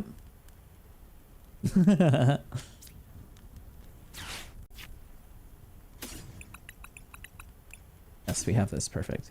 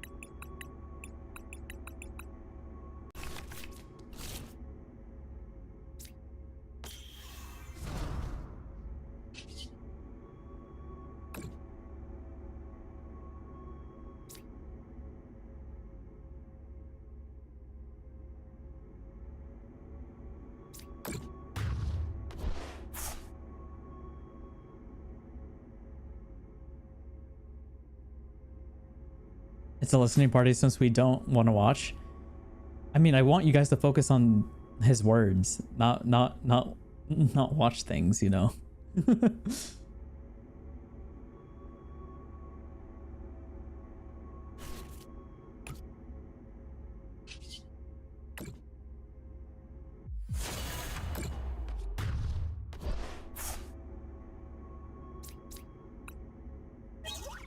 The fuck did I just listen to? Oh, you know, this crazy part is that is not AI. I always thought that was AI. It's not. It's like the person who owns that channel. That's like his actual voice. That's crazy. It's like super crazy.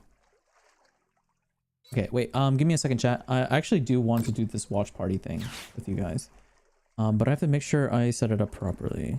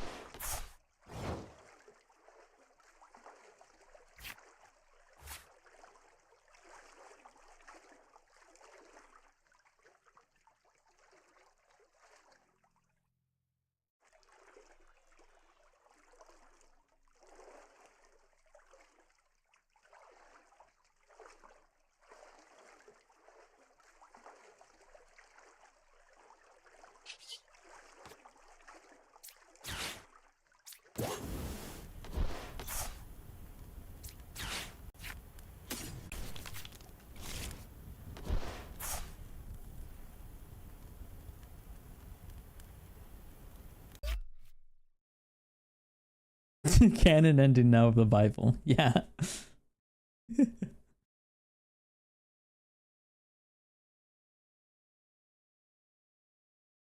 Hey, what?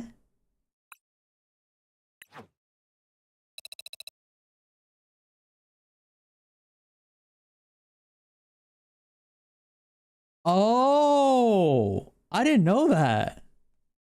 Oh, that's interesting. Okay, so I have a ASMR towards disgusting sounds because I have a reflexive response whenever I hear somebody chewing in my ears or when somebody whispers in my ears and stuff like that. I just don't like it. I flinch, or I don't have this habit anymore, but I used to have a habit of pushing people away instinctively. Like my body just immediately pushes wherever the sound is coming from. So I had a habit of like pushing people like from me when they because like when you're in the cafeteria in school and like, you know, people are just like, you know, like guys are just trying to mess around with you. They just go up to you and they just like start chewing in your ear. I just fucking push them. And I had a really bad habit of it. I've learned to like keep my hands to myself. In situations like that, and I just remove myself from the situation. But it was such a really bad habit I really struggled with, that I really wanted to get rid of. It's interesting.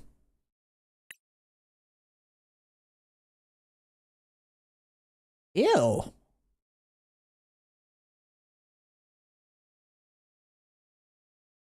I actually do have an ASMR. I'm guilty of ASMR. I found one very niche, small ASMR like community that I actually unironically guiltily like. It is called keyboard ASMR, where it's like a guy just types on a keyboard and like you hear the little clicky sounds. I don't know why, but I really enjoy that. And that's what I've been like. I unironically, I just like, I haven't listened to it in a couple months, but I think last month was the last time I listened to it, and I actually really enjoyed it. So that is one of my guilty pleasures. Guilty pleasures, I will admit that.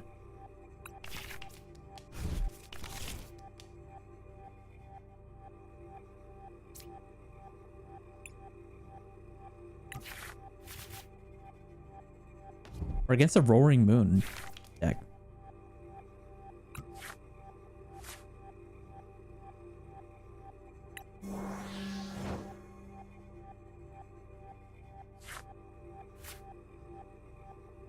You like creamy sounding keyboards? I'll be honest, I don't know what that means. I actually really don't know what that means. Maybe? I'll be honest, I don't know. I'll look for I'll look for like a keyboard ASMR video that I like, and I'll be like, hey guys, this is the one I like. But I don't really know how to answer that question right now.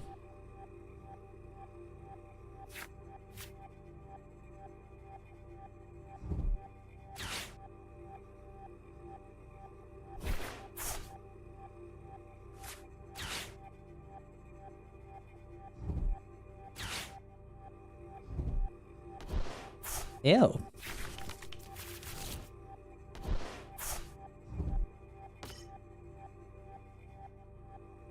Oh.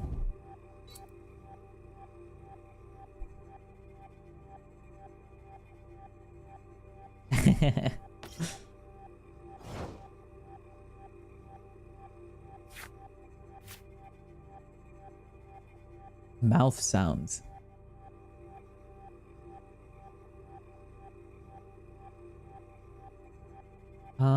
I don't like repetitive sounds.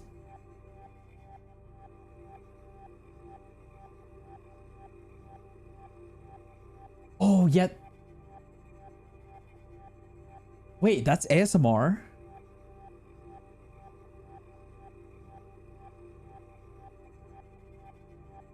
I do get ASMR from that.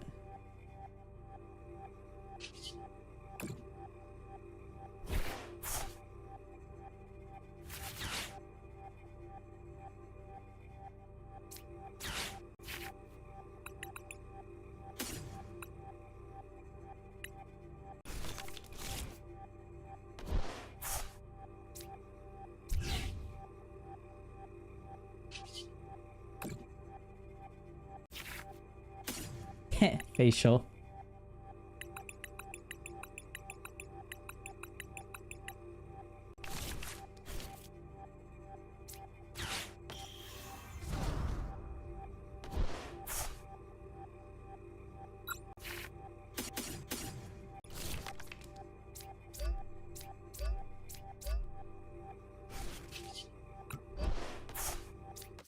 I'm sorry, that was crass. That was crass to be.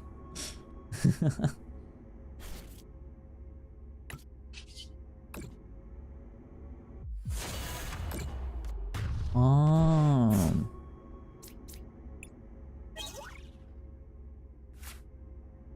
100%. I don't like that unless it's my mom. My mom is the only one with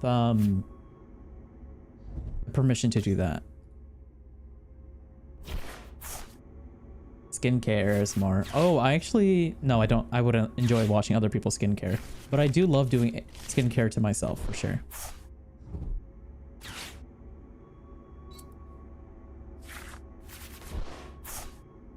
Cafe vlogs of making her drinks. It's interesting.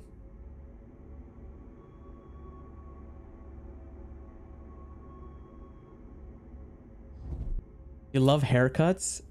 I don't like haircuts per se, but I like seeing people brush their hair, or like, you know, when they have a split end and then you brush it away, that's very satisfying. Like if I see a split end and like I see somebody take care of it, I'm like, ooh, nice, good job. I like that.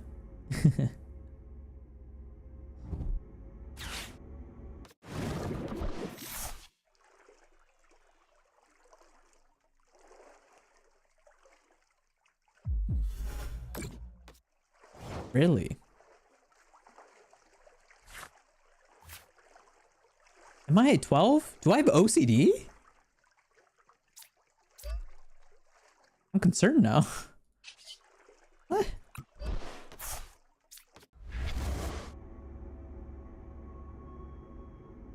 Oh.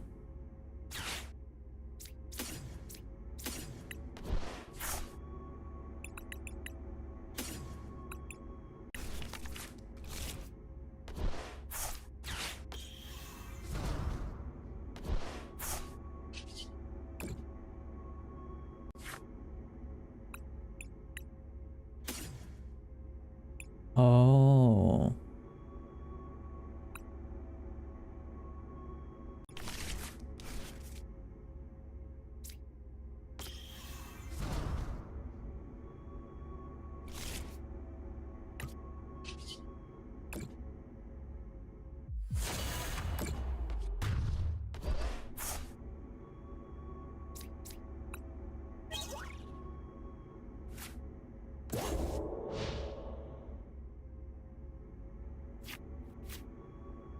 Oh.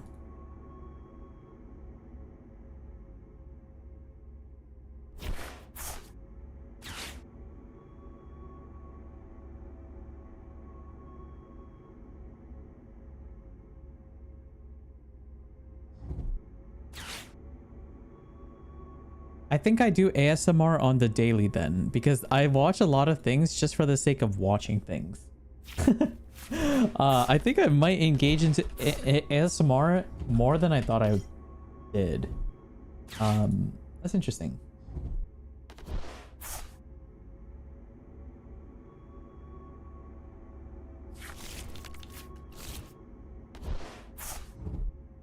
Okay. Oh, here we go. I found a video we can watch, chat. Oh, that's nice. That's nice. That's nice. Okay, no, that's terrible. What are you doing? No one types like that. Okay, this is better. This is better. Yeah, this is the good shit, chat. This is the good shit.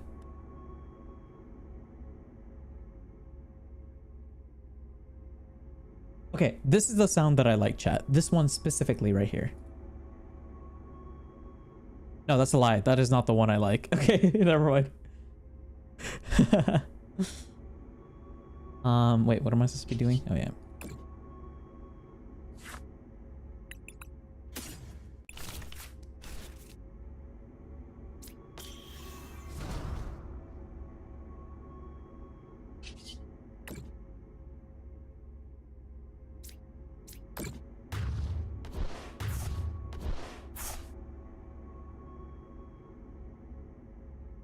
Oh, this video is about this person with different keyboards. Okay, let's find the keyboard that I like then. This is interesting. I see. Let's go.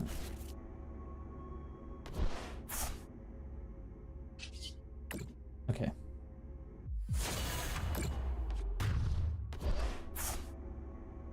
Nah. Ew. That's kind of close to what I like, but not really. Ooh, I kind of like this one. I don't think that one. That's a little too loud for me. A little too loud. No, that sounds like chalkboard.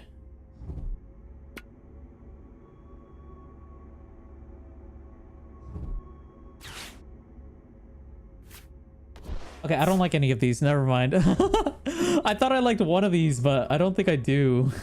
Wait, shit. I don't like any of these keyboards. ASMR ones. Let me see if I can find a better one. Not a fan of that. BH.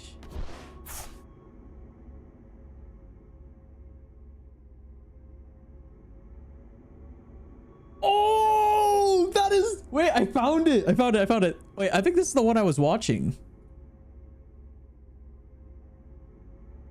Oh, I fuck with this one. Okay, no, stop that. What are you doing? What are you doing? You had me at the first few seconds and then you got rid of it. Go back. There you go. Oh, damn. Don't rub your shit. What? I don't need to see you rubbing your shit. I don't need to see people rubbing their shit.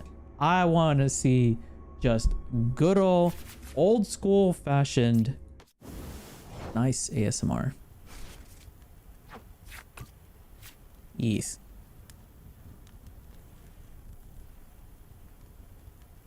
It made me snicker. I don't know why. The sound tickles. Wait, chat, do you guys like this sound? Oh, hell yeah. You guys like this one? All right, perfect. All right. Awesome. I'm happy with that. We can just kick back and relax then.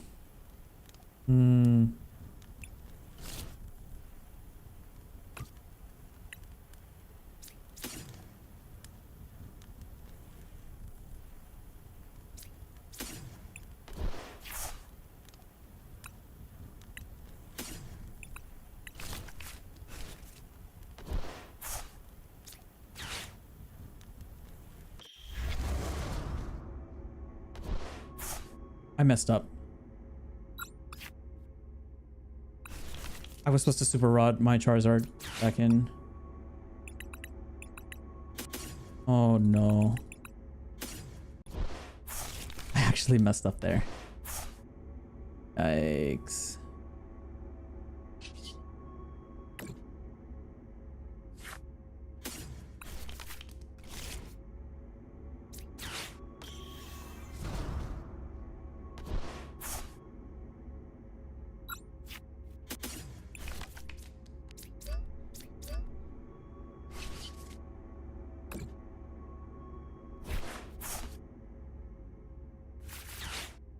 Oh, I fucked up. I fucked up. I fucked up. Ah, GG's.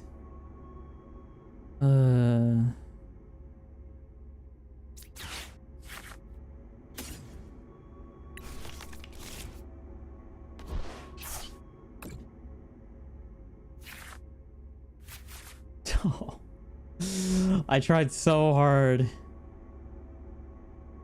I was trying so hard to get a boss's order. I messed up.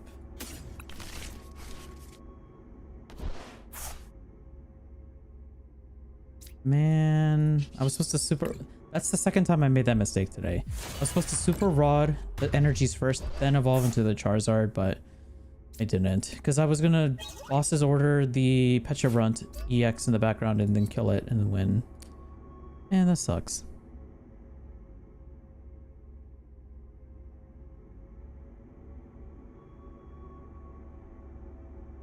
Why do people find stroking their keyboard satisfying? It's like I think it's the same reaction people have when when there's a piano and you just rub your hand against the keys and then you hear the sound that it makes. I think it's the same like mental reaction you get from it, like physical reaction you get from it. Take care, Neon. Thank you for stopping by.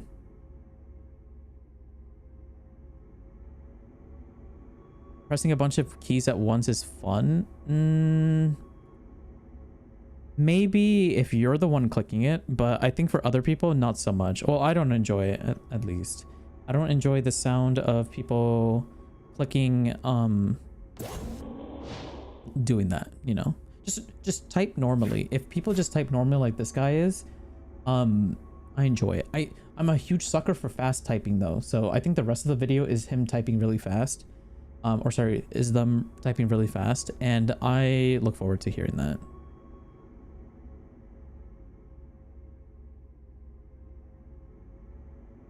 The video in the corner is kind of weird. It's covering us. No, it's not. I don't think it is. I saw some people's chat messages there. Is it?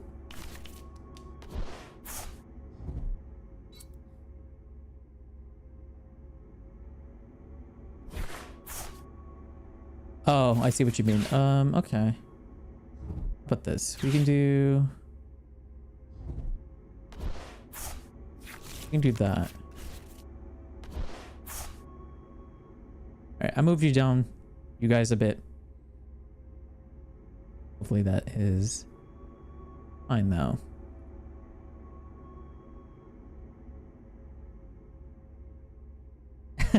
Oh, it looks like you're laying down on that one card right there. It's like you're letting your feet dangle. That's cute.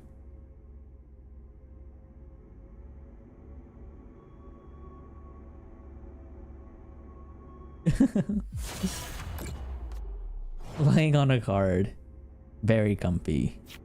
Yeah, I bet it is.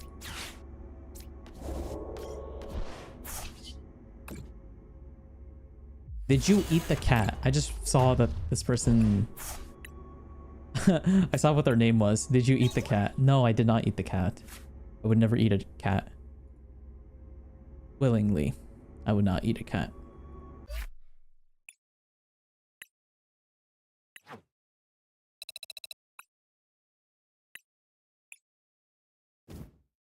This is just free content, chat. I just get to play the game, just have videos in the background. Honestly, I should have done this a lot earlier. I made a mistake not doing this earlier. Oh my god, how many of these motherfuckers do we have? Why do we have so many of them? Exact same Terapagos. Alright, one more level and then we're at 58 and then I get my night stretcher, chat. But yeah, chat, I have a confession to make. I have been very addicted to Woowa. I've been playing so much Woowa.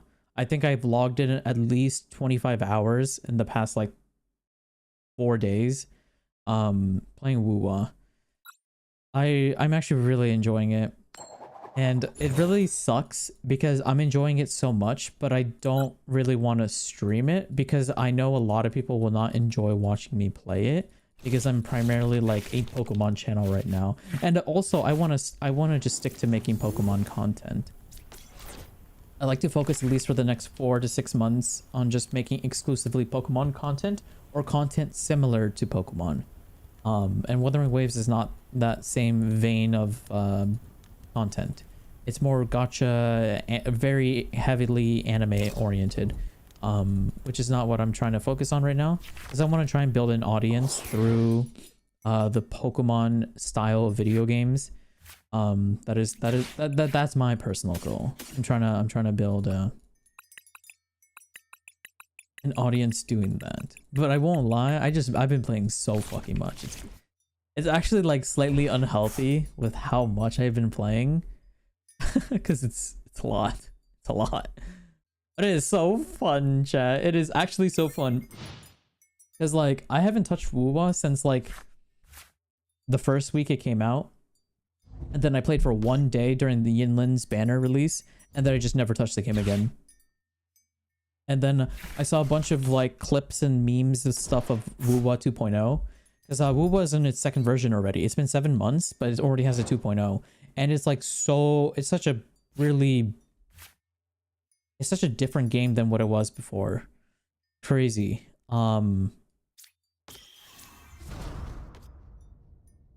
It's actually really crazy. The position Woowa is in right now. So, very enjoyable.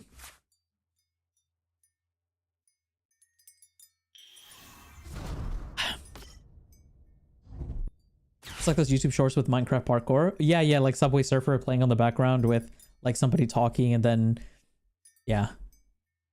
Can't believe I have to miss tomorrow's stream. This is awful. That's okay. I mean, tomorrow's stream is going to be I'm excited for tomorrow's stream the most because I'm going to be finishing the Let's Go Shiny Pikachu challenge that we've been working on since like last year. It's been a while. We've been working on that challenge for a very fucking long time.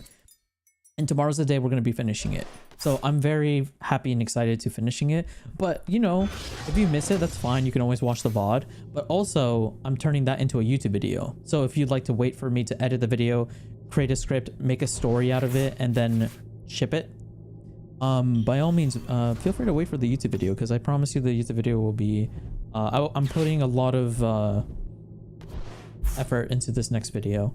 Well, all my videos I try to put as much effort as I possibly can. But like I have a specific way that I've structured the video in my brain of how I want to edit it and how to portray the video, and I'm very excited to do it, and I think it'll be visually appealing to watch it. So I'm excited for it. So yeah, you can always watch the VOD or watch the YouTube video, or if you want to be amazing, super duper amazing super awesome sauce, you do both. You watch both the VOD and also the YouTube video. If you want to be amazing and super duper awesome sauce, chat. And who doesn't want to be super amazing awesome sauce, chat? Yes.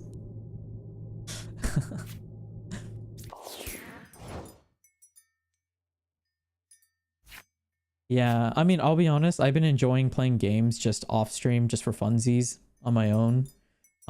It's been pretty fun. It's been pretty fun.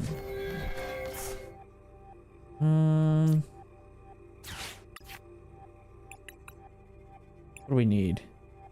I need an Ultra Ball. I guess we can get a Terra Orb for a Seal Stone. Or actually, Precious Trolley would be better here in this situation, huh? Because we'd be able to set up the Pheasantipity and search with the Rotom.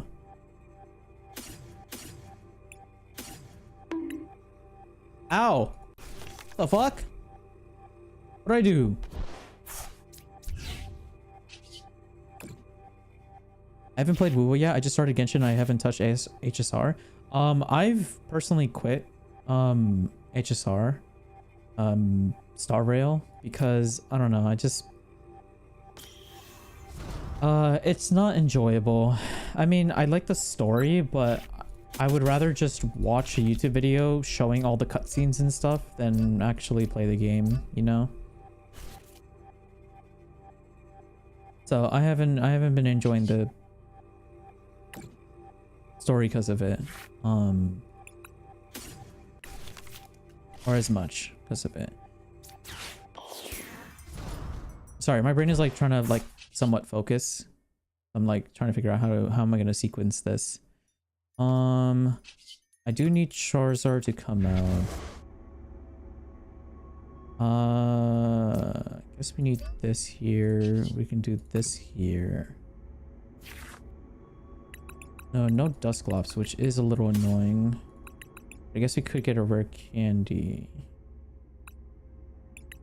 Night Stretcher would be fine. We have one energy in Dex, so we have another energy for that. Okay, yeah, I guess this is the best we can do, and then just 210. But yeah, I enjoy Genshin, but I will admit Wuthering Waves is more enjoyable to play than Genshin right now. And the thing I enjoy about Genshin the most is that let me lower this a bit because I can't actually talk because I can't seem to focus. Actually, wait, I can keep it loud, but I can lower it from here. There you go, that works. No, actually, let's make it a little louder. I actually do like the sounds.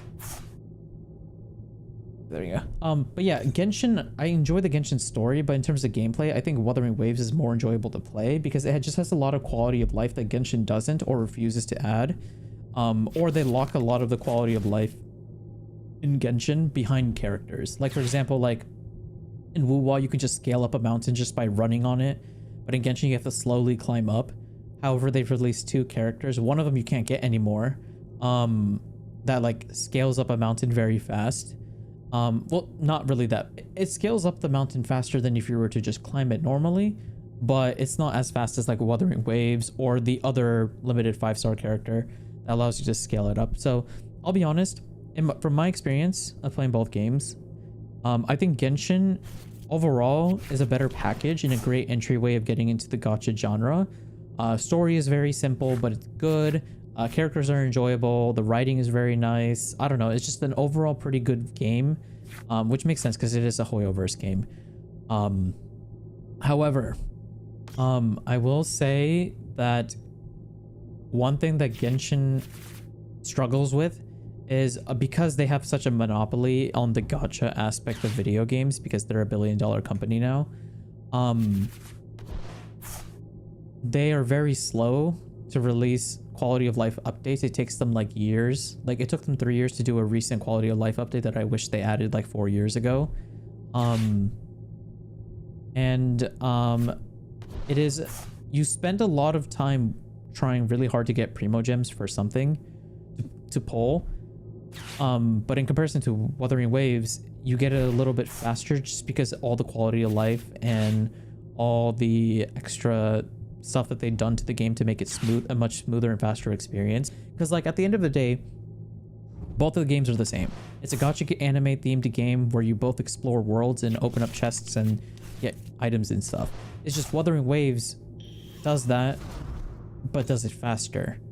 You still get the same experience and the enjoyment from it, but like instead of like once you've climbed up a mountain, you don't want to climb up another mountain, or you don't want to climb up the same mountain again, right? That can be very annoying. A lot of people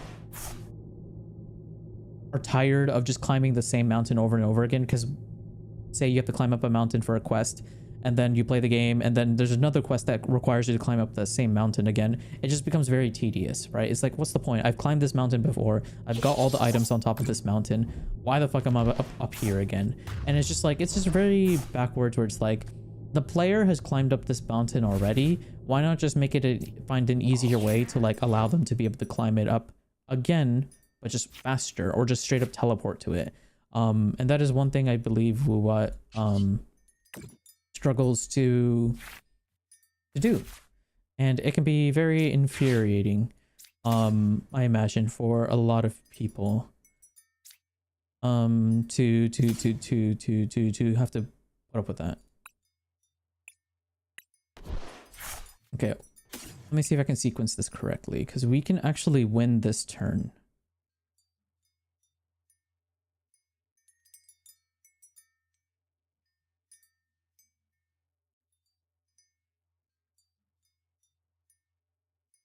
One, two, three, one.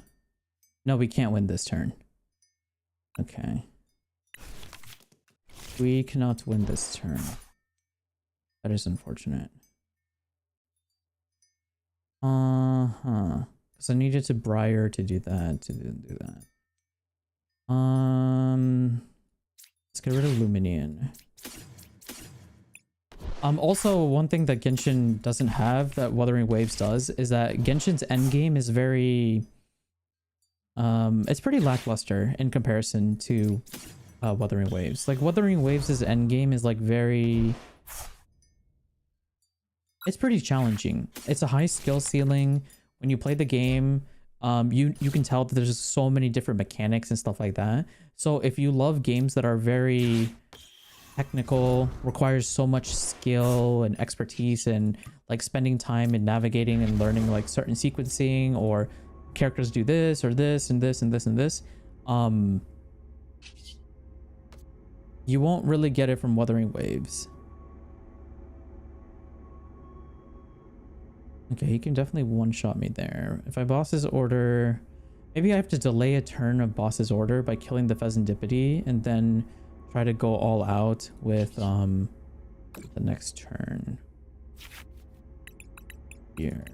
Maybe get a super rod. Or actually Night Stretcher might be better here.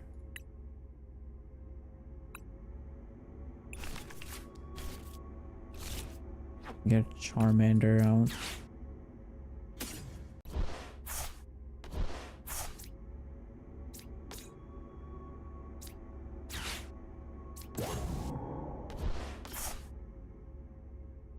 One, two, three. 1, 2, 3. Oh, we would be down one prize card. Damn it. So close. So close. Okay, that is fine. I mean, this is probably the best play that I have. Kill the Pheasantipede, hope that they don't have enough draw power to be able to get another Goldingo attack off, and then just try and go for a KO next turn. That's probably it. You're making me sadder? I'm sorry. Keyboard video looks like an awkward hand cam. Let the person live their life. Why do we have to criticize the awkward hand cam? Let them live their life. Sure, it may be awkward, right? But they're doing a service, and the service is known as keyboard ASMR.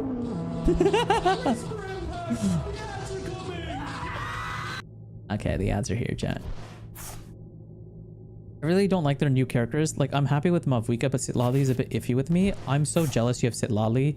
I kid you not. I spent 5 hours grinding with my friends off stream, trying to get treasure chests and primos and stuff like that. And I got 80. It took me 85 summons, and I lost the 50-50 to Dea. I was so sad. I was like, oh my god, I just spent 5 hours getting Dea. I wanted Sitlali so bad because I got my Mavuika, but dude, I really want to Sitlali. Dude, this is the worst update Genshin has ever released, period, in my opinion. And I've played the game back in 1.0, like the very first day the game came out. This is the worst thing they've ever done. They've released 2 new limited 5 stars on the same fucking phase. Why? They've never done that. You know what? I don't know why I'm asking questions. I know why they did it. You know why they did it, chat? They did it because they needed money. They wanted money because they saw how well Wuthering Waves has been doing, and they were like, shit, we need all that Christmas money. So we need to do that. And they released 2 limited 5 stars because it was Christmas and the holidays, to try and incentivize people to try and spend money to get fucking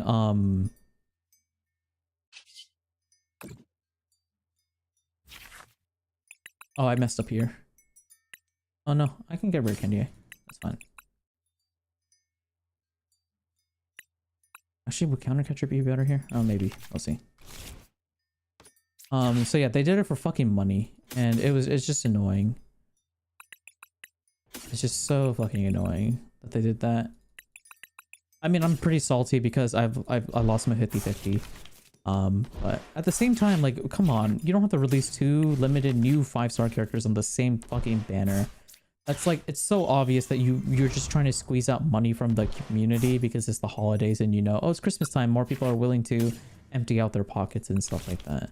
I don't know. It just seems so, it feels very scumbaggery, especially considering they've never done this in the past 5 years that the game has existed. I don't know. Okay, that could just be me being salty. I don't know how to tell you guys. I can't use Briar, unfortunately, so we just lose here because he probably has Gold Dingo to be able to do that. Let's get an Arven out just in case.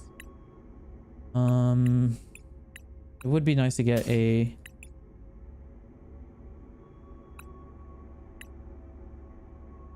I think we just lose here.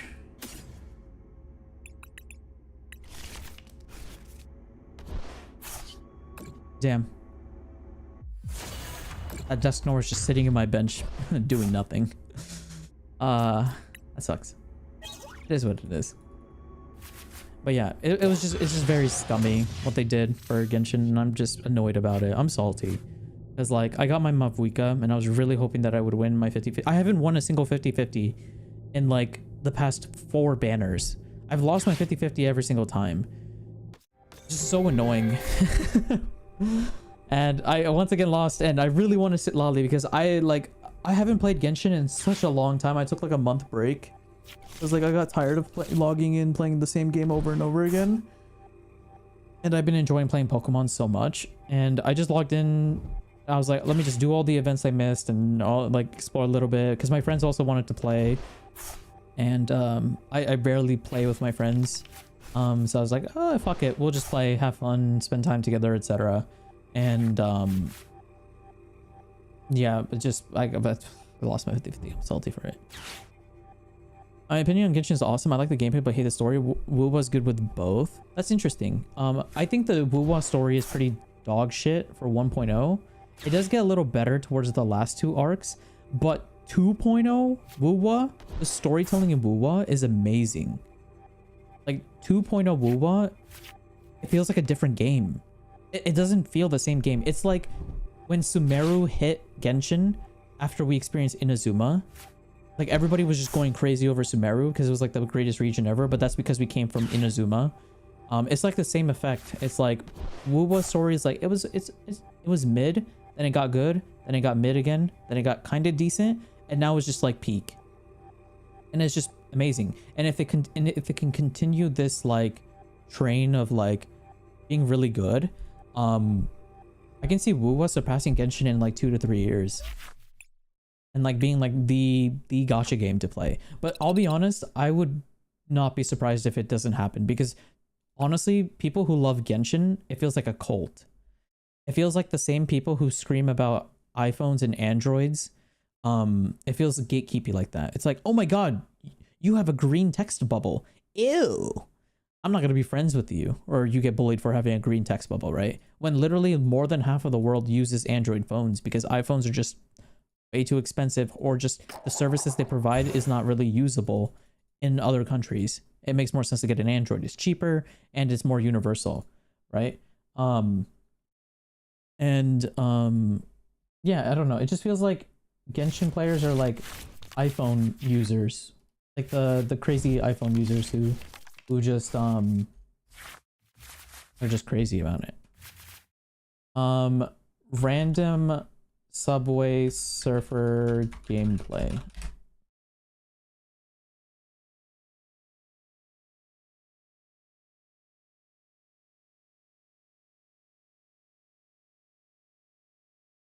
We'll just have Subway Surfers in the background because I don't know what else to play right now.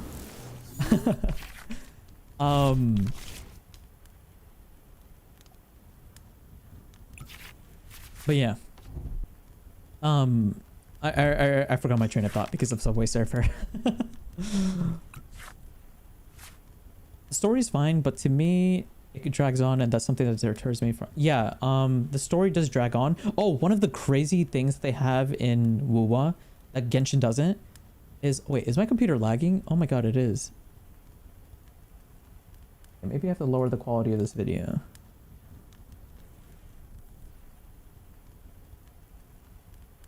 Okay, there we go. What was I gonna say?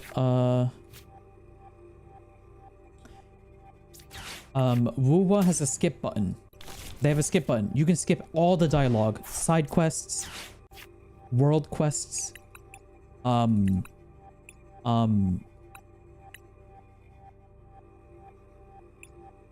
side quests, world quests, and main quests. You can skip the fucking main quest.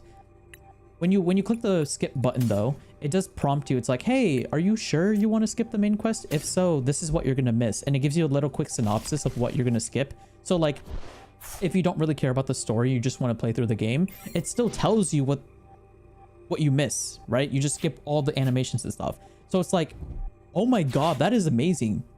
Because I would have abused that feature in Genshin. Because I hate doing the world quests because there's no voice acting. A lot of them tend to drag on a lot. A lot of the times it's also like the same story that you've heard like a million different times but reskinned for this. Oh, this NPC has trouble with life. You have to help them.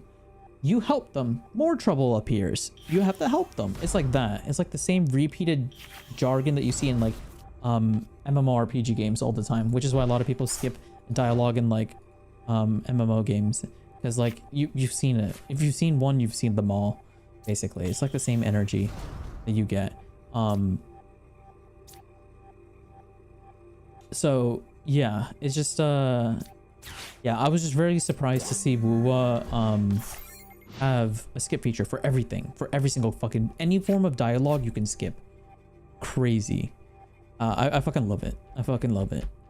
That's the one thing I liked about Wuwa, because I'll be honest, a lot of their quests are kind of generic, because I've probably experienced it in Genshin, or I've experienced it playing another game, and it just feels the same. But I'm just so happy that you can just skip it all.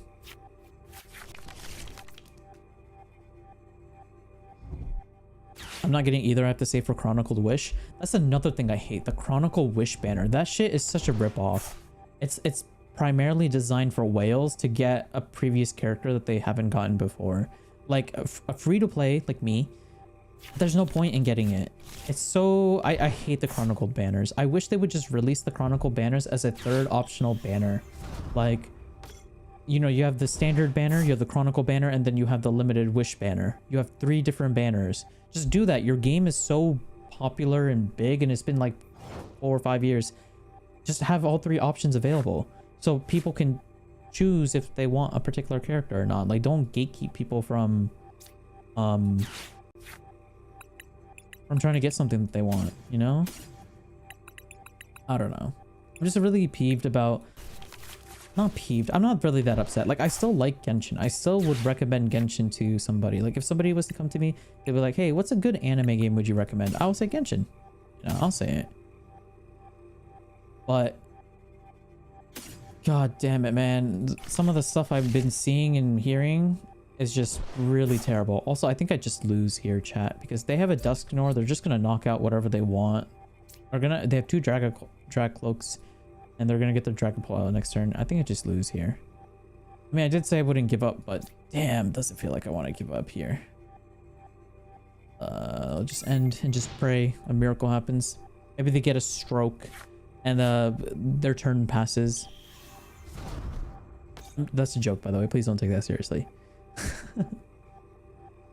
Maybe they have to pee. That's a nicer way of saying it. Maybe they have to go pee, chat, and they'll have to go pee or take a shit, like a really bad shit, and they're gonna be gone for a while, and then I just win because they don't come back in time.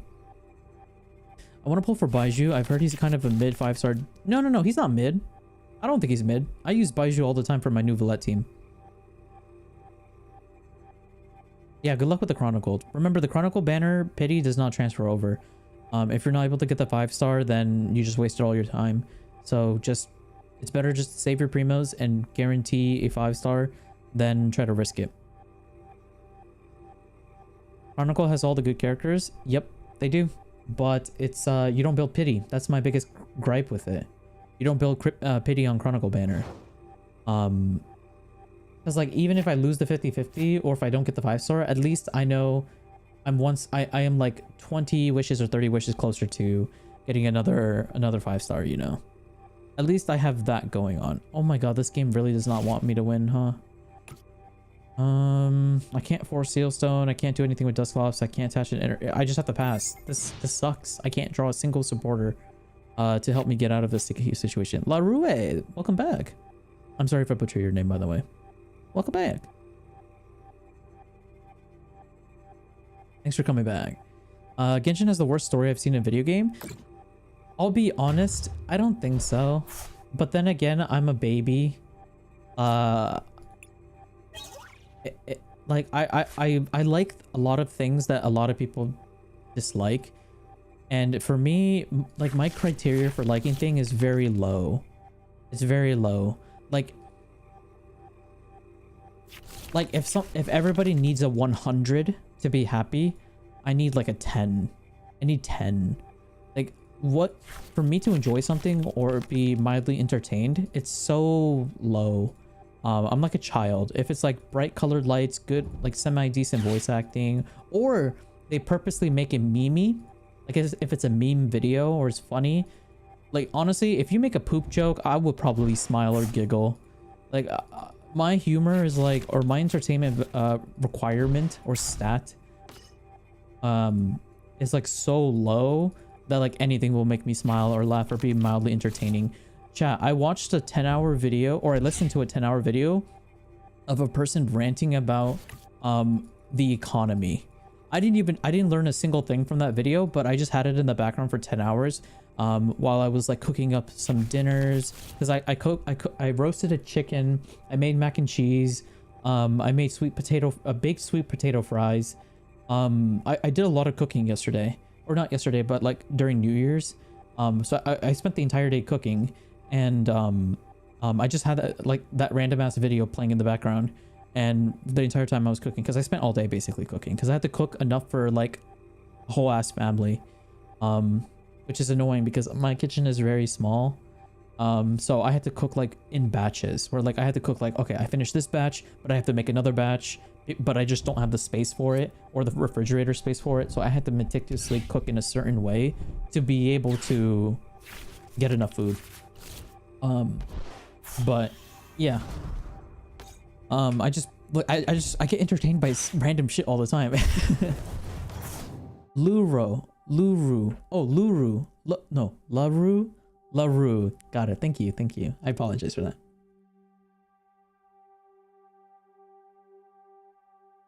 Subway Surfers is supposed to keep you focused. It does the opposite. I goof off more. Like it I don't know about you guys chat, but I always need a video or something playing in the background whenever I'm doing something. I always have to multitask. I'm not able to focus on something without multitasking. So, yeah. I always need multitasking. I'm so brain rot that I need multitasking.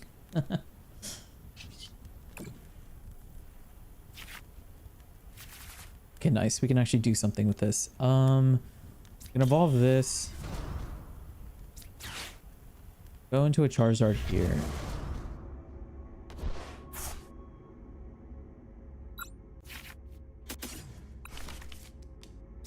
We should probably get a Charmeleon so we can avoid our Pokemon from getting knocked out. I already flipped the script. Counter Catcher would be handy here. 240. What does this item do? Okay. I don't think there's a way for me to easily knock out this Pokemon. Maybe I could use Cursed Blast to try and knock it out.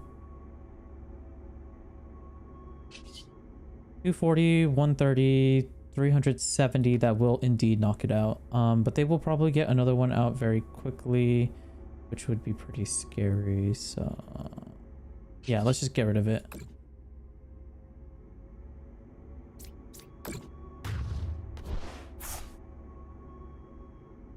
Do I have a Charmeleon in my... I don't. Energy. They're going to try and knock out my Charmander next turn, which is a little annoying. I should probably play another Duskull down, although I don't want to. I'm trying to bait them to attack my Duskull. And not put the damage counters on my Charmander or my Pheasantipity, so I can delay their turn just a little bit. It would be nice to get a Boss's Order back in my deck, but I don't think I need to do that right now. Counter Catcher would be very helpful here. But I think I should just risk killing them and then see if they knock out one of my Pokemon, Counter Catcher the next Lumineon, and then do that. Then maybe try to do a Briar play. Oh, you know, I should have kept my Dusknoir alive so I could have had the Briar play as an option. That was a misplay. Maybe I should have Counter Catchered the Lumineon, kill it. They would try and get a knockout. There'll be a 2 prize cards, get the Briar play, and then be able to clutch the win out from underneath them. Yeah, I misplayed that, I think. You don't have to keep the video up. I wouldn't wish for a character unless I got enough to get it regardless of pity. I'm not that way. I really when I really want something, I would just keep going after it until I get it. So I just repeatedly did a bunch of singles over and over again until I hit pity. But I wasn't able to get my Sitlali, so now I just feel very dejected and I don't really want to play Genshin, so I'm probably just going to take another break for like the next few months. I might log in for Lantern Rite because they tend to give out a lot of login bonuses during Lantern Rite, so I'll probably just do that, but I don't think I want to play the game anymore for a while.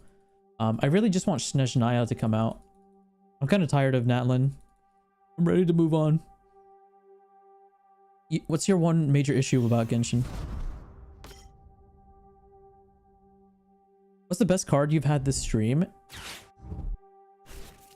Best card? Probably my Charizard. I'd probably say Charizard is probably my best card, but if not Charizard, then Pheasantipity. But I think Charizard is like my most rarest card that I own. Like I said, I like or not like I said, what am I saying? But I recently started playing this game. I'm quite new to this game. So I just only recently started playing it.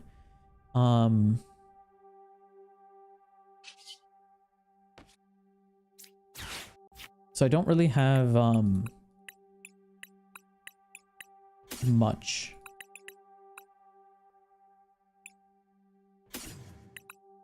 I don't really have much in terms of like rarities. Also, I'm not really a person to like go after rarities for cards.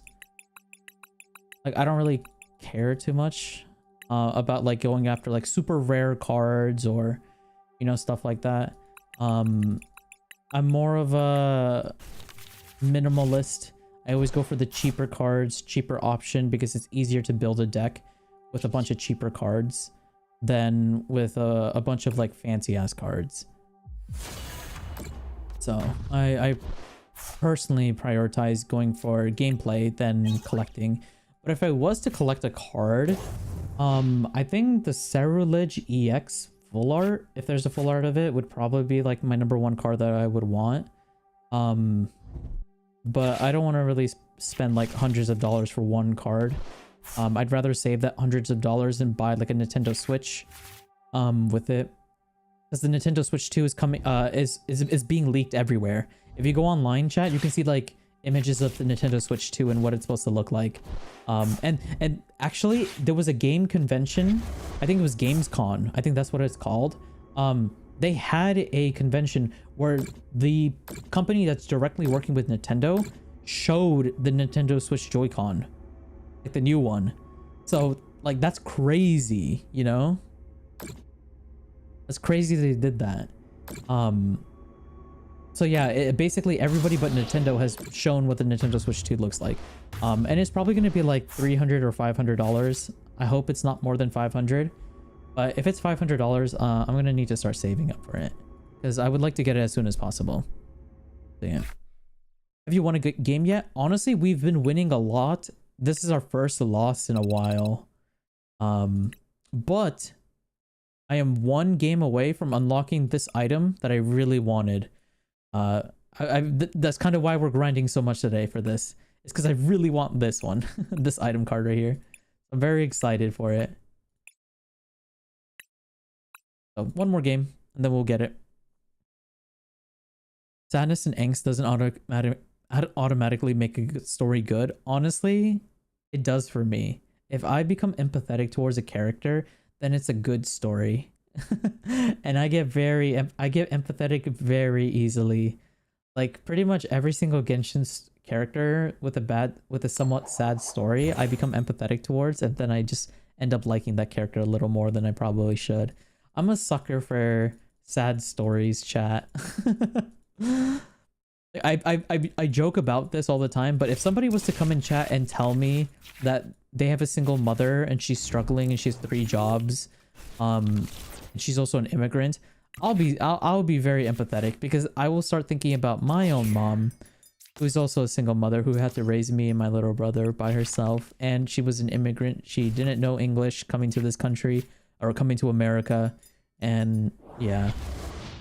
So I'm just a sucker for like just simple shit like that. It's just, I know it's bad. I probably should get better at like being able to tell if somebody's lying or not, but I don't know, man. I'm just like, if I hear somebody's been struggling or having a hard time with something, I just can't help but like empathize with them. I'm like, damn, man, that sucks. I'm sorry.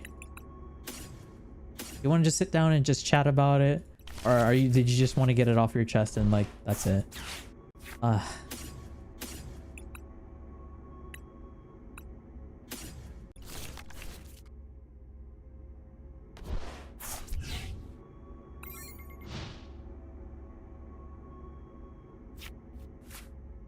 yeah, thanks for the 1.5k. Thank you for that. Our goal is to hit 100k this year.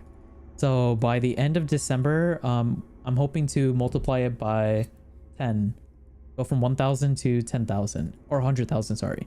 So 1.5k is exciting, but that is not the end goal, chat. Our end goal is to reach 100k. We're gonna get 100k. That is our goal. I'm gonna work really hard.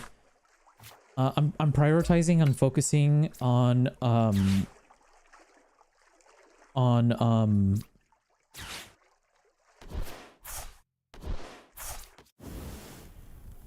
oh wait, I messed up. I was supposed to seal stone a Charizard.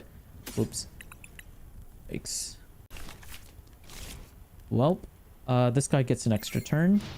I should have been able to I was supposed to win this turn, chat. I was supposed to use my 4 seal stone, grab a Charizard, rare candy, then KO. Oops. Let's see if I get punished for that. Oh, doesn't look like I will. Never mind. I messed up so badly there. That was bad. Okay, we win. There you go. Whew. That was scary. I don't think this person is trying to win. I think they're purposely deranking their account or something like that. I'm not entirely sure what they're doing. Because they're just, yeah, see? They're just not doing anything. Maybe they just got unlucky. Maybe they just weren't able to draw a single card they needed. I mean, that's happened to me before. There we go, chat. We got the night stretcher. Let's go. All right, let's see if we get something good from this pack.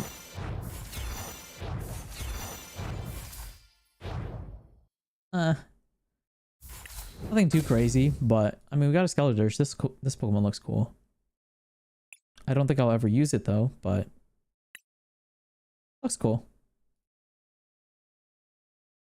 I might use this card though. I can see myself using that maybe. Like in one card. Yay! All right, the question is, do we keep playing until we get back to 1500 or do we... No, let's keep playing. Fuck it. The goal is 1.5 million. Honestly, my dream goal is 10 million. That is my dream goal. That is what I'm always going to be aiming for, to try and get to 10 mil. So I get the diamond play button.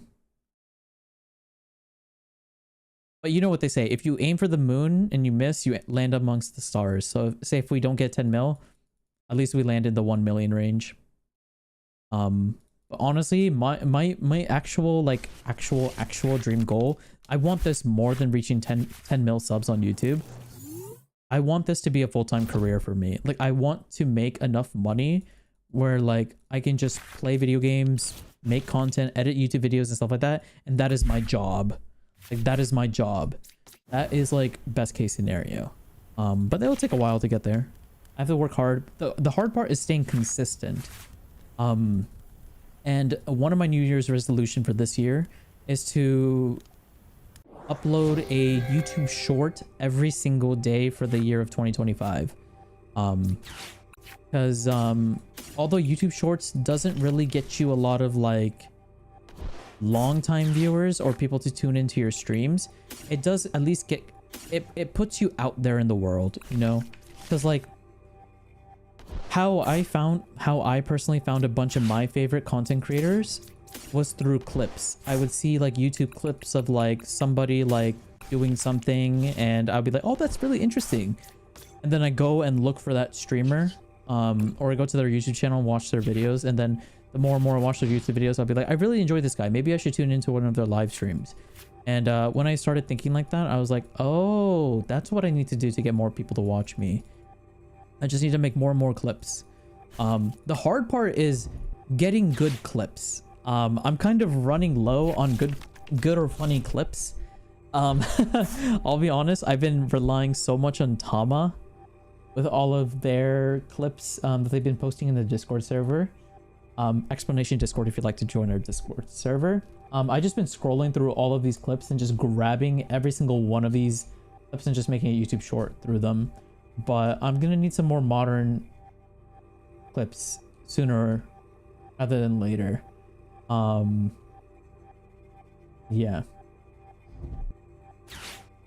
I'm gonna need some new clips sooner rather than later. 98 million, get it. I'll be honest, I'm scared of reaching more than 10 mil on a YouTube channel because I've seen people who get like 10 million subscribers and they get so much hate. I'm not too sure how well I would handle the hate if I get hate comments. My plan is just to ignore it and just pretend I don't see it. Or unless they leave like a constructive criticism but it's a hate comment. They're like, hey, why does anybody watch the streamer? He's boring as shit. And then I'm gonna go back and watch the stream or whatever and like watch the part where they said it was boring, and then I'm gonna watch it and I'll be like, all right, let me watch this. Let me see if this actually is boring. And usually our chances are it is boring.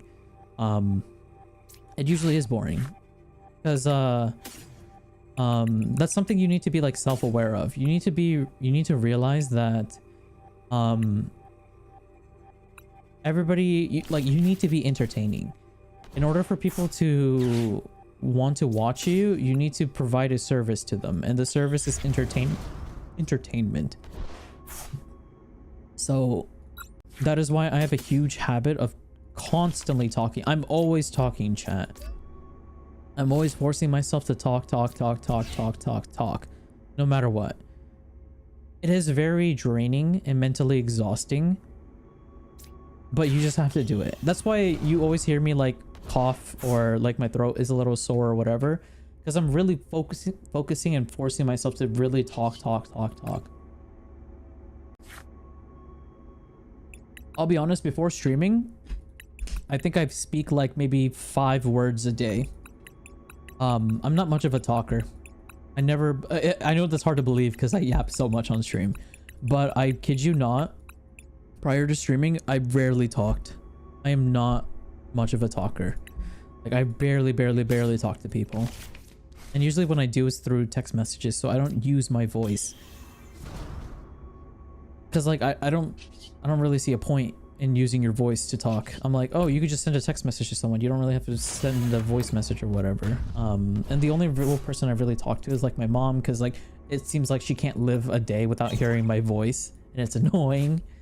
So like, she wants to hear my voice. Or like some of my best friends. Some of my best friends, like they want me to play a game with them, or they want to go out and hang out. And those are the days where like I do go out of my way to like talk a bit more than normal. But if you were to ask me what is a typical normal day for you, my normal day would be, I would stay home, I would have a podcast or a YouTube or a Twitch stream in the background, and I would play a video game and listen to that podcast in the background.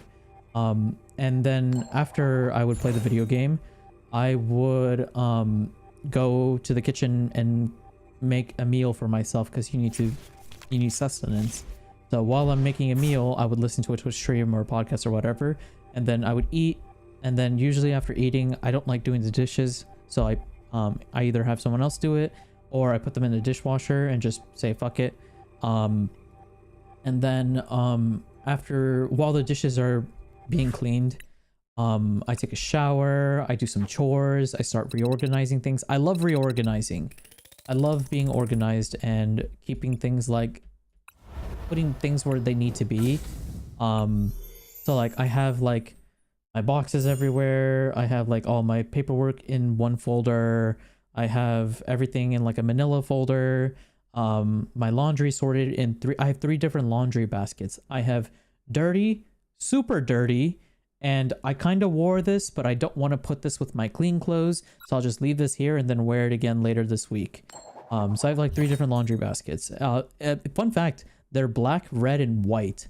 Those are the color of my laundry baskets. I have an all red laundry basket, I have an all black laundry basket, and I have an all white laundry basket. And I have them sorted out like that. And yeah, I'm just a normal person. I just work, listen to stuff, watch stuff, play stuff, and just hang around. Like, I don't really do that exciting. I don't go around every night to strip clubs or bars and shit like that. And if I do, it's usually because I'm being dragged along to do it. Because like, I remember the first time I went to a strip club was in Japan. That was crazy. I'll share that story another time. Another stream. More 18+ stream. But yeah, usually when I get invited or taken to random places, it's because of my friends. I have very extroverted friends. I think more than half of my friends are extroverted, and the other smaller half are like kind of in the middle. They're like ambiverted, where they're like half extroverted and half introverts. Me and 2 other people are like the only true introverts, which is great because I don't have to do anything. It's easier to be dragged along from place to place as an introvert than having to come up with things yourself. So I do appreciate, and I'm happy that I have a lot of extroverted friends to like make me do things and stuff.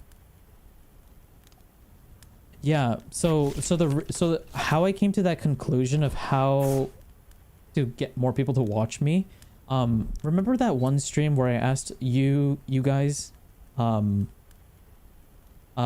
did you guys find me? Some of you said you found me through a YouTube short, some of you found me through the Twitch directory, some of you guys found me through a YouTube video, but I've noticed a lot of you people found me through recommendeds. None of you found me by directly searching me up. And when I realized that, I was like, oh, I need to like actually make a bunch of clips and advertise myself everywhere. And then hopefully more and more people will start finding me. So yeah, when I came to that realization, I realized, okay, that's what I need to do. That's awesome.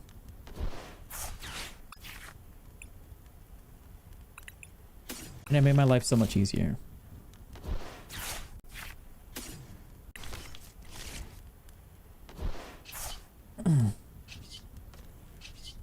So now I have a plan for 2025. What I plan to do and stuff like that.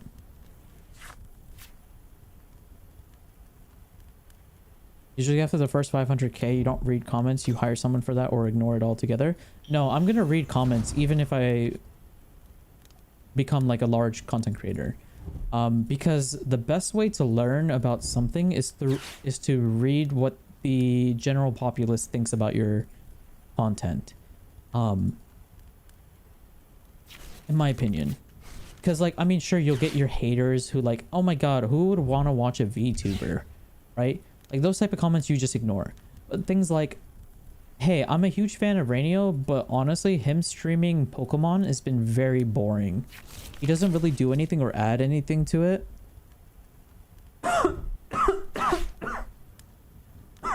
Damn, I need to get more water. He doesn't really do anything to it, and he's just really boring to watch. And a lot of people, and like, you know, people who are like super Reiniyal fans, they will probably like argue with him or say mean things to him, which they shouldn't. But you can't avoid that. Oh my god. I need to get water. Wait, maybe I have time to get water. Oh, maybe not. Yeah. Okay. One second, chat. I need to get water. But I need to do this turn real quick.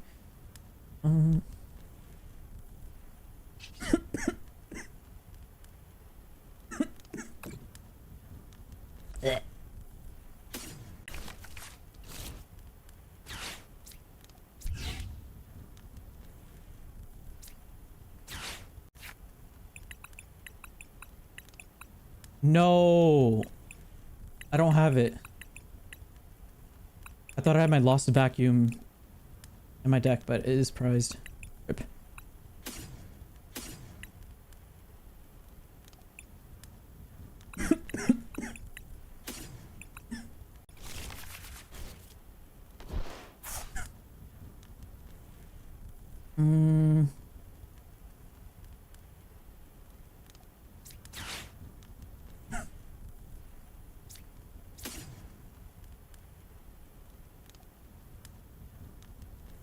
I guess we can get rid of these two.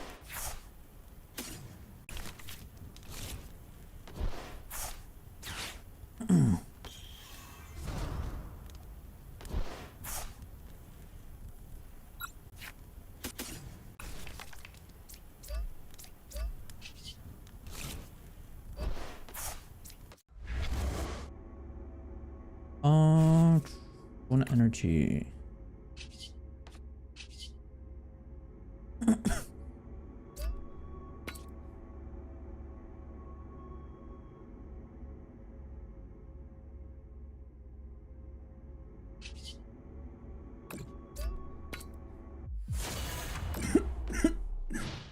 Okay, I passed my turn. Let me go get water. I'll be right back, chat.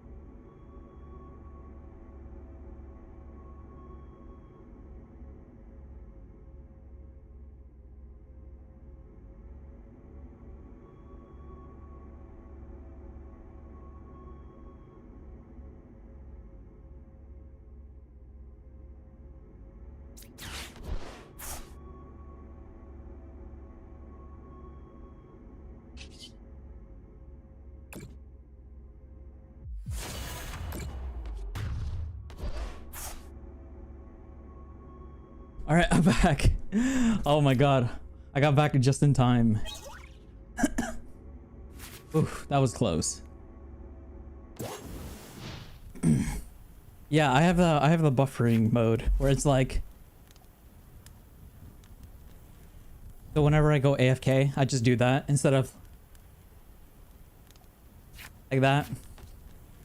Because then people know that I'm gone. Like I'm not here.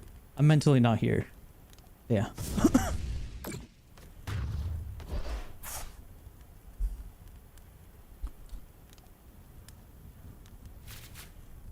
It's cool. Yeah.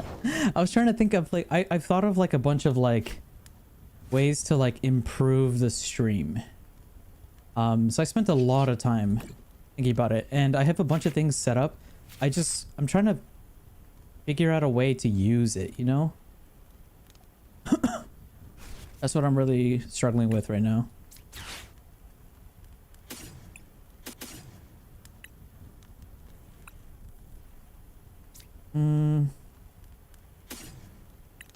It's like, you know, when you get like a bunch of new games and toys, you become a little paralyzed. You're like, oh my god, there's so many things I can do now. And then you're like, ooh, I don't know what to do though. Right? That's kind of where I'm at right now. Where like I just have a bunch of things that I can do now, and I'm just like, what do I do?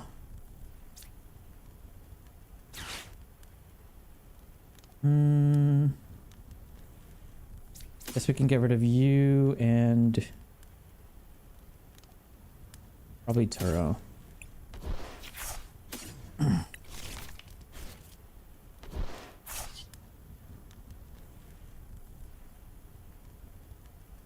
I didn't even get to use the Forest Seal Stone because of the fucking stadium card. Rip. Thank god we saved an Arvin, huh?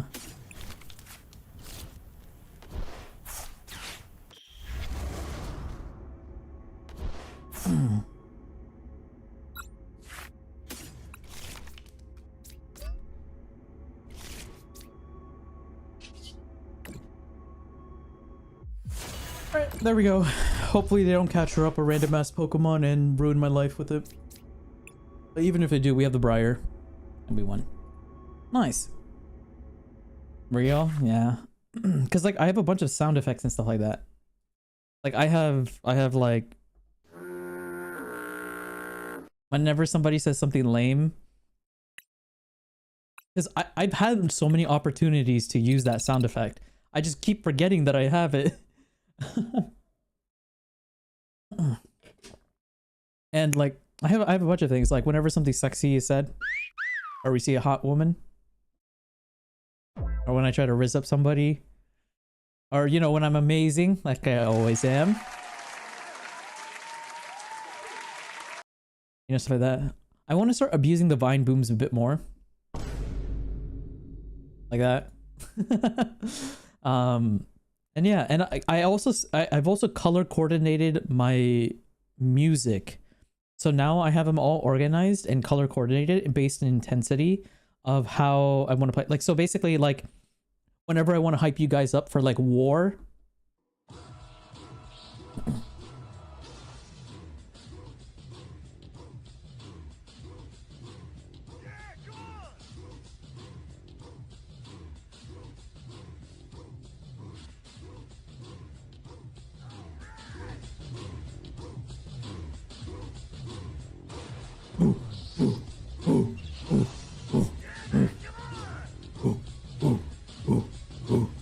You know, I have that. Whenever something sad happens.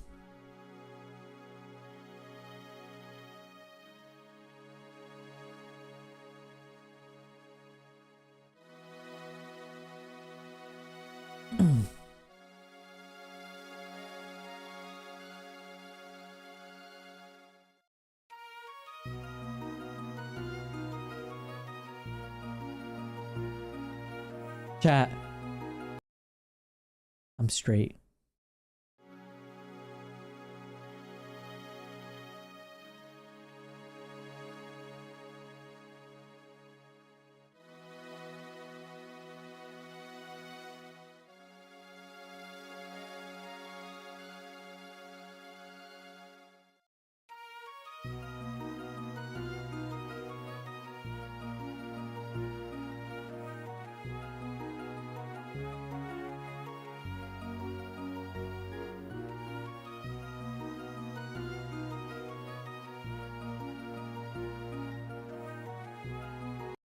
You know, something like that.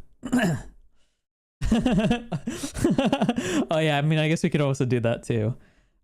Yeah, I just need to get better at doing all this. Also, actually, thank you so much, myself, for, because now I realize that these don't work, or they don't work as intended. So I need to, because I tried using this earlier and it didn't work, and I forgot to make a mental note of it. Here, I could do like, hey chat, who farted?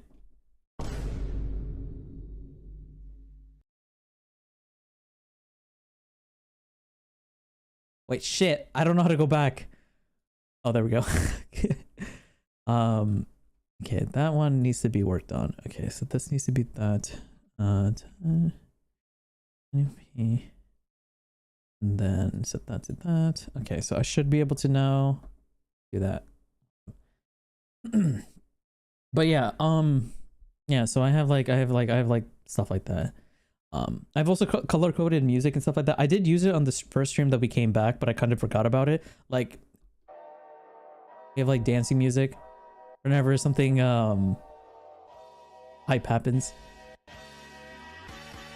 Round 1. But then I have it set to be intensities. So that's like low level. This is mid level.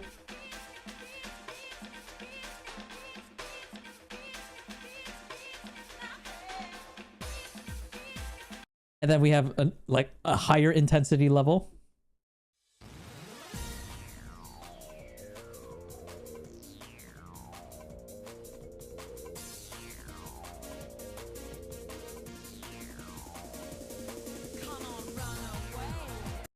And then we have one higher than that. Actually, this one takes a while to set up. Maybe this one should have been the second to highest level. That's something I can worry about. But yeah, I have also like, you know, music for thinking, for different kinds of emotions. Like, this is just me, you know, there's a technical difficulty. I need a second to like figure shit out. It's usually comedic relief. And then we have this one where it's a little bit more intense. It's like, if I do this, then I do this, then I do this, then this. And then this is like,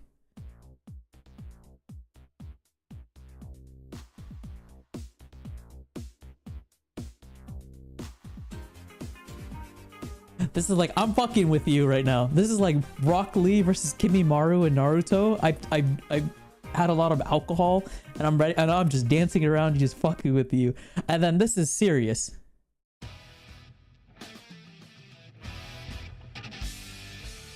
If you hear this, shit is serious. We're really trying to figure this shit out. We really need to fucking figure this shit out. And then yeah, and then like I have it for like every type of emotion. So here's like a victory song. We did it, chat! I found the toilet paper! You know? Or like when we're playing a game and it's like, oh shit, I can die. Or like getting low HP. Like we need to actually like focus the fuck up. We need to do this. And then this is like when we're in combat. I will eat this tomato. If that's the last thing I do. You know? Or like if we're ever in a boss battle. Ah, shit. Is that final boss music I hear? And then of course, this is like my favorite version of the boss music. This one actually feels like it's the end of the world. Ah, shit. Fucking Pikachu. This shit's serious. We can't fuck around. And then of course I have like different kinds of motions of like uh-oh.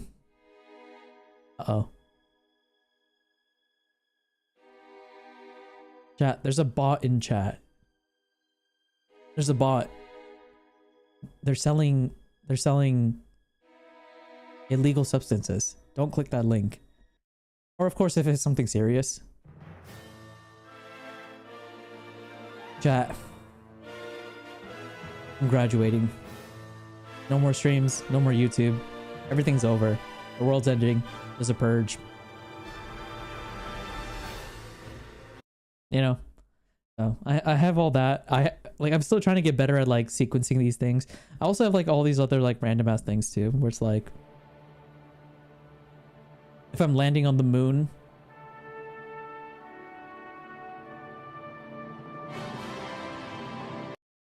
you know, for example. But I'm still trying to get better at doing these things because I forget what is what and stuff like that. So yeah. I just have like a random, like a bunch of like random shit. Hopefully none of these sound effects should get me DMCA'd on YouTube. I need to spend a day figuring that out. But if they do DMCA me, then I'd rather them DMCA this stream. Because then I can go back and be like, okay, which music caused me to get a copyright? So we need to get rid of it. So yeah, stuff like that. So yeah. Yeah, so we have a bunch of stuff like that. And it's to hopefully make me funnier, you know, to make people go, yes, thank you. You know, it's to get that. So yeah, but I need to get better at it because I keep forgetting that I have it. It's also a little inconvenient to use because it's like I have to remember which is which. I've labeled them, but like because it's such a different way of me portraying myself, it's gonna take some getting used to. But ultimately, that's the goal. Like, you know, like it has more comedic relief, as some would say. This is an interesting scenario to walk in on. Oh yeah, I mean, I've definitely said some questionable things, but it's all in the name of humor and jokes. So, yeah. Whoever smelt it, dealt it. I see. I think it was Tama.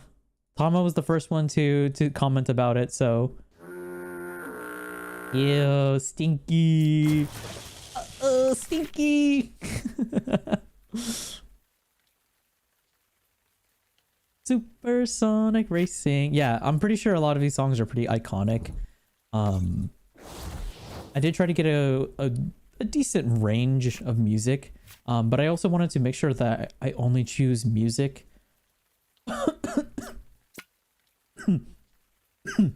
excuse me, that I've listened to before and that I actually know, because I mean it won't have the same impact if I'm like, what the fuck, how does this song go, where does the beat drop, where can I time my comedic moment into this, you know? It'll be less funny if I don't actually know where the song needs to be. Yeah.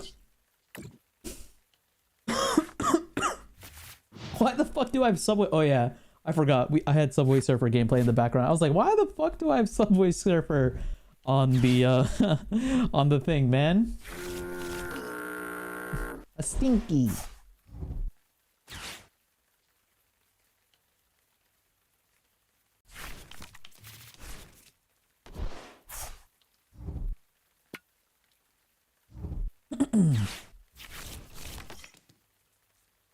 Don't even think about joking about graduating. I'd cry my eyes out. I cannot promise you I would not joke about that. Just know, if it happens, it happens, but I will make that joke a lot. Just be mentally prepared. Which is a terrible thing to say, because then it's like, oh, when is this serious? I don't know. It'll be serious when it's serious. I don't know.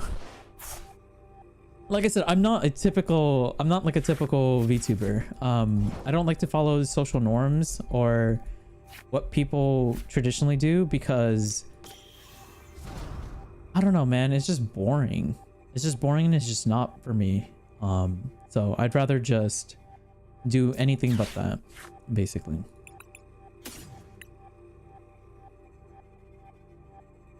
Do it, and you see all of me.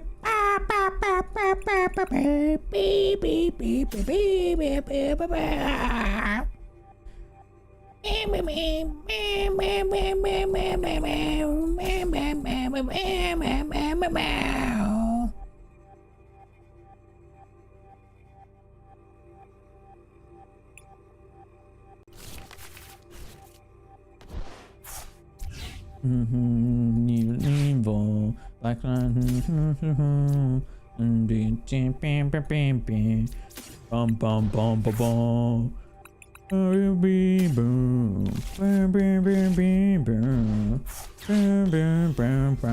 More I am.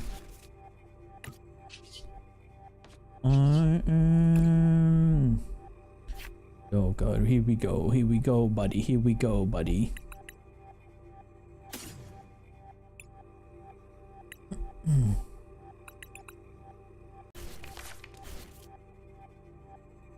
Do it, do it, do it, do it. Can you see all of me? Walk into my mystery. Bow, bow, bow, bow, bow, bow.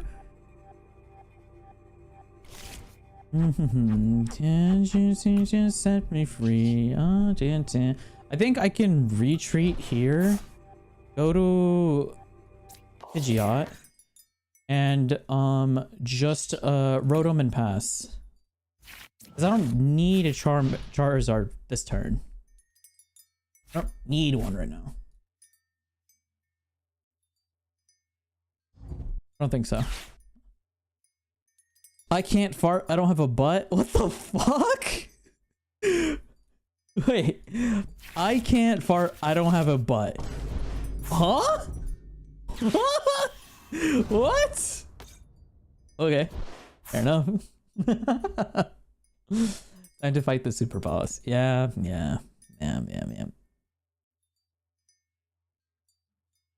Amara was first. Oh. Unlucky. The foghorn played and my brother glared at me.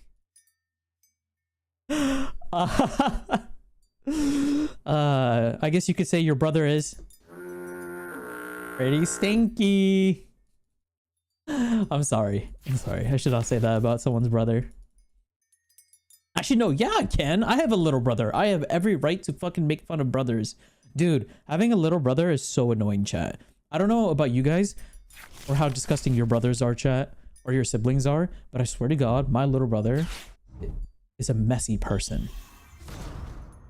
I can't go without a day walking into the bathroom with some fucking mess in the bathroom.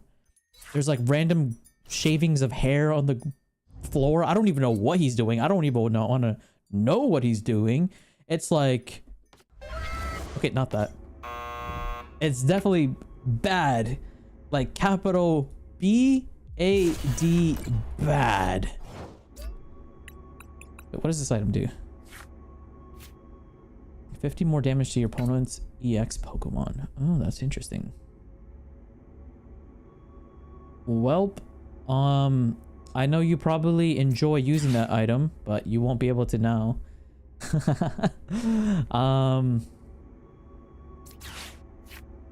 Yeah, let's get a Charizard out.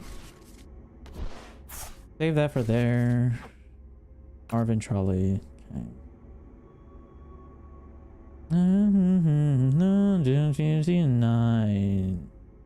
Remember me, can't you see that sent you free?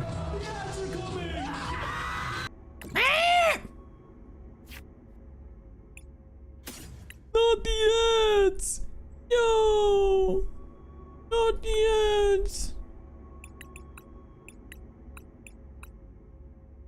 All my homies hate the ads. All my homies hate the ads. Okay, I could probably kill this Charizard this turn, TBH. That would set them back a lot if I do that. Is that the play though? You know what? Fuck it. Let's do it. Let us do it. Just do it! Just do it! Shia LaBeouf, man, you were my hero.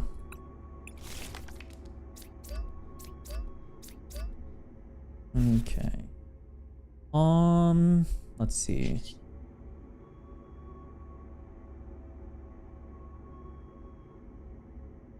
Yeah, let's do this here. Yam that right on top of you. Hold that. Okay. You can hold that L, and then we're just gonna retreat to Charizard, and then smack him with a good old 210 to the face. Yeah, I think that's fine. I should probably Night Stretcher fucking something, huh? No, because there's a chance that he could knock out my Charizard next turn. I can Night Stretcher the following turn and then do that. Getting a Nest Ball out wouldn't be too bad either. Yeah, I should probably Nest Ball for another Charmander. Ooh. Okay, looks like we're not going to be doing that. I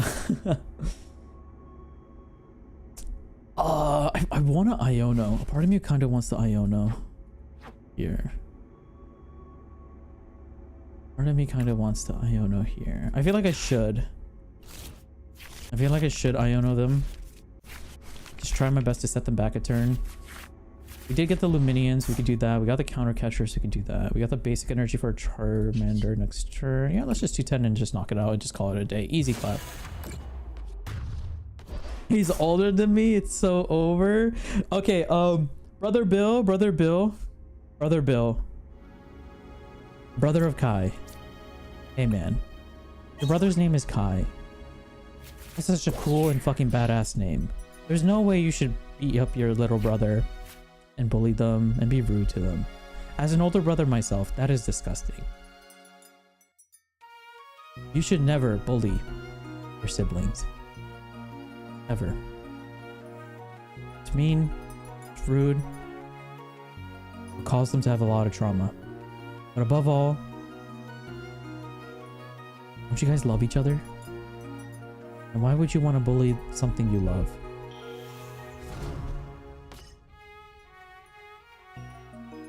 Take a second to think about that.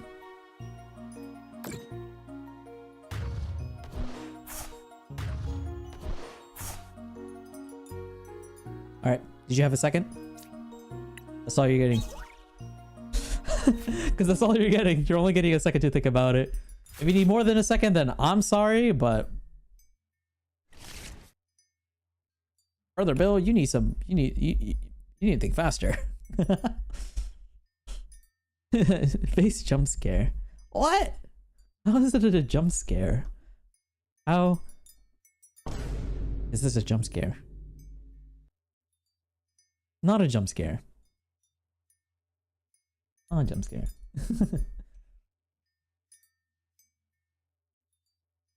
Anybody watch Bleach? Anybody watch Bleach in chat? Yeah. No? Oh, okay. Nobody watches good anime nowadays. I love that emote, the nope with the little cat shaking its head like I love it. It's so cute. How do you get that emote to go? Oh, you have to type nope in lowercase. Oh, it's so cute. I love it. That emote is like so... Like, and there's so much emotion. You can tell a whole ass story with that one emote. You can tell a whole story with that one emote. No. Honestly, chat, a part of me kind of wishes I made a cat for... I made you guys into a cat. Because I like burbs, but I like cats as well. Wait, hold up a second. Hold up a minute.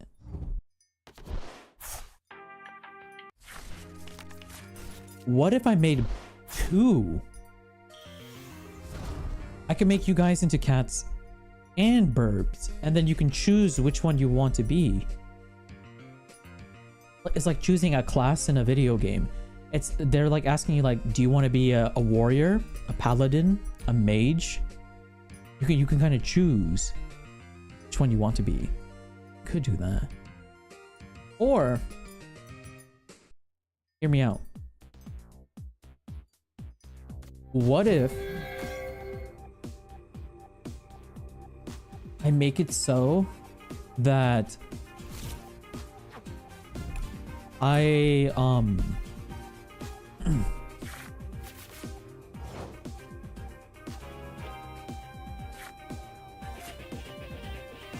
shit, I lost it.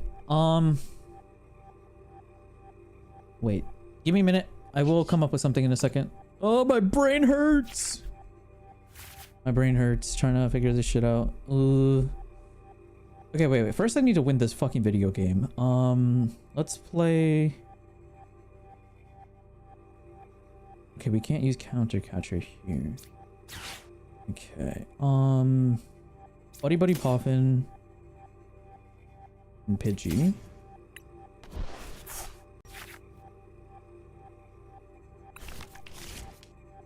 You see, this is why you guys need to give me time to think, because I just fucking messed up.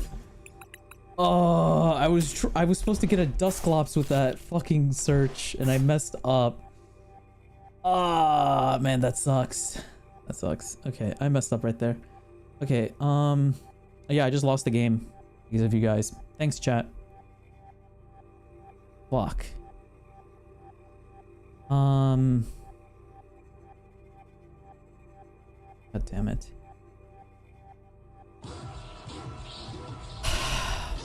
I was supposed to search up a Briar with Luminion.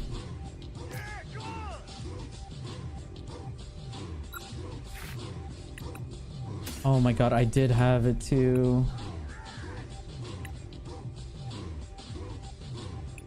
I was supposed to search up the Briar, Ultra Ball for a Dusclops, knock out the Cleffa with 50 HP, and then Briar for the win. Oh, I messed up.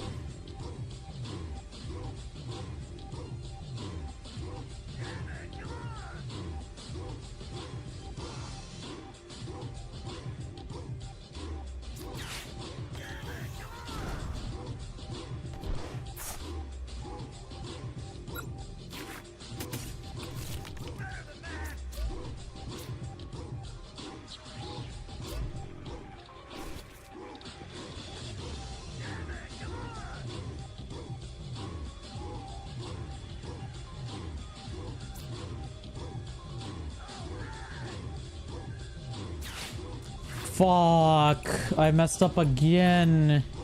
Brother Bill, I messed up again. Oh, I don't even have any more Ultra Balls. Oh. We lost, chat. This was a very easily winnable game, but I messed up.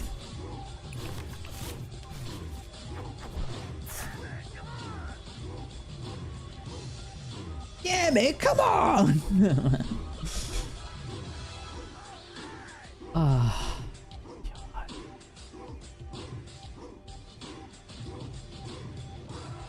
30, 60, 90, 270.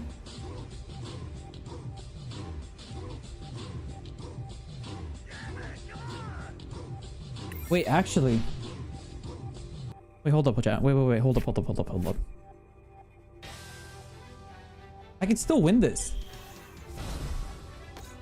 They're gonna evolve their Charmeleon to a Charizard. They don't have any Duskulls on the field right now.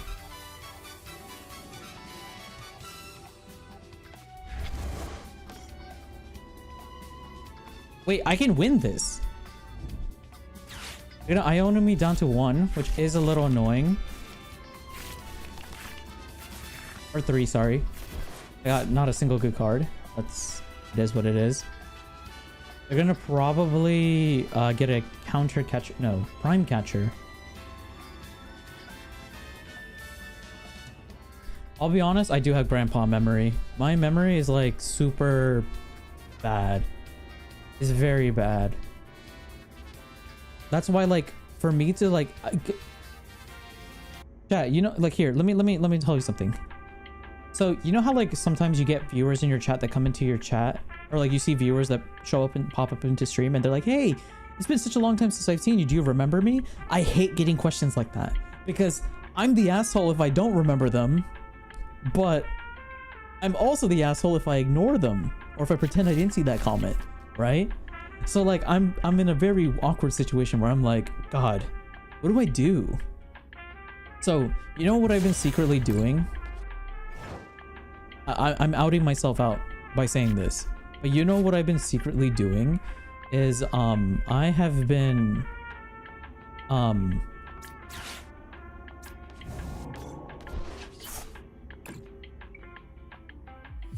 when a person in chat comes to my stream and asks me, hey, do you remember me?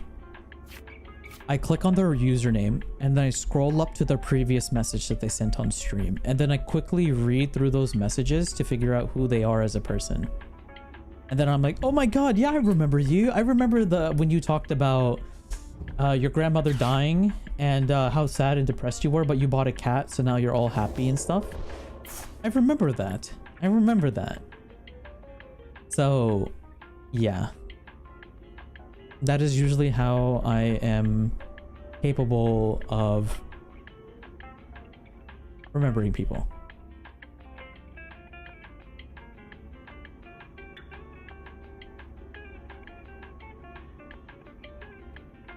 Is that a scummy way of remembering people? Totally, for sure. But you have to understand from my perspective, chat. I can't see your fucking face. I don't know what you look like, chat. I just see words on my screen and a name. I don't know what Billy Bob Jones from Arkansas looks like, right? Like, I don't know.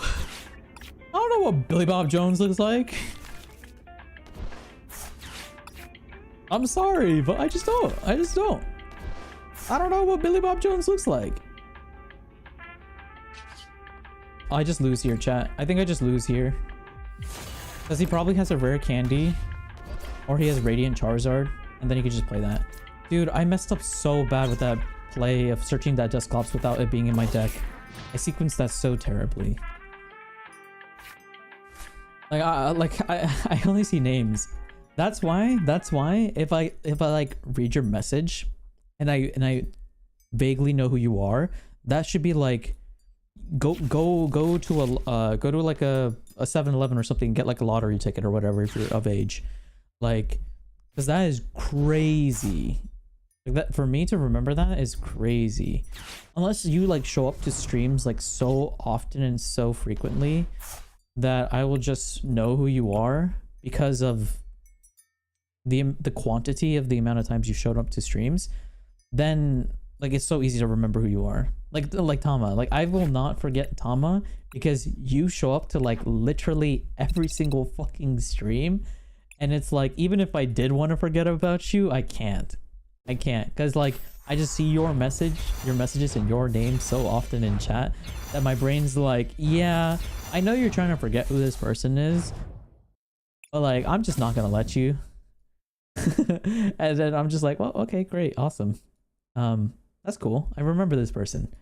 And yeah, it's a really great way for someone to remember who you are, especially if you can't see their face, because it's easier to remember people based on their faces, at least in my experience.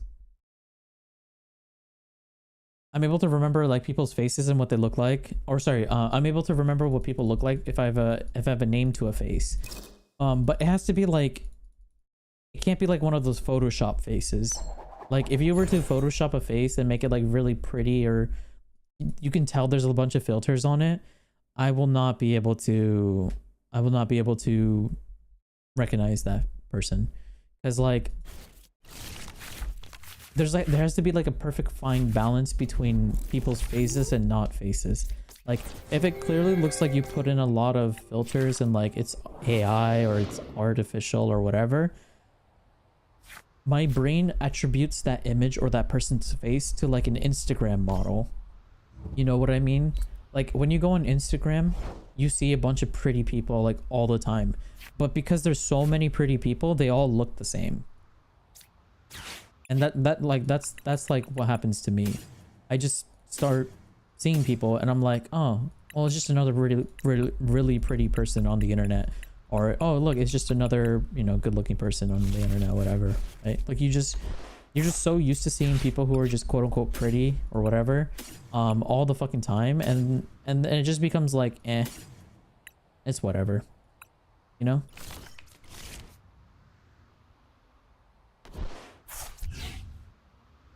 So yeah.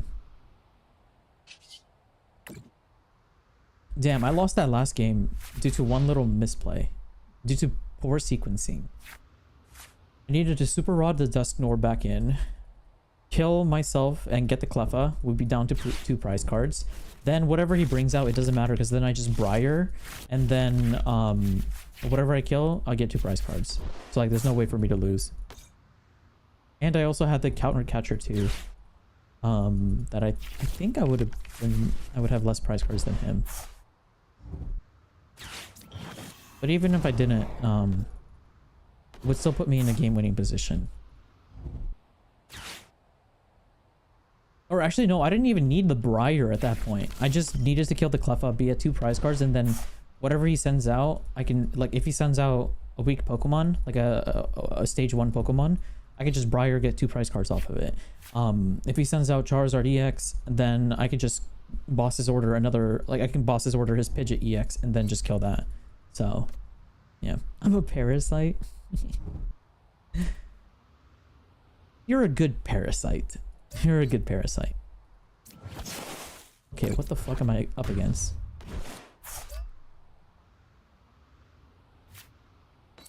Interesting.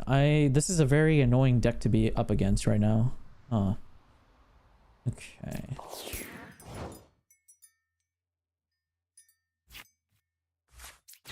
Let's get a Pheasantipity out. Let's rare candy that. I don't think I need to get rid of anything here, so yeah. Got jamming tower, which is a little annoying. But we can counter capture up the Ogrepon. Then you're never getting rid of me /J. Was that Tama? Was that Tama? Okay. You know, Tama, it would be funnier if you didn't put /J in your messages. You know what I mean? Like, I feel like a lot of your jokes and stuff would land harder if you weren't so worried about making sure that you /J or, you know, whatever. I feel like a lot of your comments would be like fucking 10 out of 10 banker comments, and it would be hilarious. I understand they're tone indicators and they're meant to like help like prevent confusion when reading things, but I don't think tone indicators are 100% necessary when you're making a joke. Or no, shit, let me rephrase that. I don't really think you need to stress about tone indicators so much with me, because like even if somebody says something hurtful, I take it as constructive criticism. I don't really get bothered by mean comments or whatever.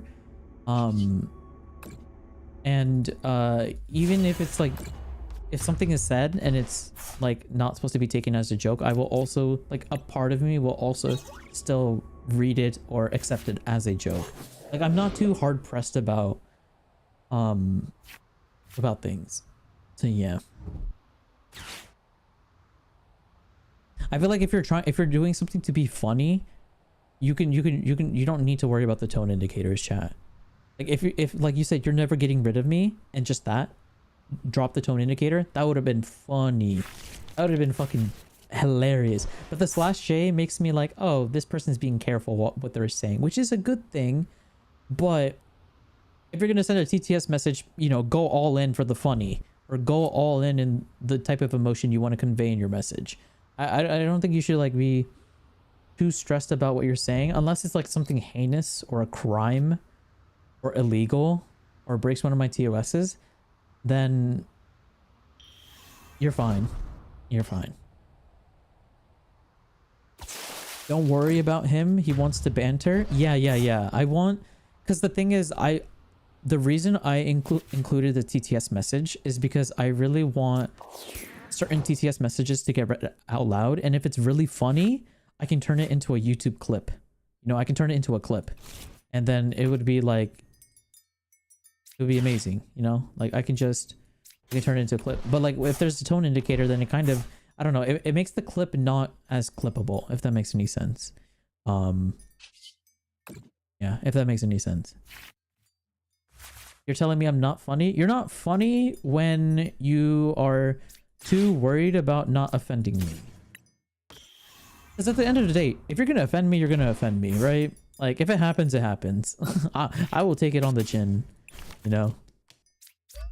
I mean, I feel like nowadays, in this day and age, if you're planning to be a creator, or you're trying to put yourself on the internet, you have to just be comfortable with people being rude to you, or, you know, making like snarky comments towards you and stuff like that. Because like, although it's like annoying and it's like, it's demoralizing to hear it or whatever, people are going to make it regardless. So it's better just to be, you know, mentally stronger, like have thick skin, and be like, okay, they're going to say all these comments, but they don't have the full context of the situation, or they don't know who I am as a person. And that's all right. You know, that's all right. It sucks that they think about me this way, but at the end of the day, I understand that this person probably just doesn't fucking like me. And that hurts my feelings, but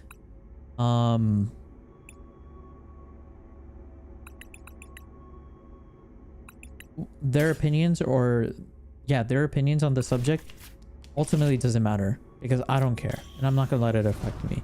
But obviously if it's somebody like that's really rude, like, I mean, there's rules and exceptions to everything. Like, just because one person is like super mean to one, or like just because one person's mean and another person isn't, or wait, let me see if I can rephrase this better. Wait, 30, 60, 90, 91, 80, 270, 300. Okay, I need them to take one more prize card. So let's use this on this. Knock that out so we can do 330.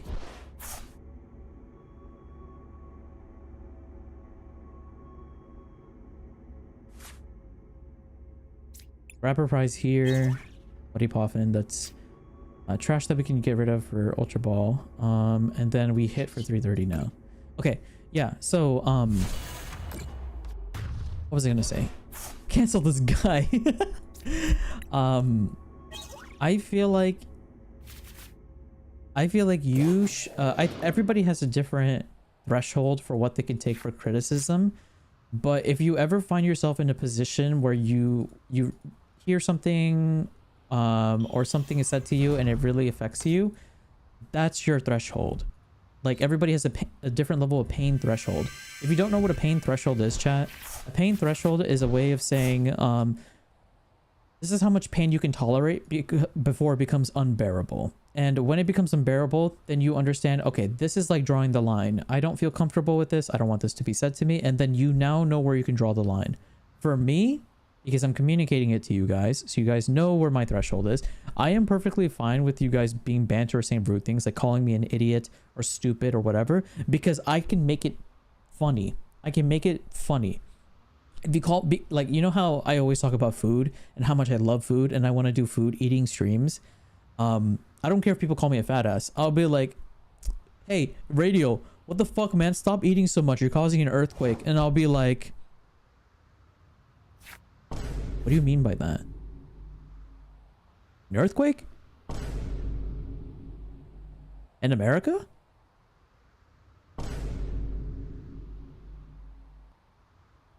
What was on the Richter scale? You're saying it was a 10 on the Richter scale?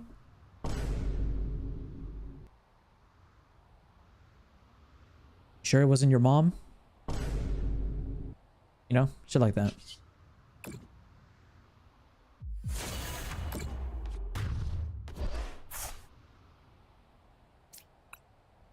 Like I don't get bothered by comments, stuff like that. I've learned to just like it's more fun for everybody involved, including the people who are making those comments, and for yourself, if you just play along with the jokes.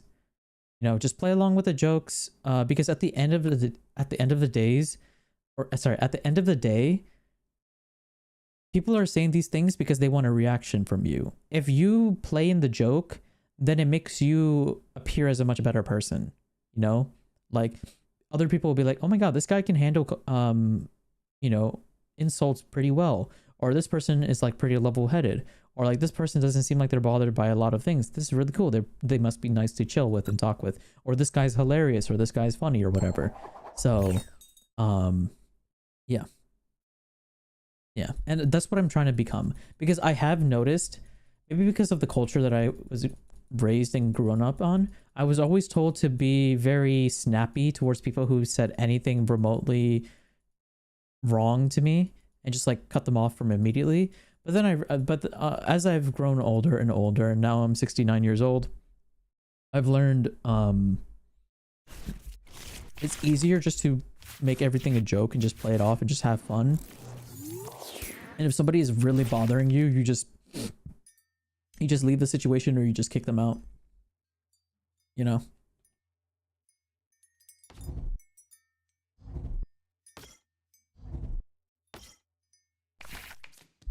Rainy canceled.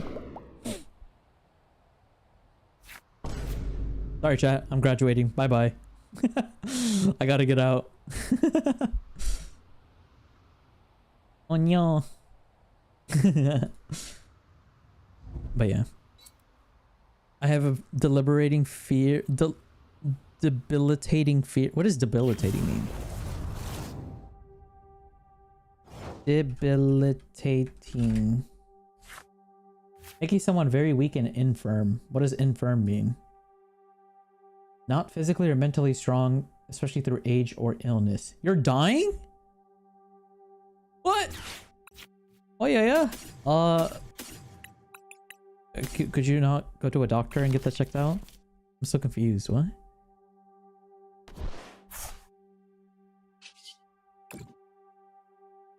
Huh? Yabba. It is what it is. Psychologist Reiniyal has arrived, folks. I wanted to be a psychologist. I almost became one. I went to college. My first year in college was taking a bunch of psych classes. The reason I didn't stick around with it was because I think you have to spend like 6 years in psychology. How many years to get a psych degree? I think it's 6 years, right? Oh, it's 4 years. Oh.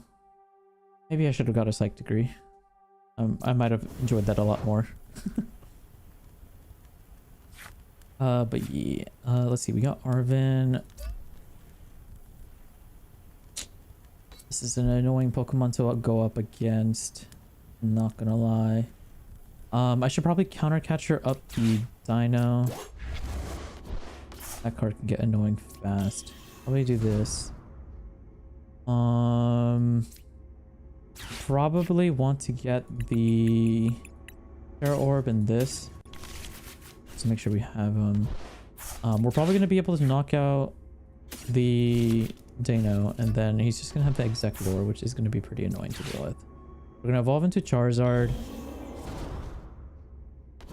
San Andreas fault? No, radio fault. I want those comments. I want like comments like that. Like obviously not all the time. You know, it depends on the time and place for things, but I really do want more of a bantery chat, where like chat is like more comfortable, more willing to like, you know, make like fun comments and shit like that. I feel like it would just be much more of a fun experience for both me and for chat as well. I should probably knock out this Executor with Dusclops, huh? Yeah. Boom. Bye-bye. And then we knock out the Dano. He's going to be left with only one Pokemon.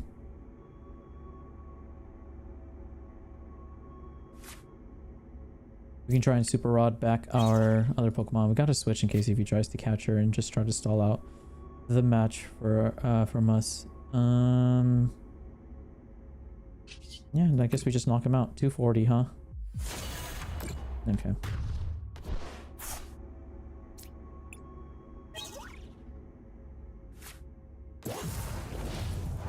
I'm not dying. Rest in peace, Tama. Do I have a rest in peace one?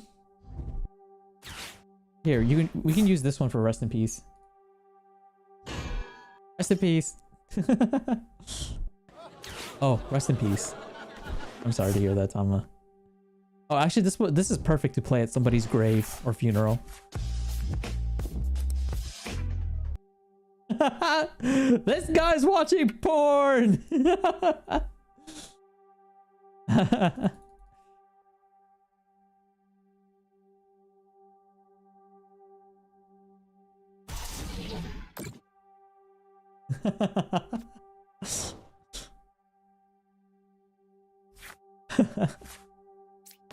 That's funny. All right. Let's see. So we got a V-Star. We can catch her up this. It did 150 to us. That is a little annoying. I think I'm just gonna be a very annoying asshole and just keep bugging this guy. I'm gonna use this, get rid of this. Get rid of this card. He doesn't do much damage to us. Then we're gonna boss his order up his Greninja and prevent him from being able to play the game. We're basically gonna fight and attack every single thing we can except his Executor. And it's just gonna annoy him. And then we'll be able to one-shot his Executor next turn. Hopefully, because hopefully we can draw a card that will get us our Charizard. Manually evolve the Charizard, then Rare Candy up into the Dusknoir at 130, and then slap him in the face really hard. Get in the coffin, it's a party for all. Oh yeah, the coffin meme. I want to see that.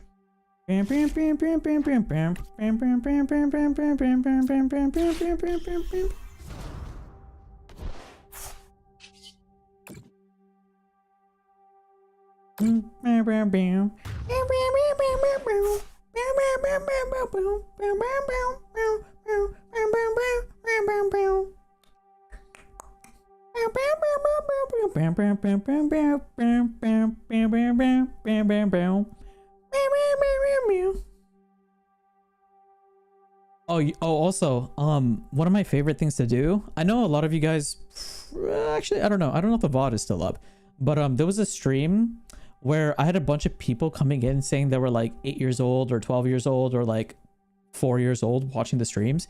And I know they're joking, but you're not supposed to say you're under the age of 13 if you are under the age of 13 on YouTube or on Twitch, because it is against YouTube's and Twitch's terms of service. You're not allowed to be watching streams if you're under 13. Like, you're just not allowed. I think the only way you're allowed to watch is if you get parental permission.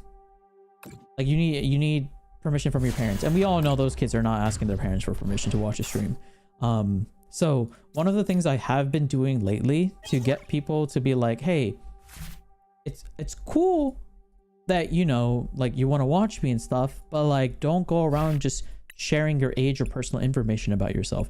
And usually when I recognize it's probably somebody very young and doesn't understand how the real world works yet, then I'm gonna be like, all right, well, this guy's watching porn, you know. I'll just scream that very loud, and hopefully they're watching me on speakers and or with like no headphones on, and then somebody in the real world will hear that and then look at the person, and then it'll be very embarrassing for them, because now you have to explain what the fuck you're doing or run away.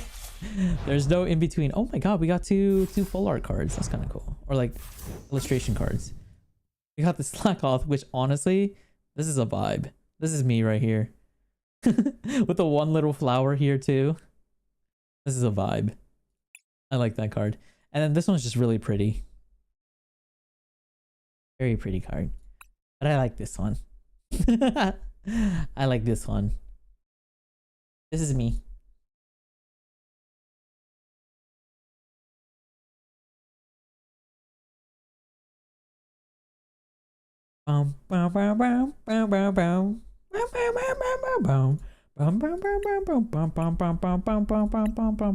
Yay, we've climbed, chat. We got 18 points. I'm amazing.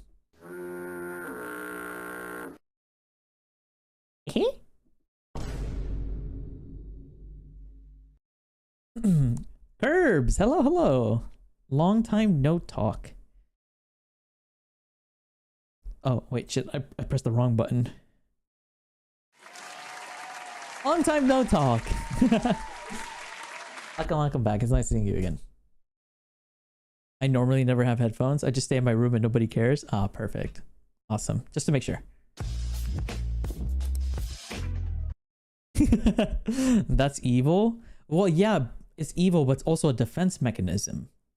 Like I said, because, you know, sometimes you're going to get bombarded by a lot of like immature, or like, you know, I actually don't mind immaturity, but like it's immaturity with a good taste. You know, you just can't be immature for the sake of being immature. Like here, actually, I just thought of something.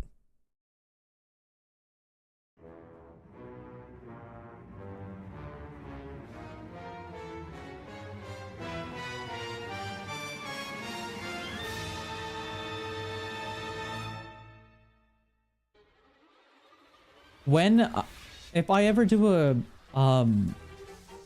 like a collab, yeah, that's what they're called, collab. If I'm ever playing a game or hanging out with someone, and they happen to be a female, or they identify themselves as a female, if I get people that's like very incel behavior, like you can tell that they've like never spoken to a woman in their life, that's where like I'm like, okay, I need a defense mechanism. I need to get these people out of my stream, because like most of my friends are female. I have a more female dominant friendship group than male. Like I've known, like I have more of a female friend group, and I spend more time with my female friends more so than my male friends. And as a result, I've learned like tendencies and like a lot of like little tips and tricks, as you would say, tips and tricks about women. And also I grew up with a single mom, so like I just have like this tendency to be like, all right, if people are being very incel behavior, that's just not cool, man. That's just not cool, and I'm just not a fan of that. Because like it's fine if it's a joke, but the thing is, when a stranger on the internet does it, it doesn't come off as a joke. You know, it comes off as just, this guy's really weird and they probably do not talk to people in the real world. Like and that's coming from me, somebody who doesn't even leave the house. I don't talk with that many people either. But like, okay, that's not the right song for this. I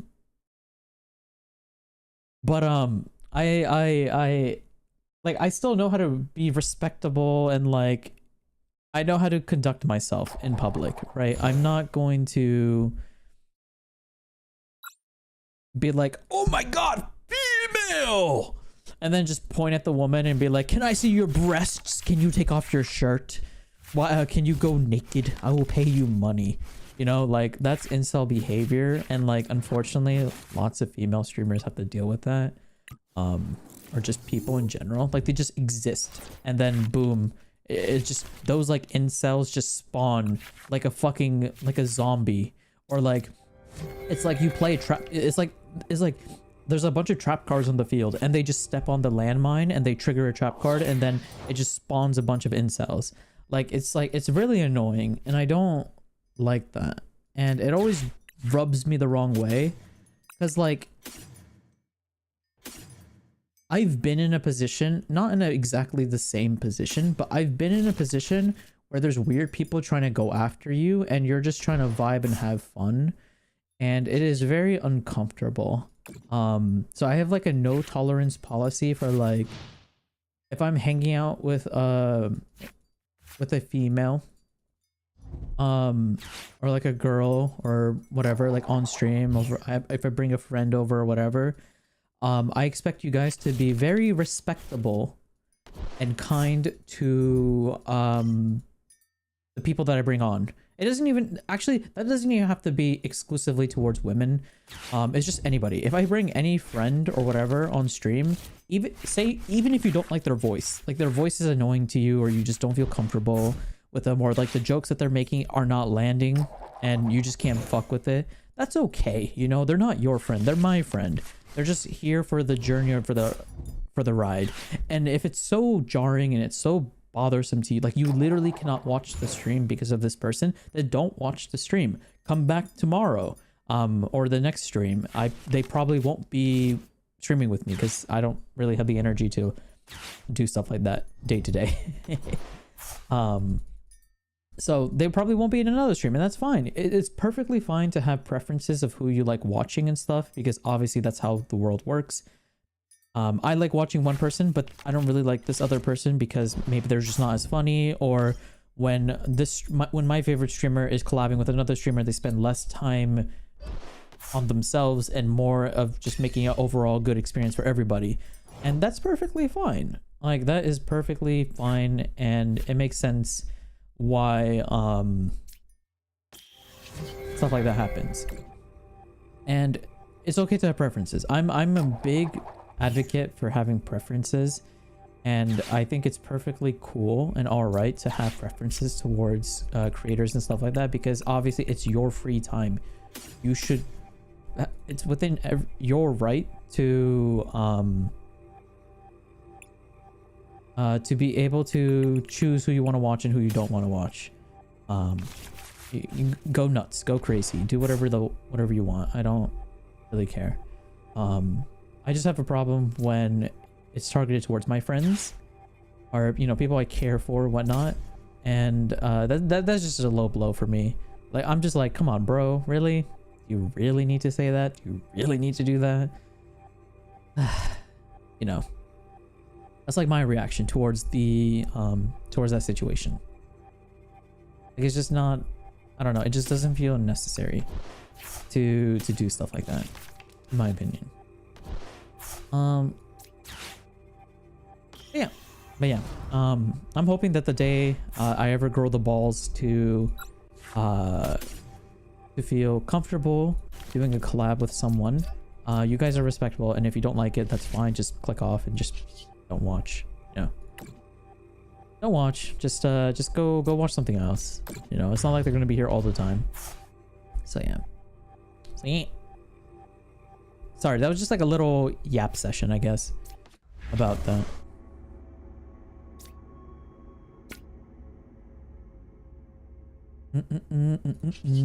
Let's see. And this should knock out Lugia, and then we're setting up for the other Lugia knockout, and we're swimming. Alright, cool. But yeah, I don't plan on collabing with anyone really anytime soon. I mean, there probably will be a collab here and there, because that's one of my 2025 goals, to do a collab with someone. It's just that it's really hard for me to want to collab with someone if I don't really know much about them. So I try to get to know people as much as I possibly can before the collab, so it's not just me figuring out who the person is. I'm also an introvert, chat, so like I don't really make friends that easily. It takes time. It's time. Ray with the education in women. Okay, why do you have to phrase it like that? That just sounds really... It feels like there's an implication behind that, but I can't tell right now. Immaturity with a good taste. Yes, immaturity with good taste. Like fart jokes, pee-pee jokes, poo-poo pee-pee, skibbity toilet, yabba dabba ding dong, or whatever I'm sure a lot of you guys know what this one is. Wait, wait.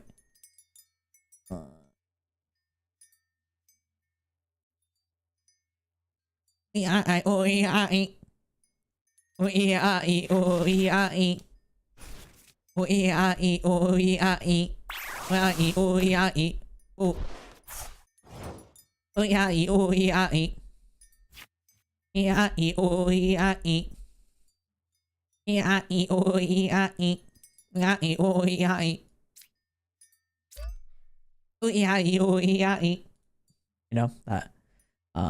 Yeah. Oh shit! I'm not gonna be able to knock out this Lugia. Ooh. Yikes. Because I wasn't able to get my 4 seal stone. Don't have a rare candy for the Pidgey. Yikes.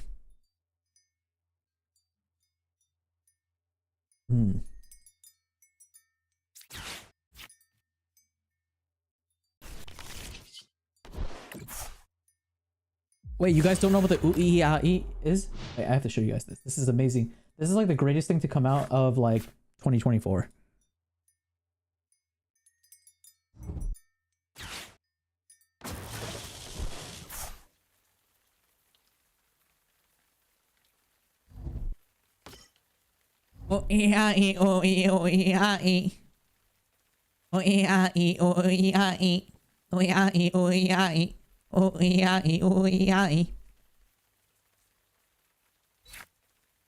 Ray with the education women, it's insane how some people are shamefully like that. It's because they're too... I feel like most people who do that are just a bit young and they just don't... They haven't lived enough or experienced enough to be able to understand what's right and wrong. That's just my opinion on that particular comment. I'm not too sure. The people's thought processes when it comes to that. But, I mean, obviously that's not for me to decide or to think about or care, because I don't really care, to be honest. It is what it is, as the kids say. Perverts? See, I don't have a problem with perverts, as long as you keep it to yourself, or you're being perverted towards a fictional character that is like overage, of course. Because, like, you know, people have preferences and they like certain characters because they're pretty or they're sexy or whatever. Because at the end of the day, a lot of these characters and stuff are purposely designed to be quote unquote appealing or sexy or whatever, right? Like, that's the whole purpose of those.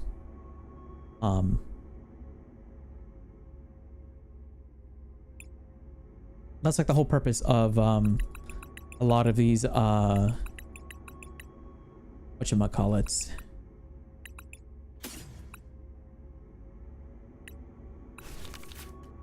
That's like the whole purpose of like a lot of people, or like things being designed for people and stuff like that. Sorry, I'm like trying to fucking... How the fuck am I going to sequence this? Because I need to knock out... I don't have another Charizard. I do have a Night Stretcher. I don't have a Charizard in there, so I have a Charizard in prize. The Iron Hands is a little scary, I'm not gonna lie.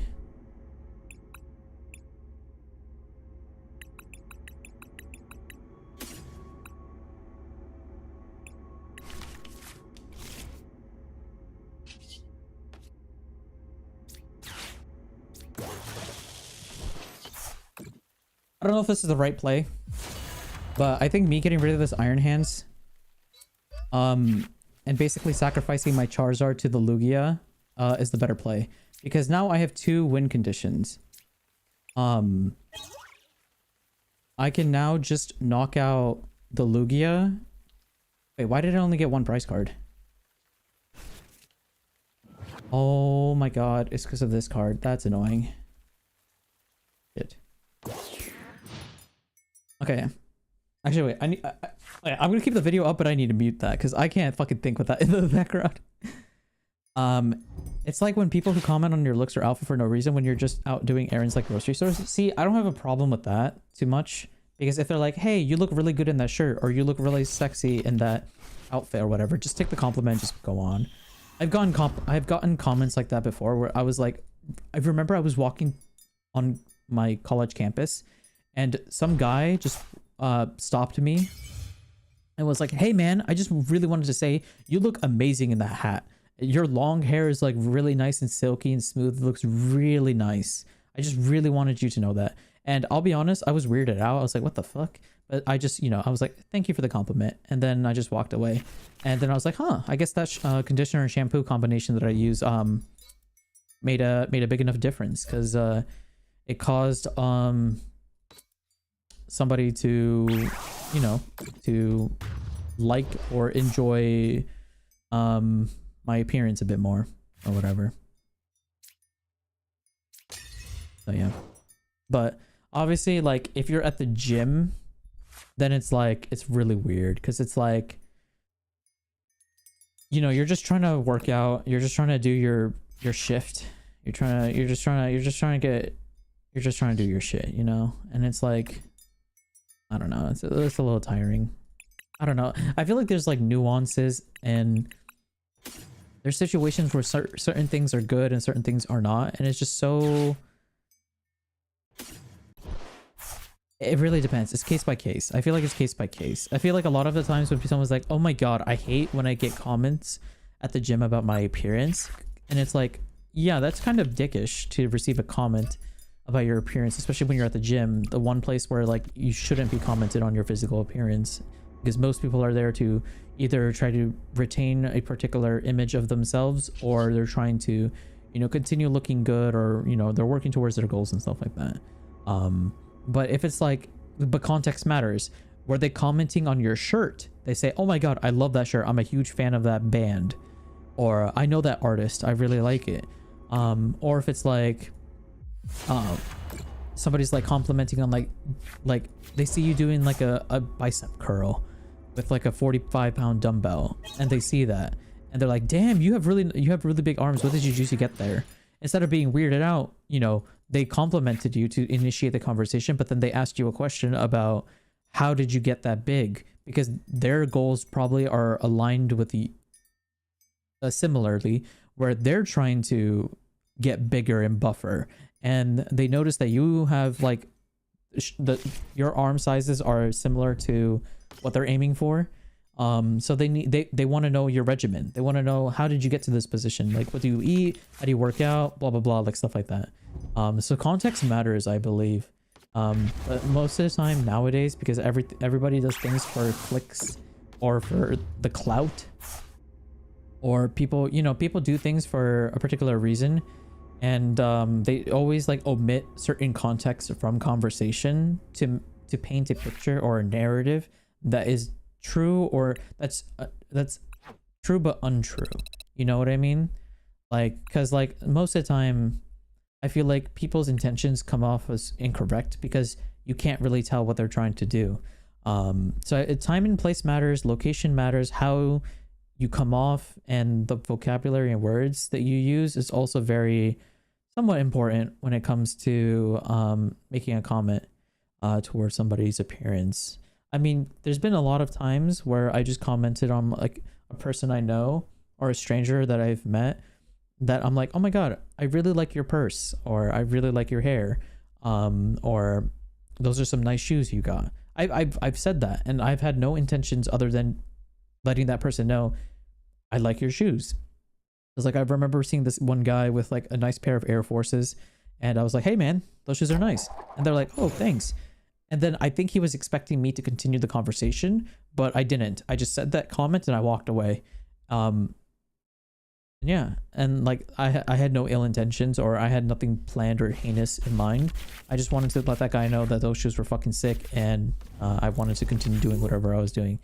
So I think context matters, but obviously some people have a smaller threshold of like receiving comments towards their appearance. Like maybe if you're self-conscious or insecure about your appearance and whatnot, it can be a little jarring to receive a comment about that. But I feel like it's rude to make comments about it, but at the same time, I think most people are not making those comments to be rude about it.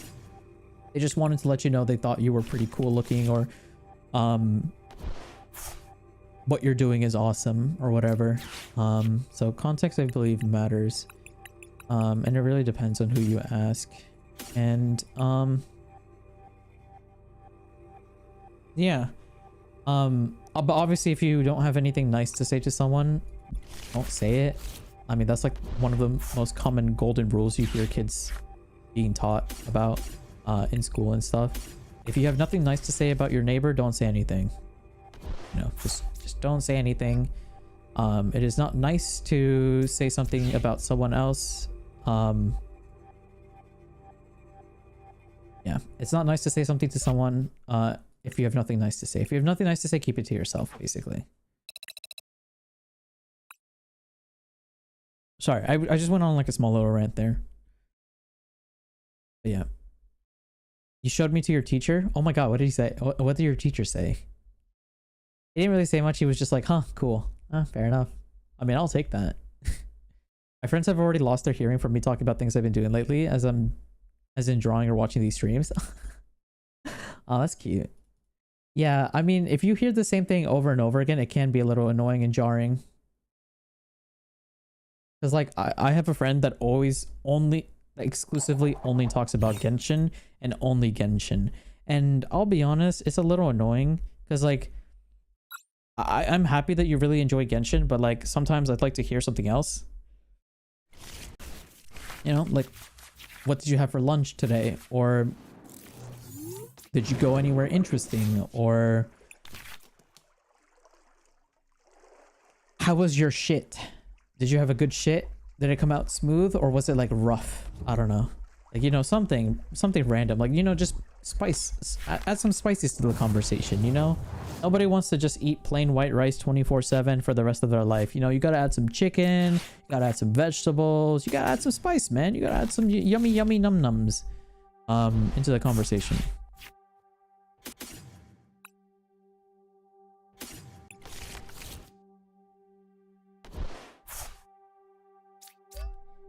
Yeah. Rainbow cockroach and spinning rat. I don't know the rainbow cockroach, but the spinning rat I do know. That one I do know. I do like the spinning rat. I was talking about Pokemon with some other students, and I thought, oh, my favorite streamer has been playing a lot of Pokemon. Fair enough, fair enough. That's really cute.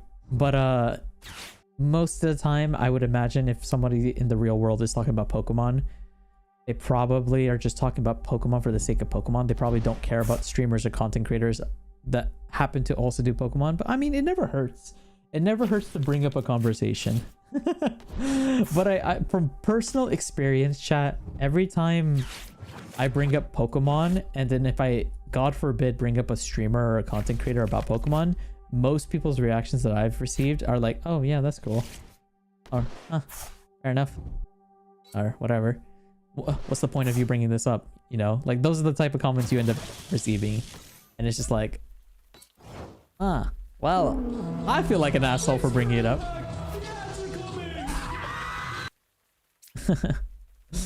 So, yeah. I probably won't be able to use this, but I'm not 100% sure. Let me try. Oh, I can.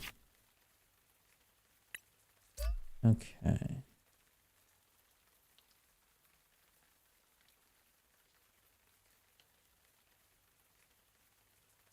I wonder if this prevents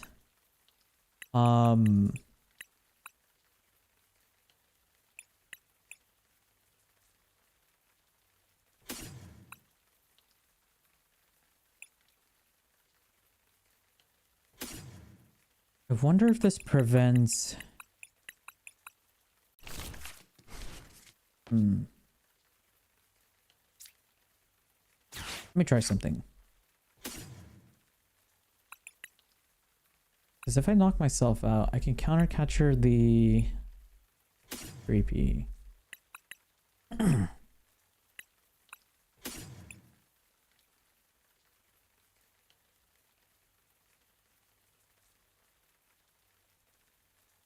That might not do anything though.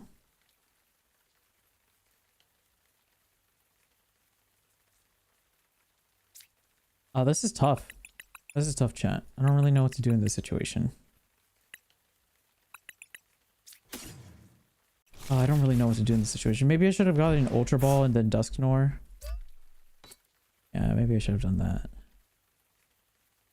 Could have at least knocked out the Dreepy completely. He only has 2 cards in his hand. He might have not been able to do something.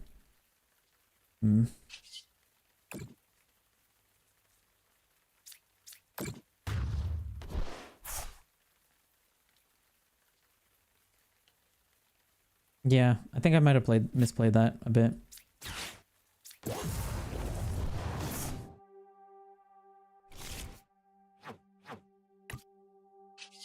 It's such a weird situation that I was just in. I mean, I got out of it, but he's just gonna attach an energy and pass. Maybe evolve? I'm not too sure. Yeah, it's the 6-hour mark. I should end soon.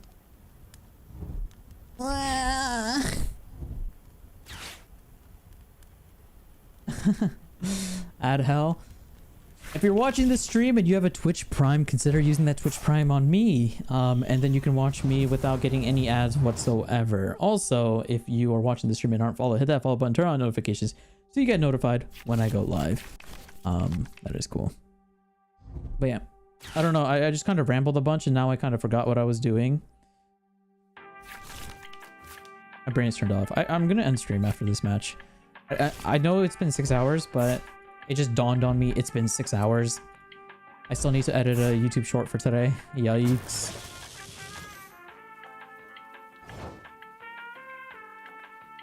Oh, you're back? Awesome. Sweet. But yeah. Okay. Basically, at the end of the day, I just have like a no tolerance rule for bro, fuck this bitch ass dumbass stupid ass Pokemon. Stupid ass Iron Thorns, man. I hate it with a passion. I'm conceding. I don't even want to play through this match. You know what? I'm gonna give it thumbs down too. Fuck you. I hate that deck. I hate that deck so much. I hate not being able to use your abilities. That's so annoying. Thumbs down is insane. I mean it. I mean it too. All right, one more game. Oh, Kai. Yo. Thank you so much for the gifted sub, Kai. Thank you. But yeah, basically, TLDR, because we yapped a lot.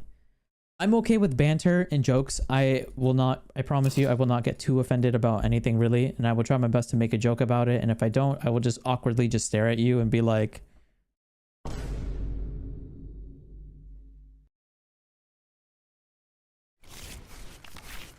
So, at least you will get that out of me.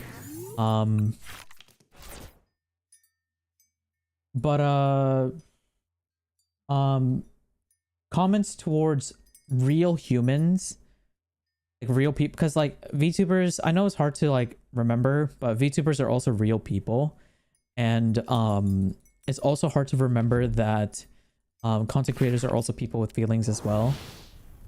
Sure, you may not like a content creator, but you have to also remember like they're human as well. So like, I don't know, just be mindful of like what you say, especially to people you don't know. For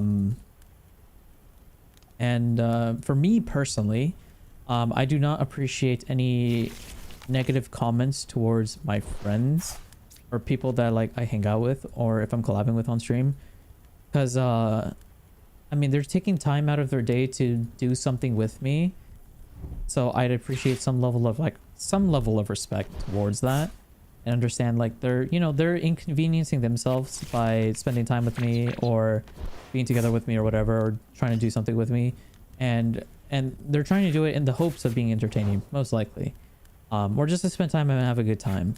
And some people, I understand, like some people just aren't as funny as your favorite content creator or whatever, and that's called preferences.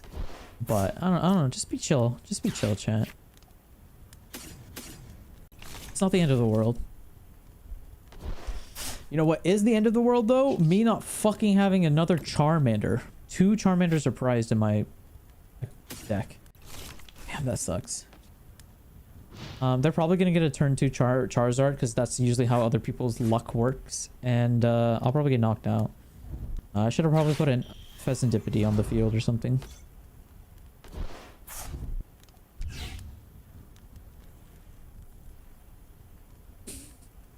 I just saw comments.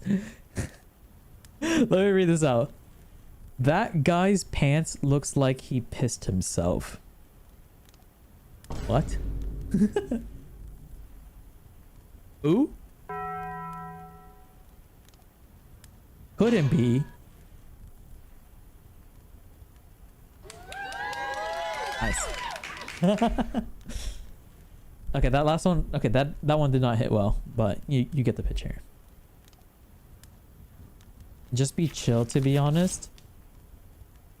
Yeah, but honestly, I also like it when people are not chill as well, because sometimes people say fuck, like out of pocket things, and it's sometimes funny.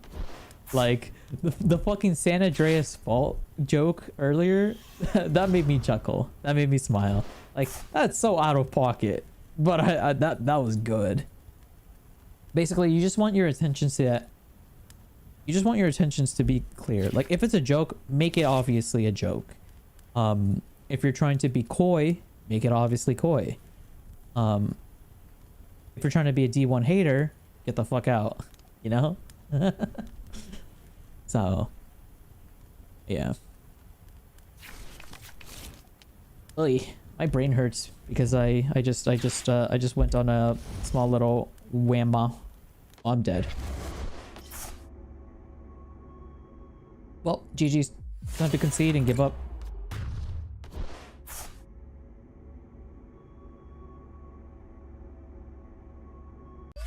Wait, that's pretty ironic because their victory message was a single strike is all it takes for me to win.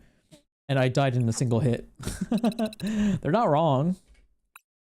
Oh, dude, I'm one game away from leveling up one more time. Bro, this is an addiction. Okay, one more game. One more game.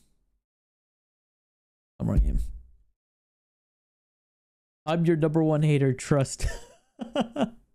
I love that. You know, chat, one of the things I've realized that a lot of large content creators have, they have a lot of haters, but the crazy part is those haters continue watching them. They're hate watching. Like, that is insane. You live rent free, you live so luxuriously lavish in their head that they just watch you for the sake of hating you. Like, that's amazing. I want to get to a position in life where I just have so many people watching me because they hate me. Like, that'd be sick. Marking your words. I mean, I'll play as much as I need to until I level up the battle pass.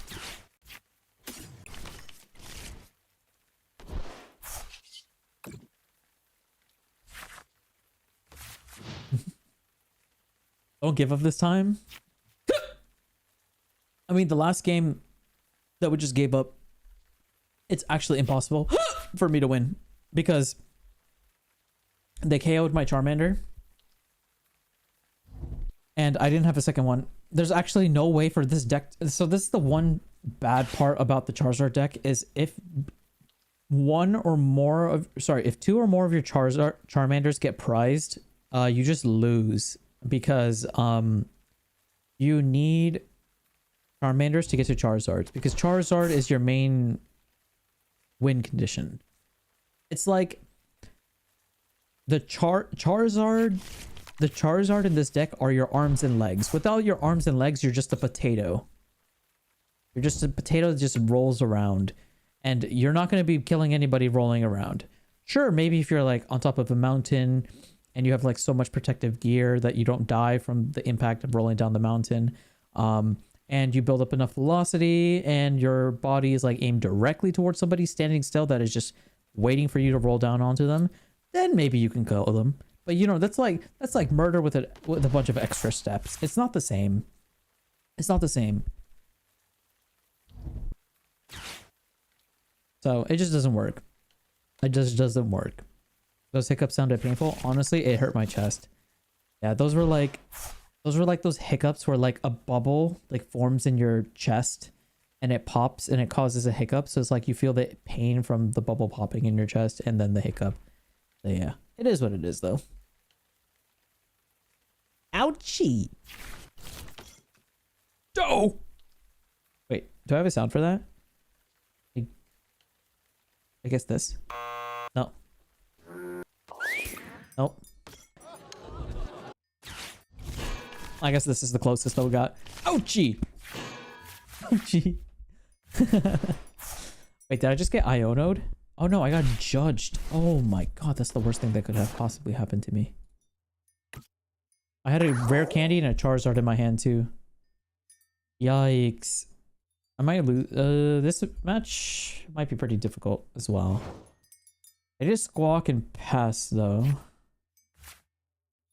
Yeah, but my hand is not any better. Fuck. Okay.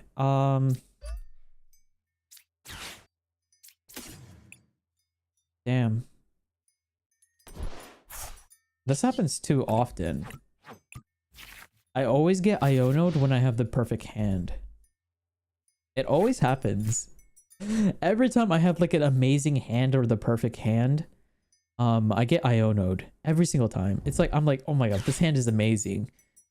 I get not Iono'd immediately, or judged, or Roxanne, or whatever. And then I'm just like, well, I had a great hand. Not so much now. But yeah, chat, tomorrow's stream is going to be a banger because we're gonna be finishing the Let's Go Pikachu stream. But in case if we don't, the day after, which is Saturday. Wait, is today? Yeah, today's Thursday. On Saturday, I set aside some time to be able to finish the game on Saturday if we're not able to finish it. But I'm pretty confident we'll be able to finish it tomorrow. I'm pretty confident we'll be able to finish it tomorrow. So if we do finish it tomorrow, I'm just gonna let you know I will probably take Saturday off then. So I can just you know immediately start editing my video and getting it ready as soon as possible. So I'll probably take Saturday and Sunday off if we're able to finish tomorrow's stream. So that's one less stream this week. But I hope you understand because I'm trying to get a lot of views. I just need one video on YouTube to get 1 million views. It's just a simple 1 million views. Once we can get to that position, that'd be great. Air orb and probably this, I guess. Not really much. Yeah. It's just a small little 1 million views, you know, chat.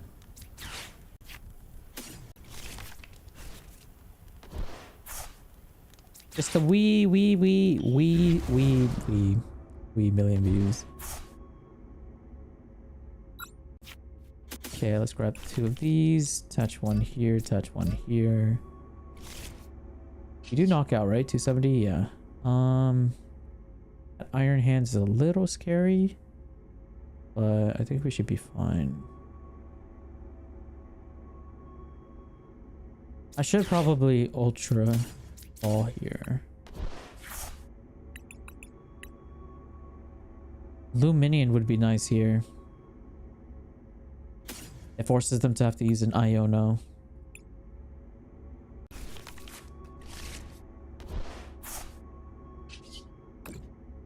Let's just do this and see what happens afterwards.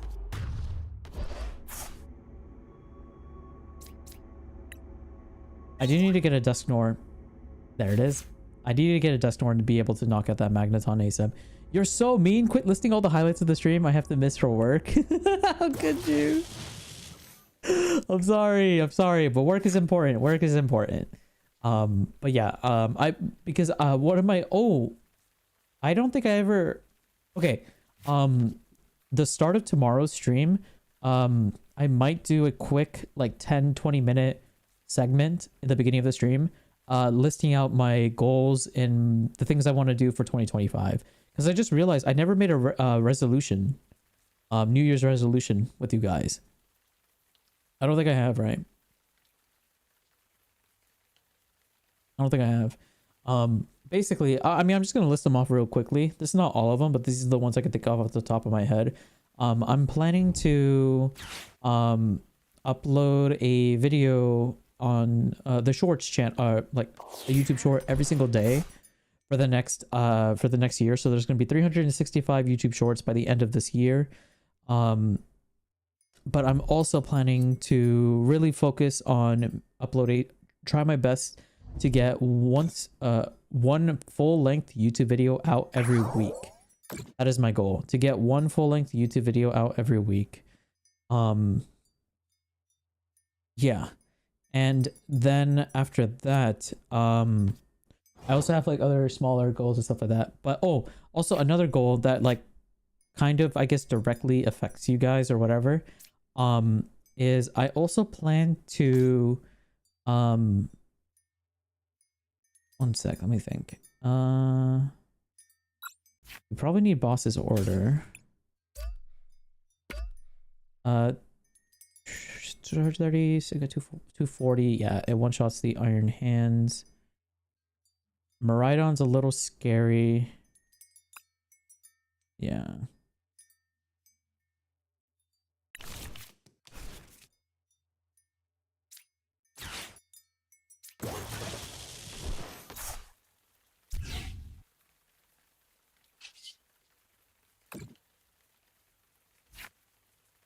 We could get a rare candy here and do that.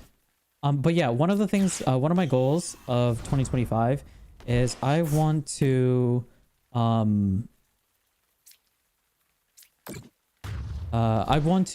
really, because last year I started streaming late May, and I had over 700 or 800 hours of stream time, which is a lot.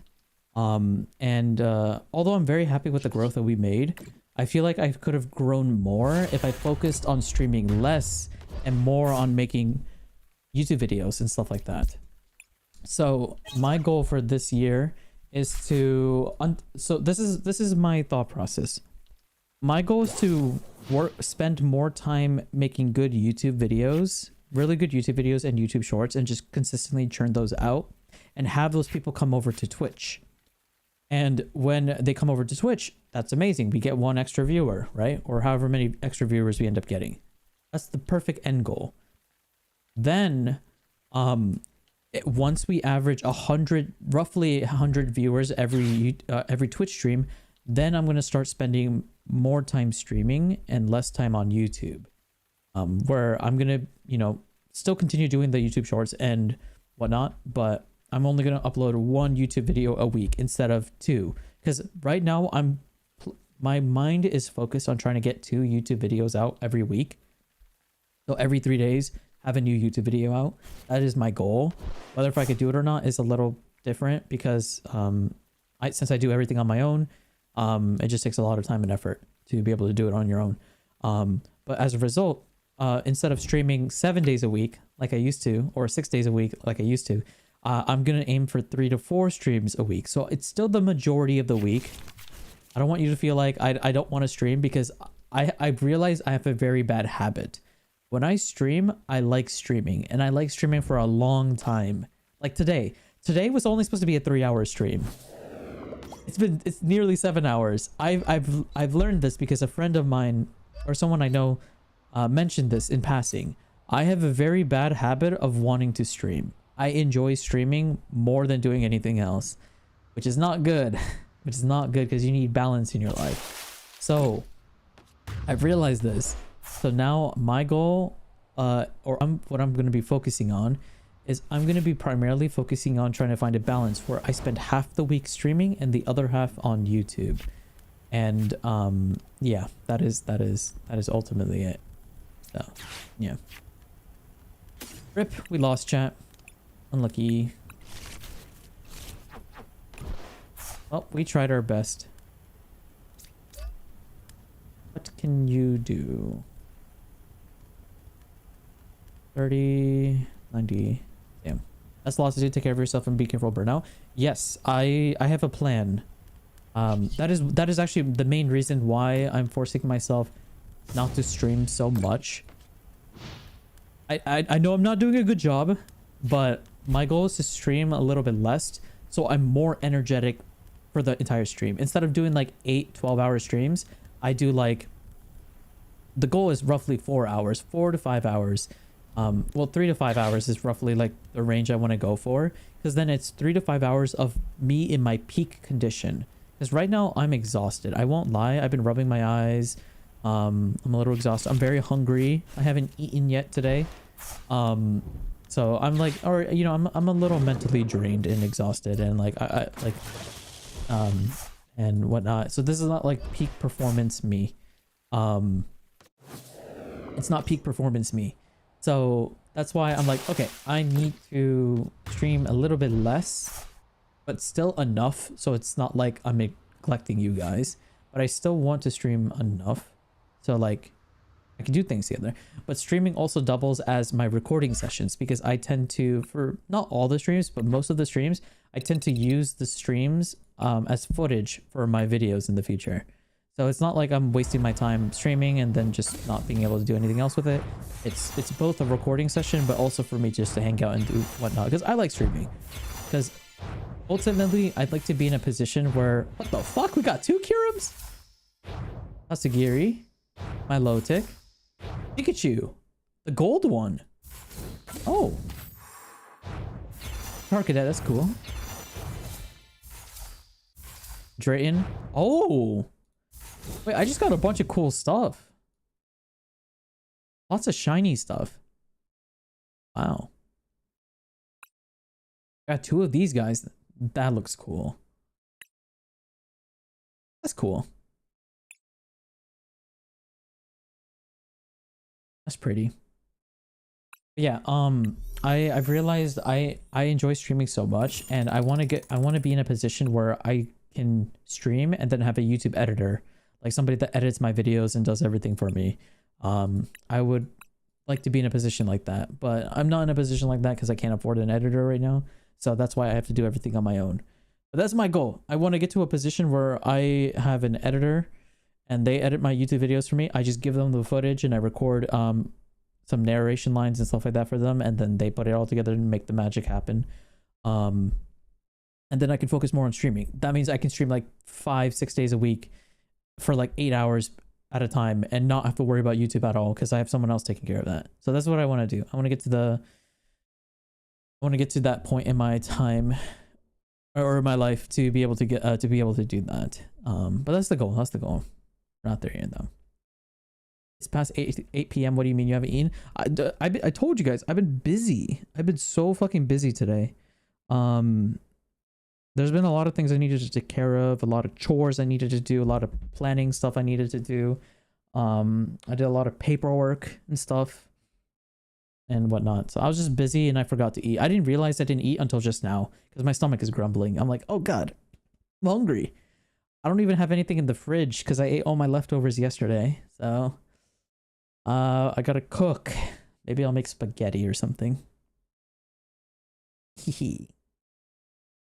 Last game? Yes, it's last game. I promise. I said it was last game. I said last game. But thankfully, there's only a few more tiers left until 74. So I might eat and then edit. And while I'm editing, I might play a couple games while I'm editing. But yes. Yeah, I just wanted to point that out because like I really like streaming. I really want to do this full time, but me streaming a lot does not get new viewers, because I was really hoping when I did the Elden Ring stream, I would get like hundreds of people tuning in, because I'm doing an uncapped stream. The stream doesn't end until we beat Elden Ring. It was like a 9-day stream. We streamed for 9 days in a row, no rest, and that was intense. But I think we only got one new viewer from that. So that's 190 hours of work, but for one viewer, which I'm grateful for. But you see what I mean? Like, the amount of time and results are not equaling. So I need it to equal. I need, like, for every hour I spend, I get one viewer or something like that, right? And in order to get to that position, chat, I need to work harder on other things. I need to work harder on clips. Hey there, Chris. Hello. Hope you're doing well. I need to work harder on clips. I need to get better at doing Twitter and social media and all that stuff. I need to get better at making YouTube videos. I need to make more entertaining videos. I need to keep improving. I want to improve so I can continue entertaining you guys and you guys don't get bored of me. And then you guys have a great time just tuning in and whatnot. That's why if you guys have ever any suggestions of what I can do or any ideas you have, please just post them in Discord, or you can tweet it at me or whatever. I don't care. Discord is probably the best place to do it, because I check Discord like every hour or so. Yeah. So yeah, feel free to Discord it up.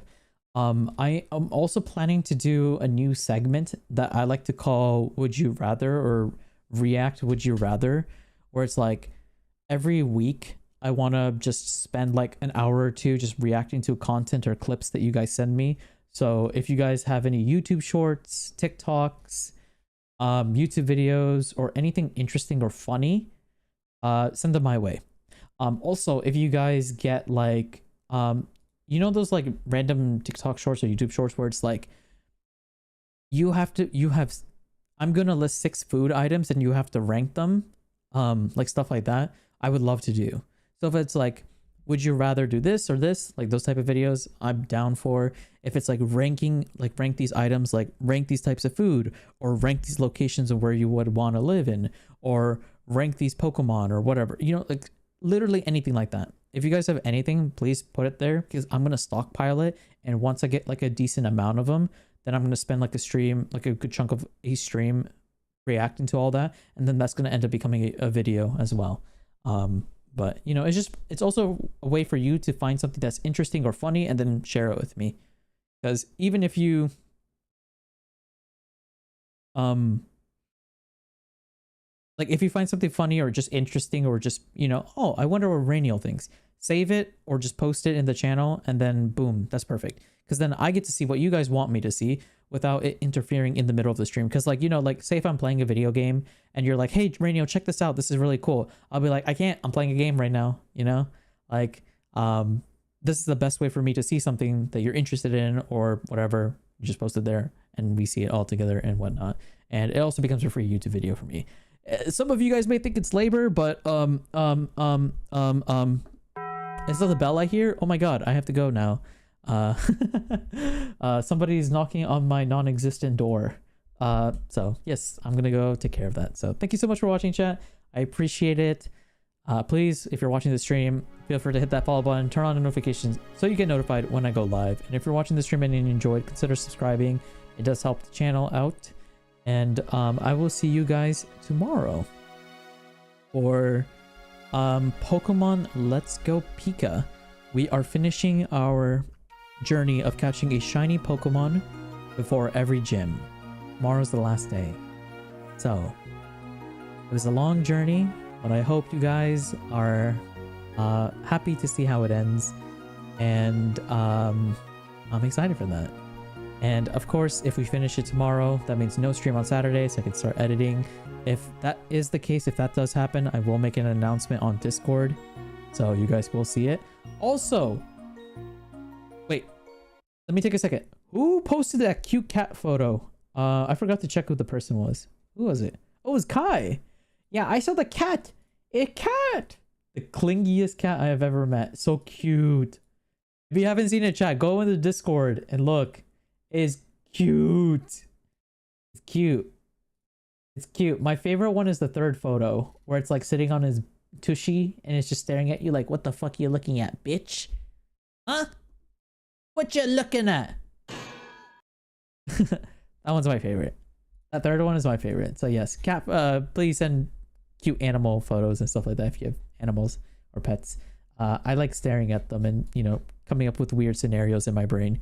Because like this one cat photo, the one that's sitting down, I'm just imagining two scenarios. One, the cat peed its pants and it's like, uh-oh, I now have to tell my owner that I peed my pants. Or I can just sit in silence and just stare at them and they won't know. Oh, yeah, I like that. So yeah, that's all I want to say. But that's it from me, chat. Thank you so much for watching. I appreciate it. I had a lot of fun. Today was just more of a chill stream. This is more of a yap stream. I didn't really have anything planned for today because I feel like it's been a while since we just sat around and just talked with each other without really doing anything. So hopefully you guys enjoyed today's yap session. Might make this a weekly thing. Who knows? We'll see. But peace. My puppies are cute. Oh, I want to see cute puppies. I like cute puppies. Puppies are cute. I think I'm more of a cat person than a dog person, but I think I love cats and dogs almost equally. It's like 51 to 49. I like animals. I like animals. I like animals way too much. Tell yapping, go get food.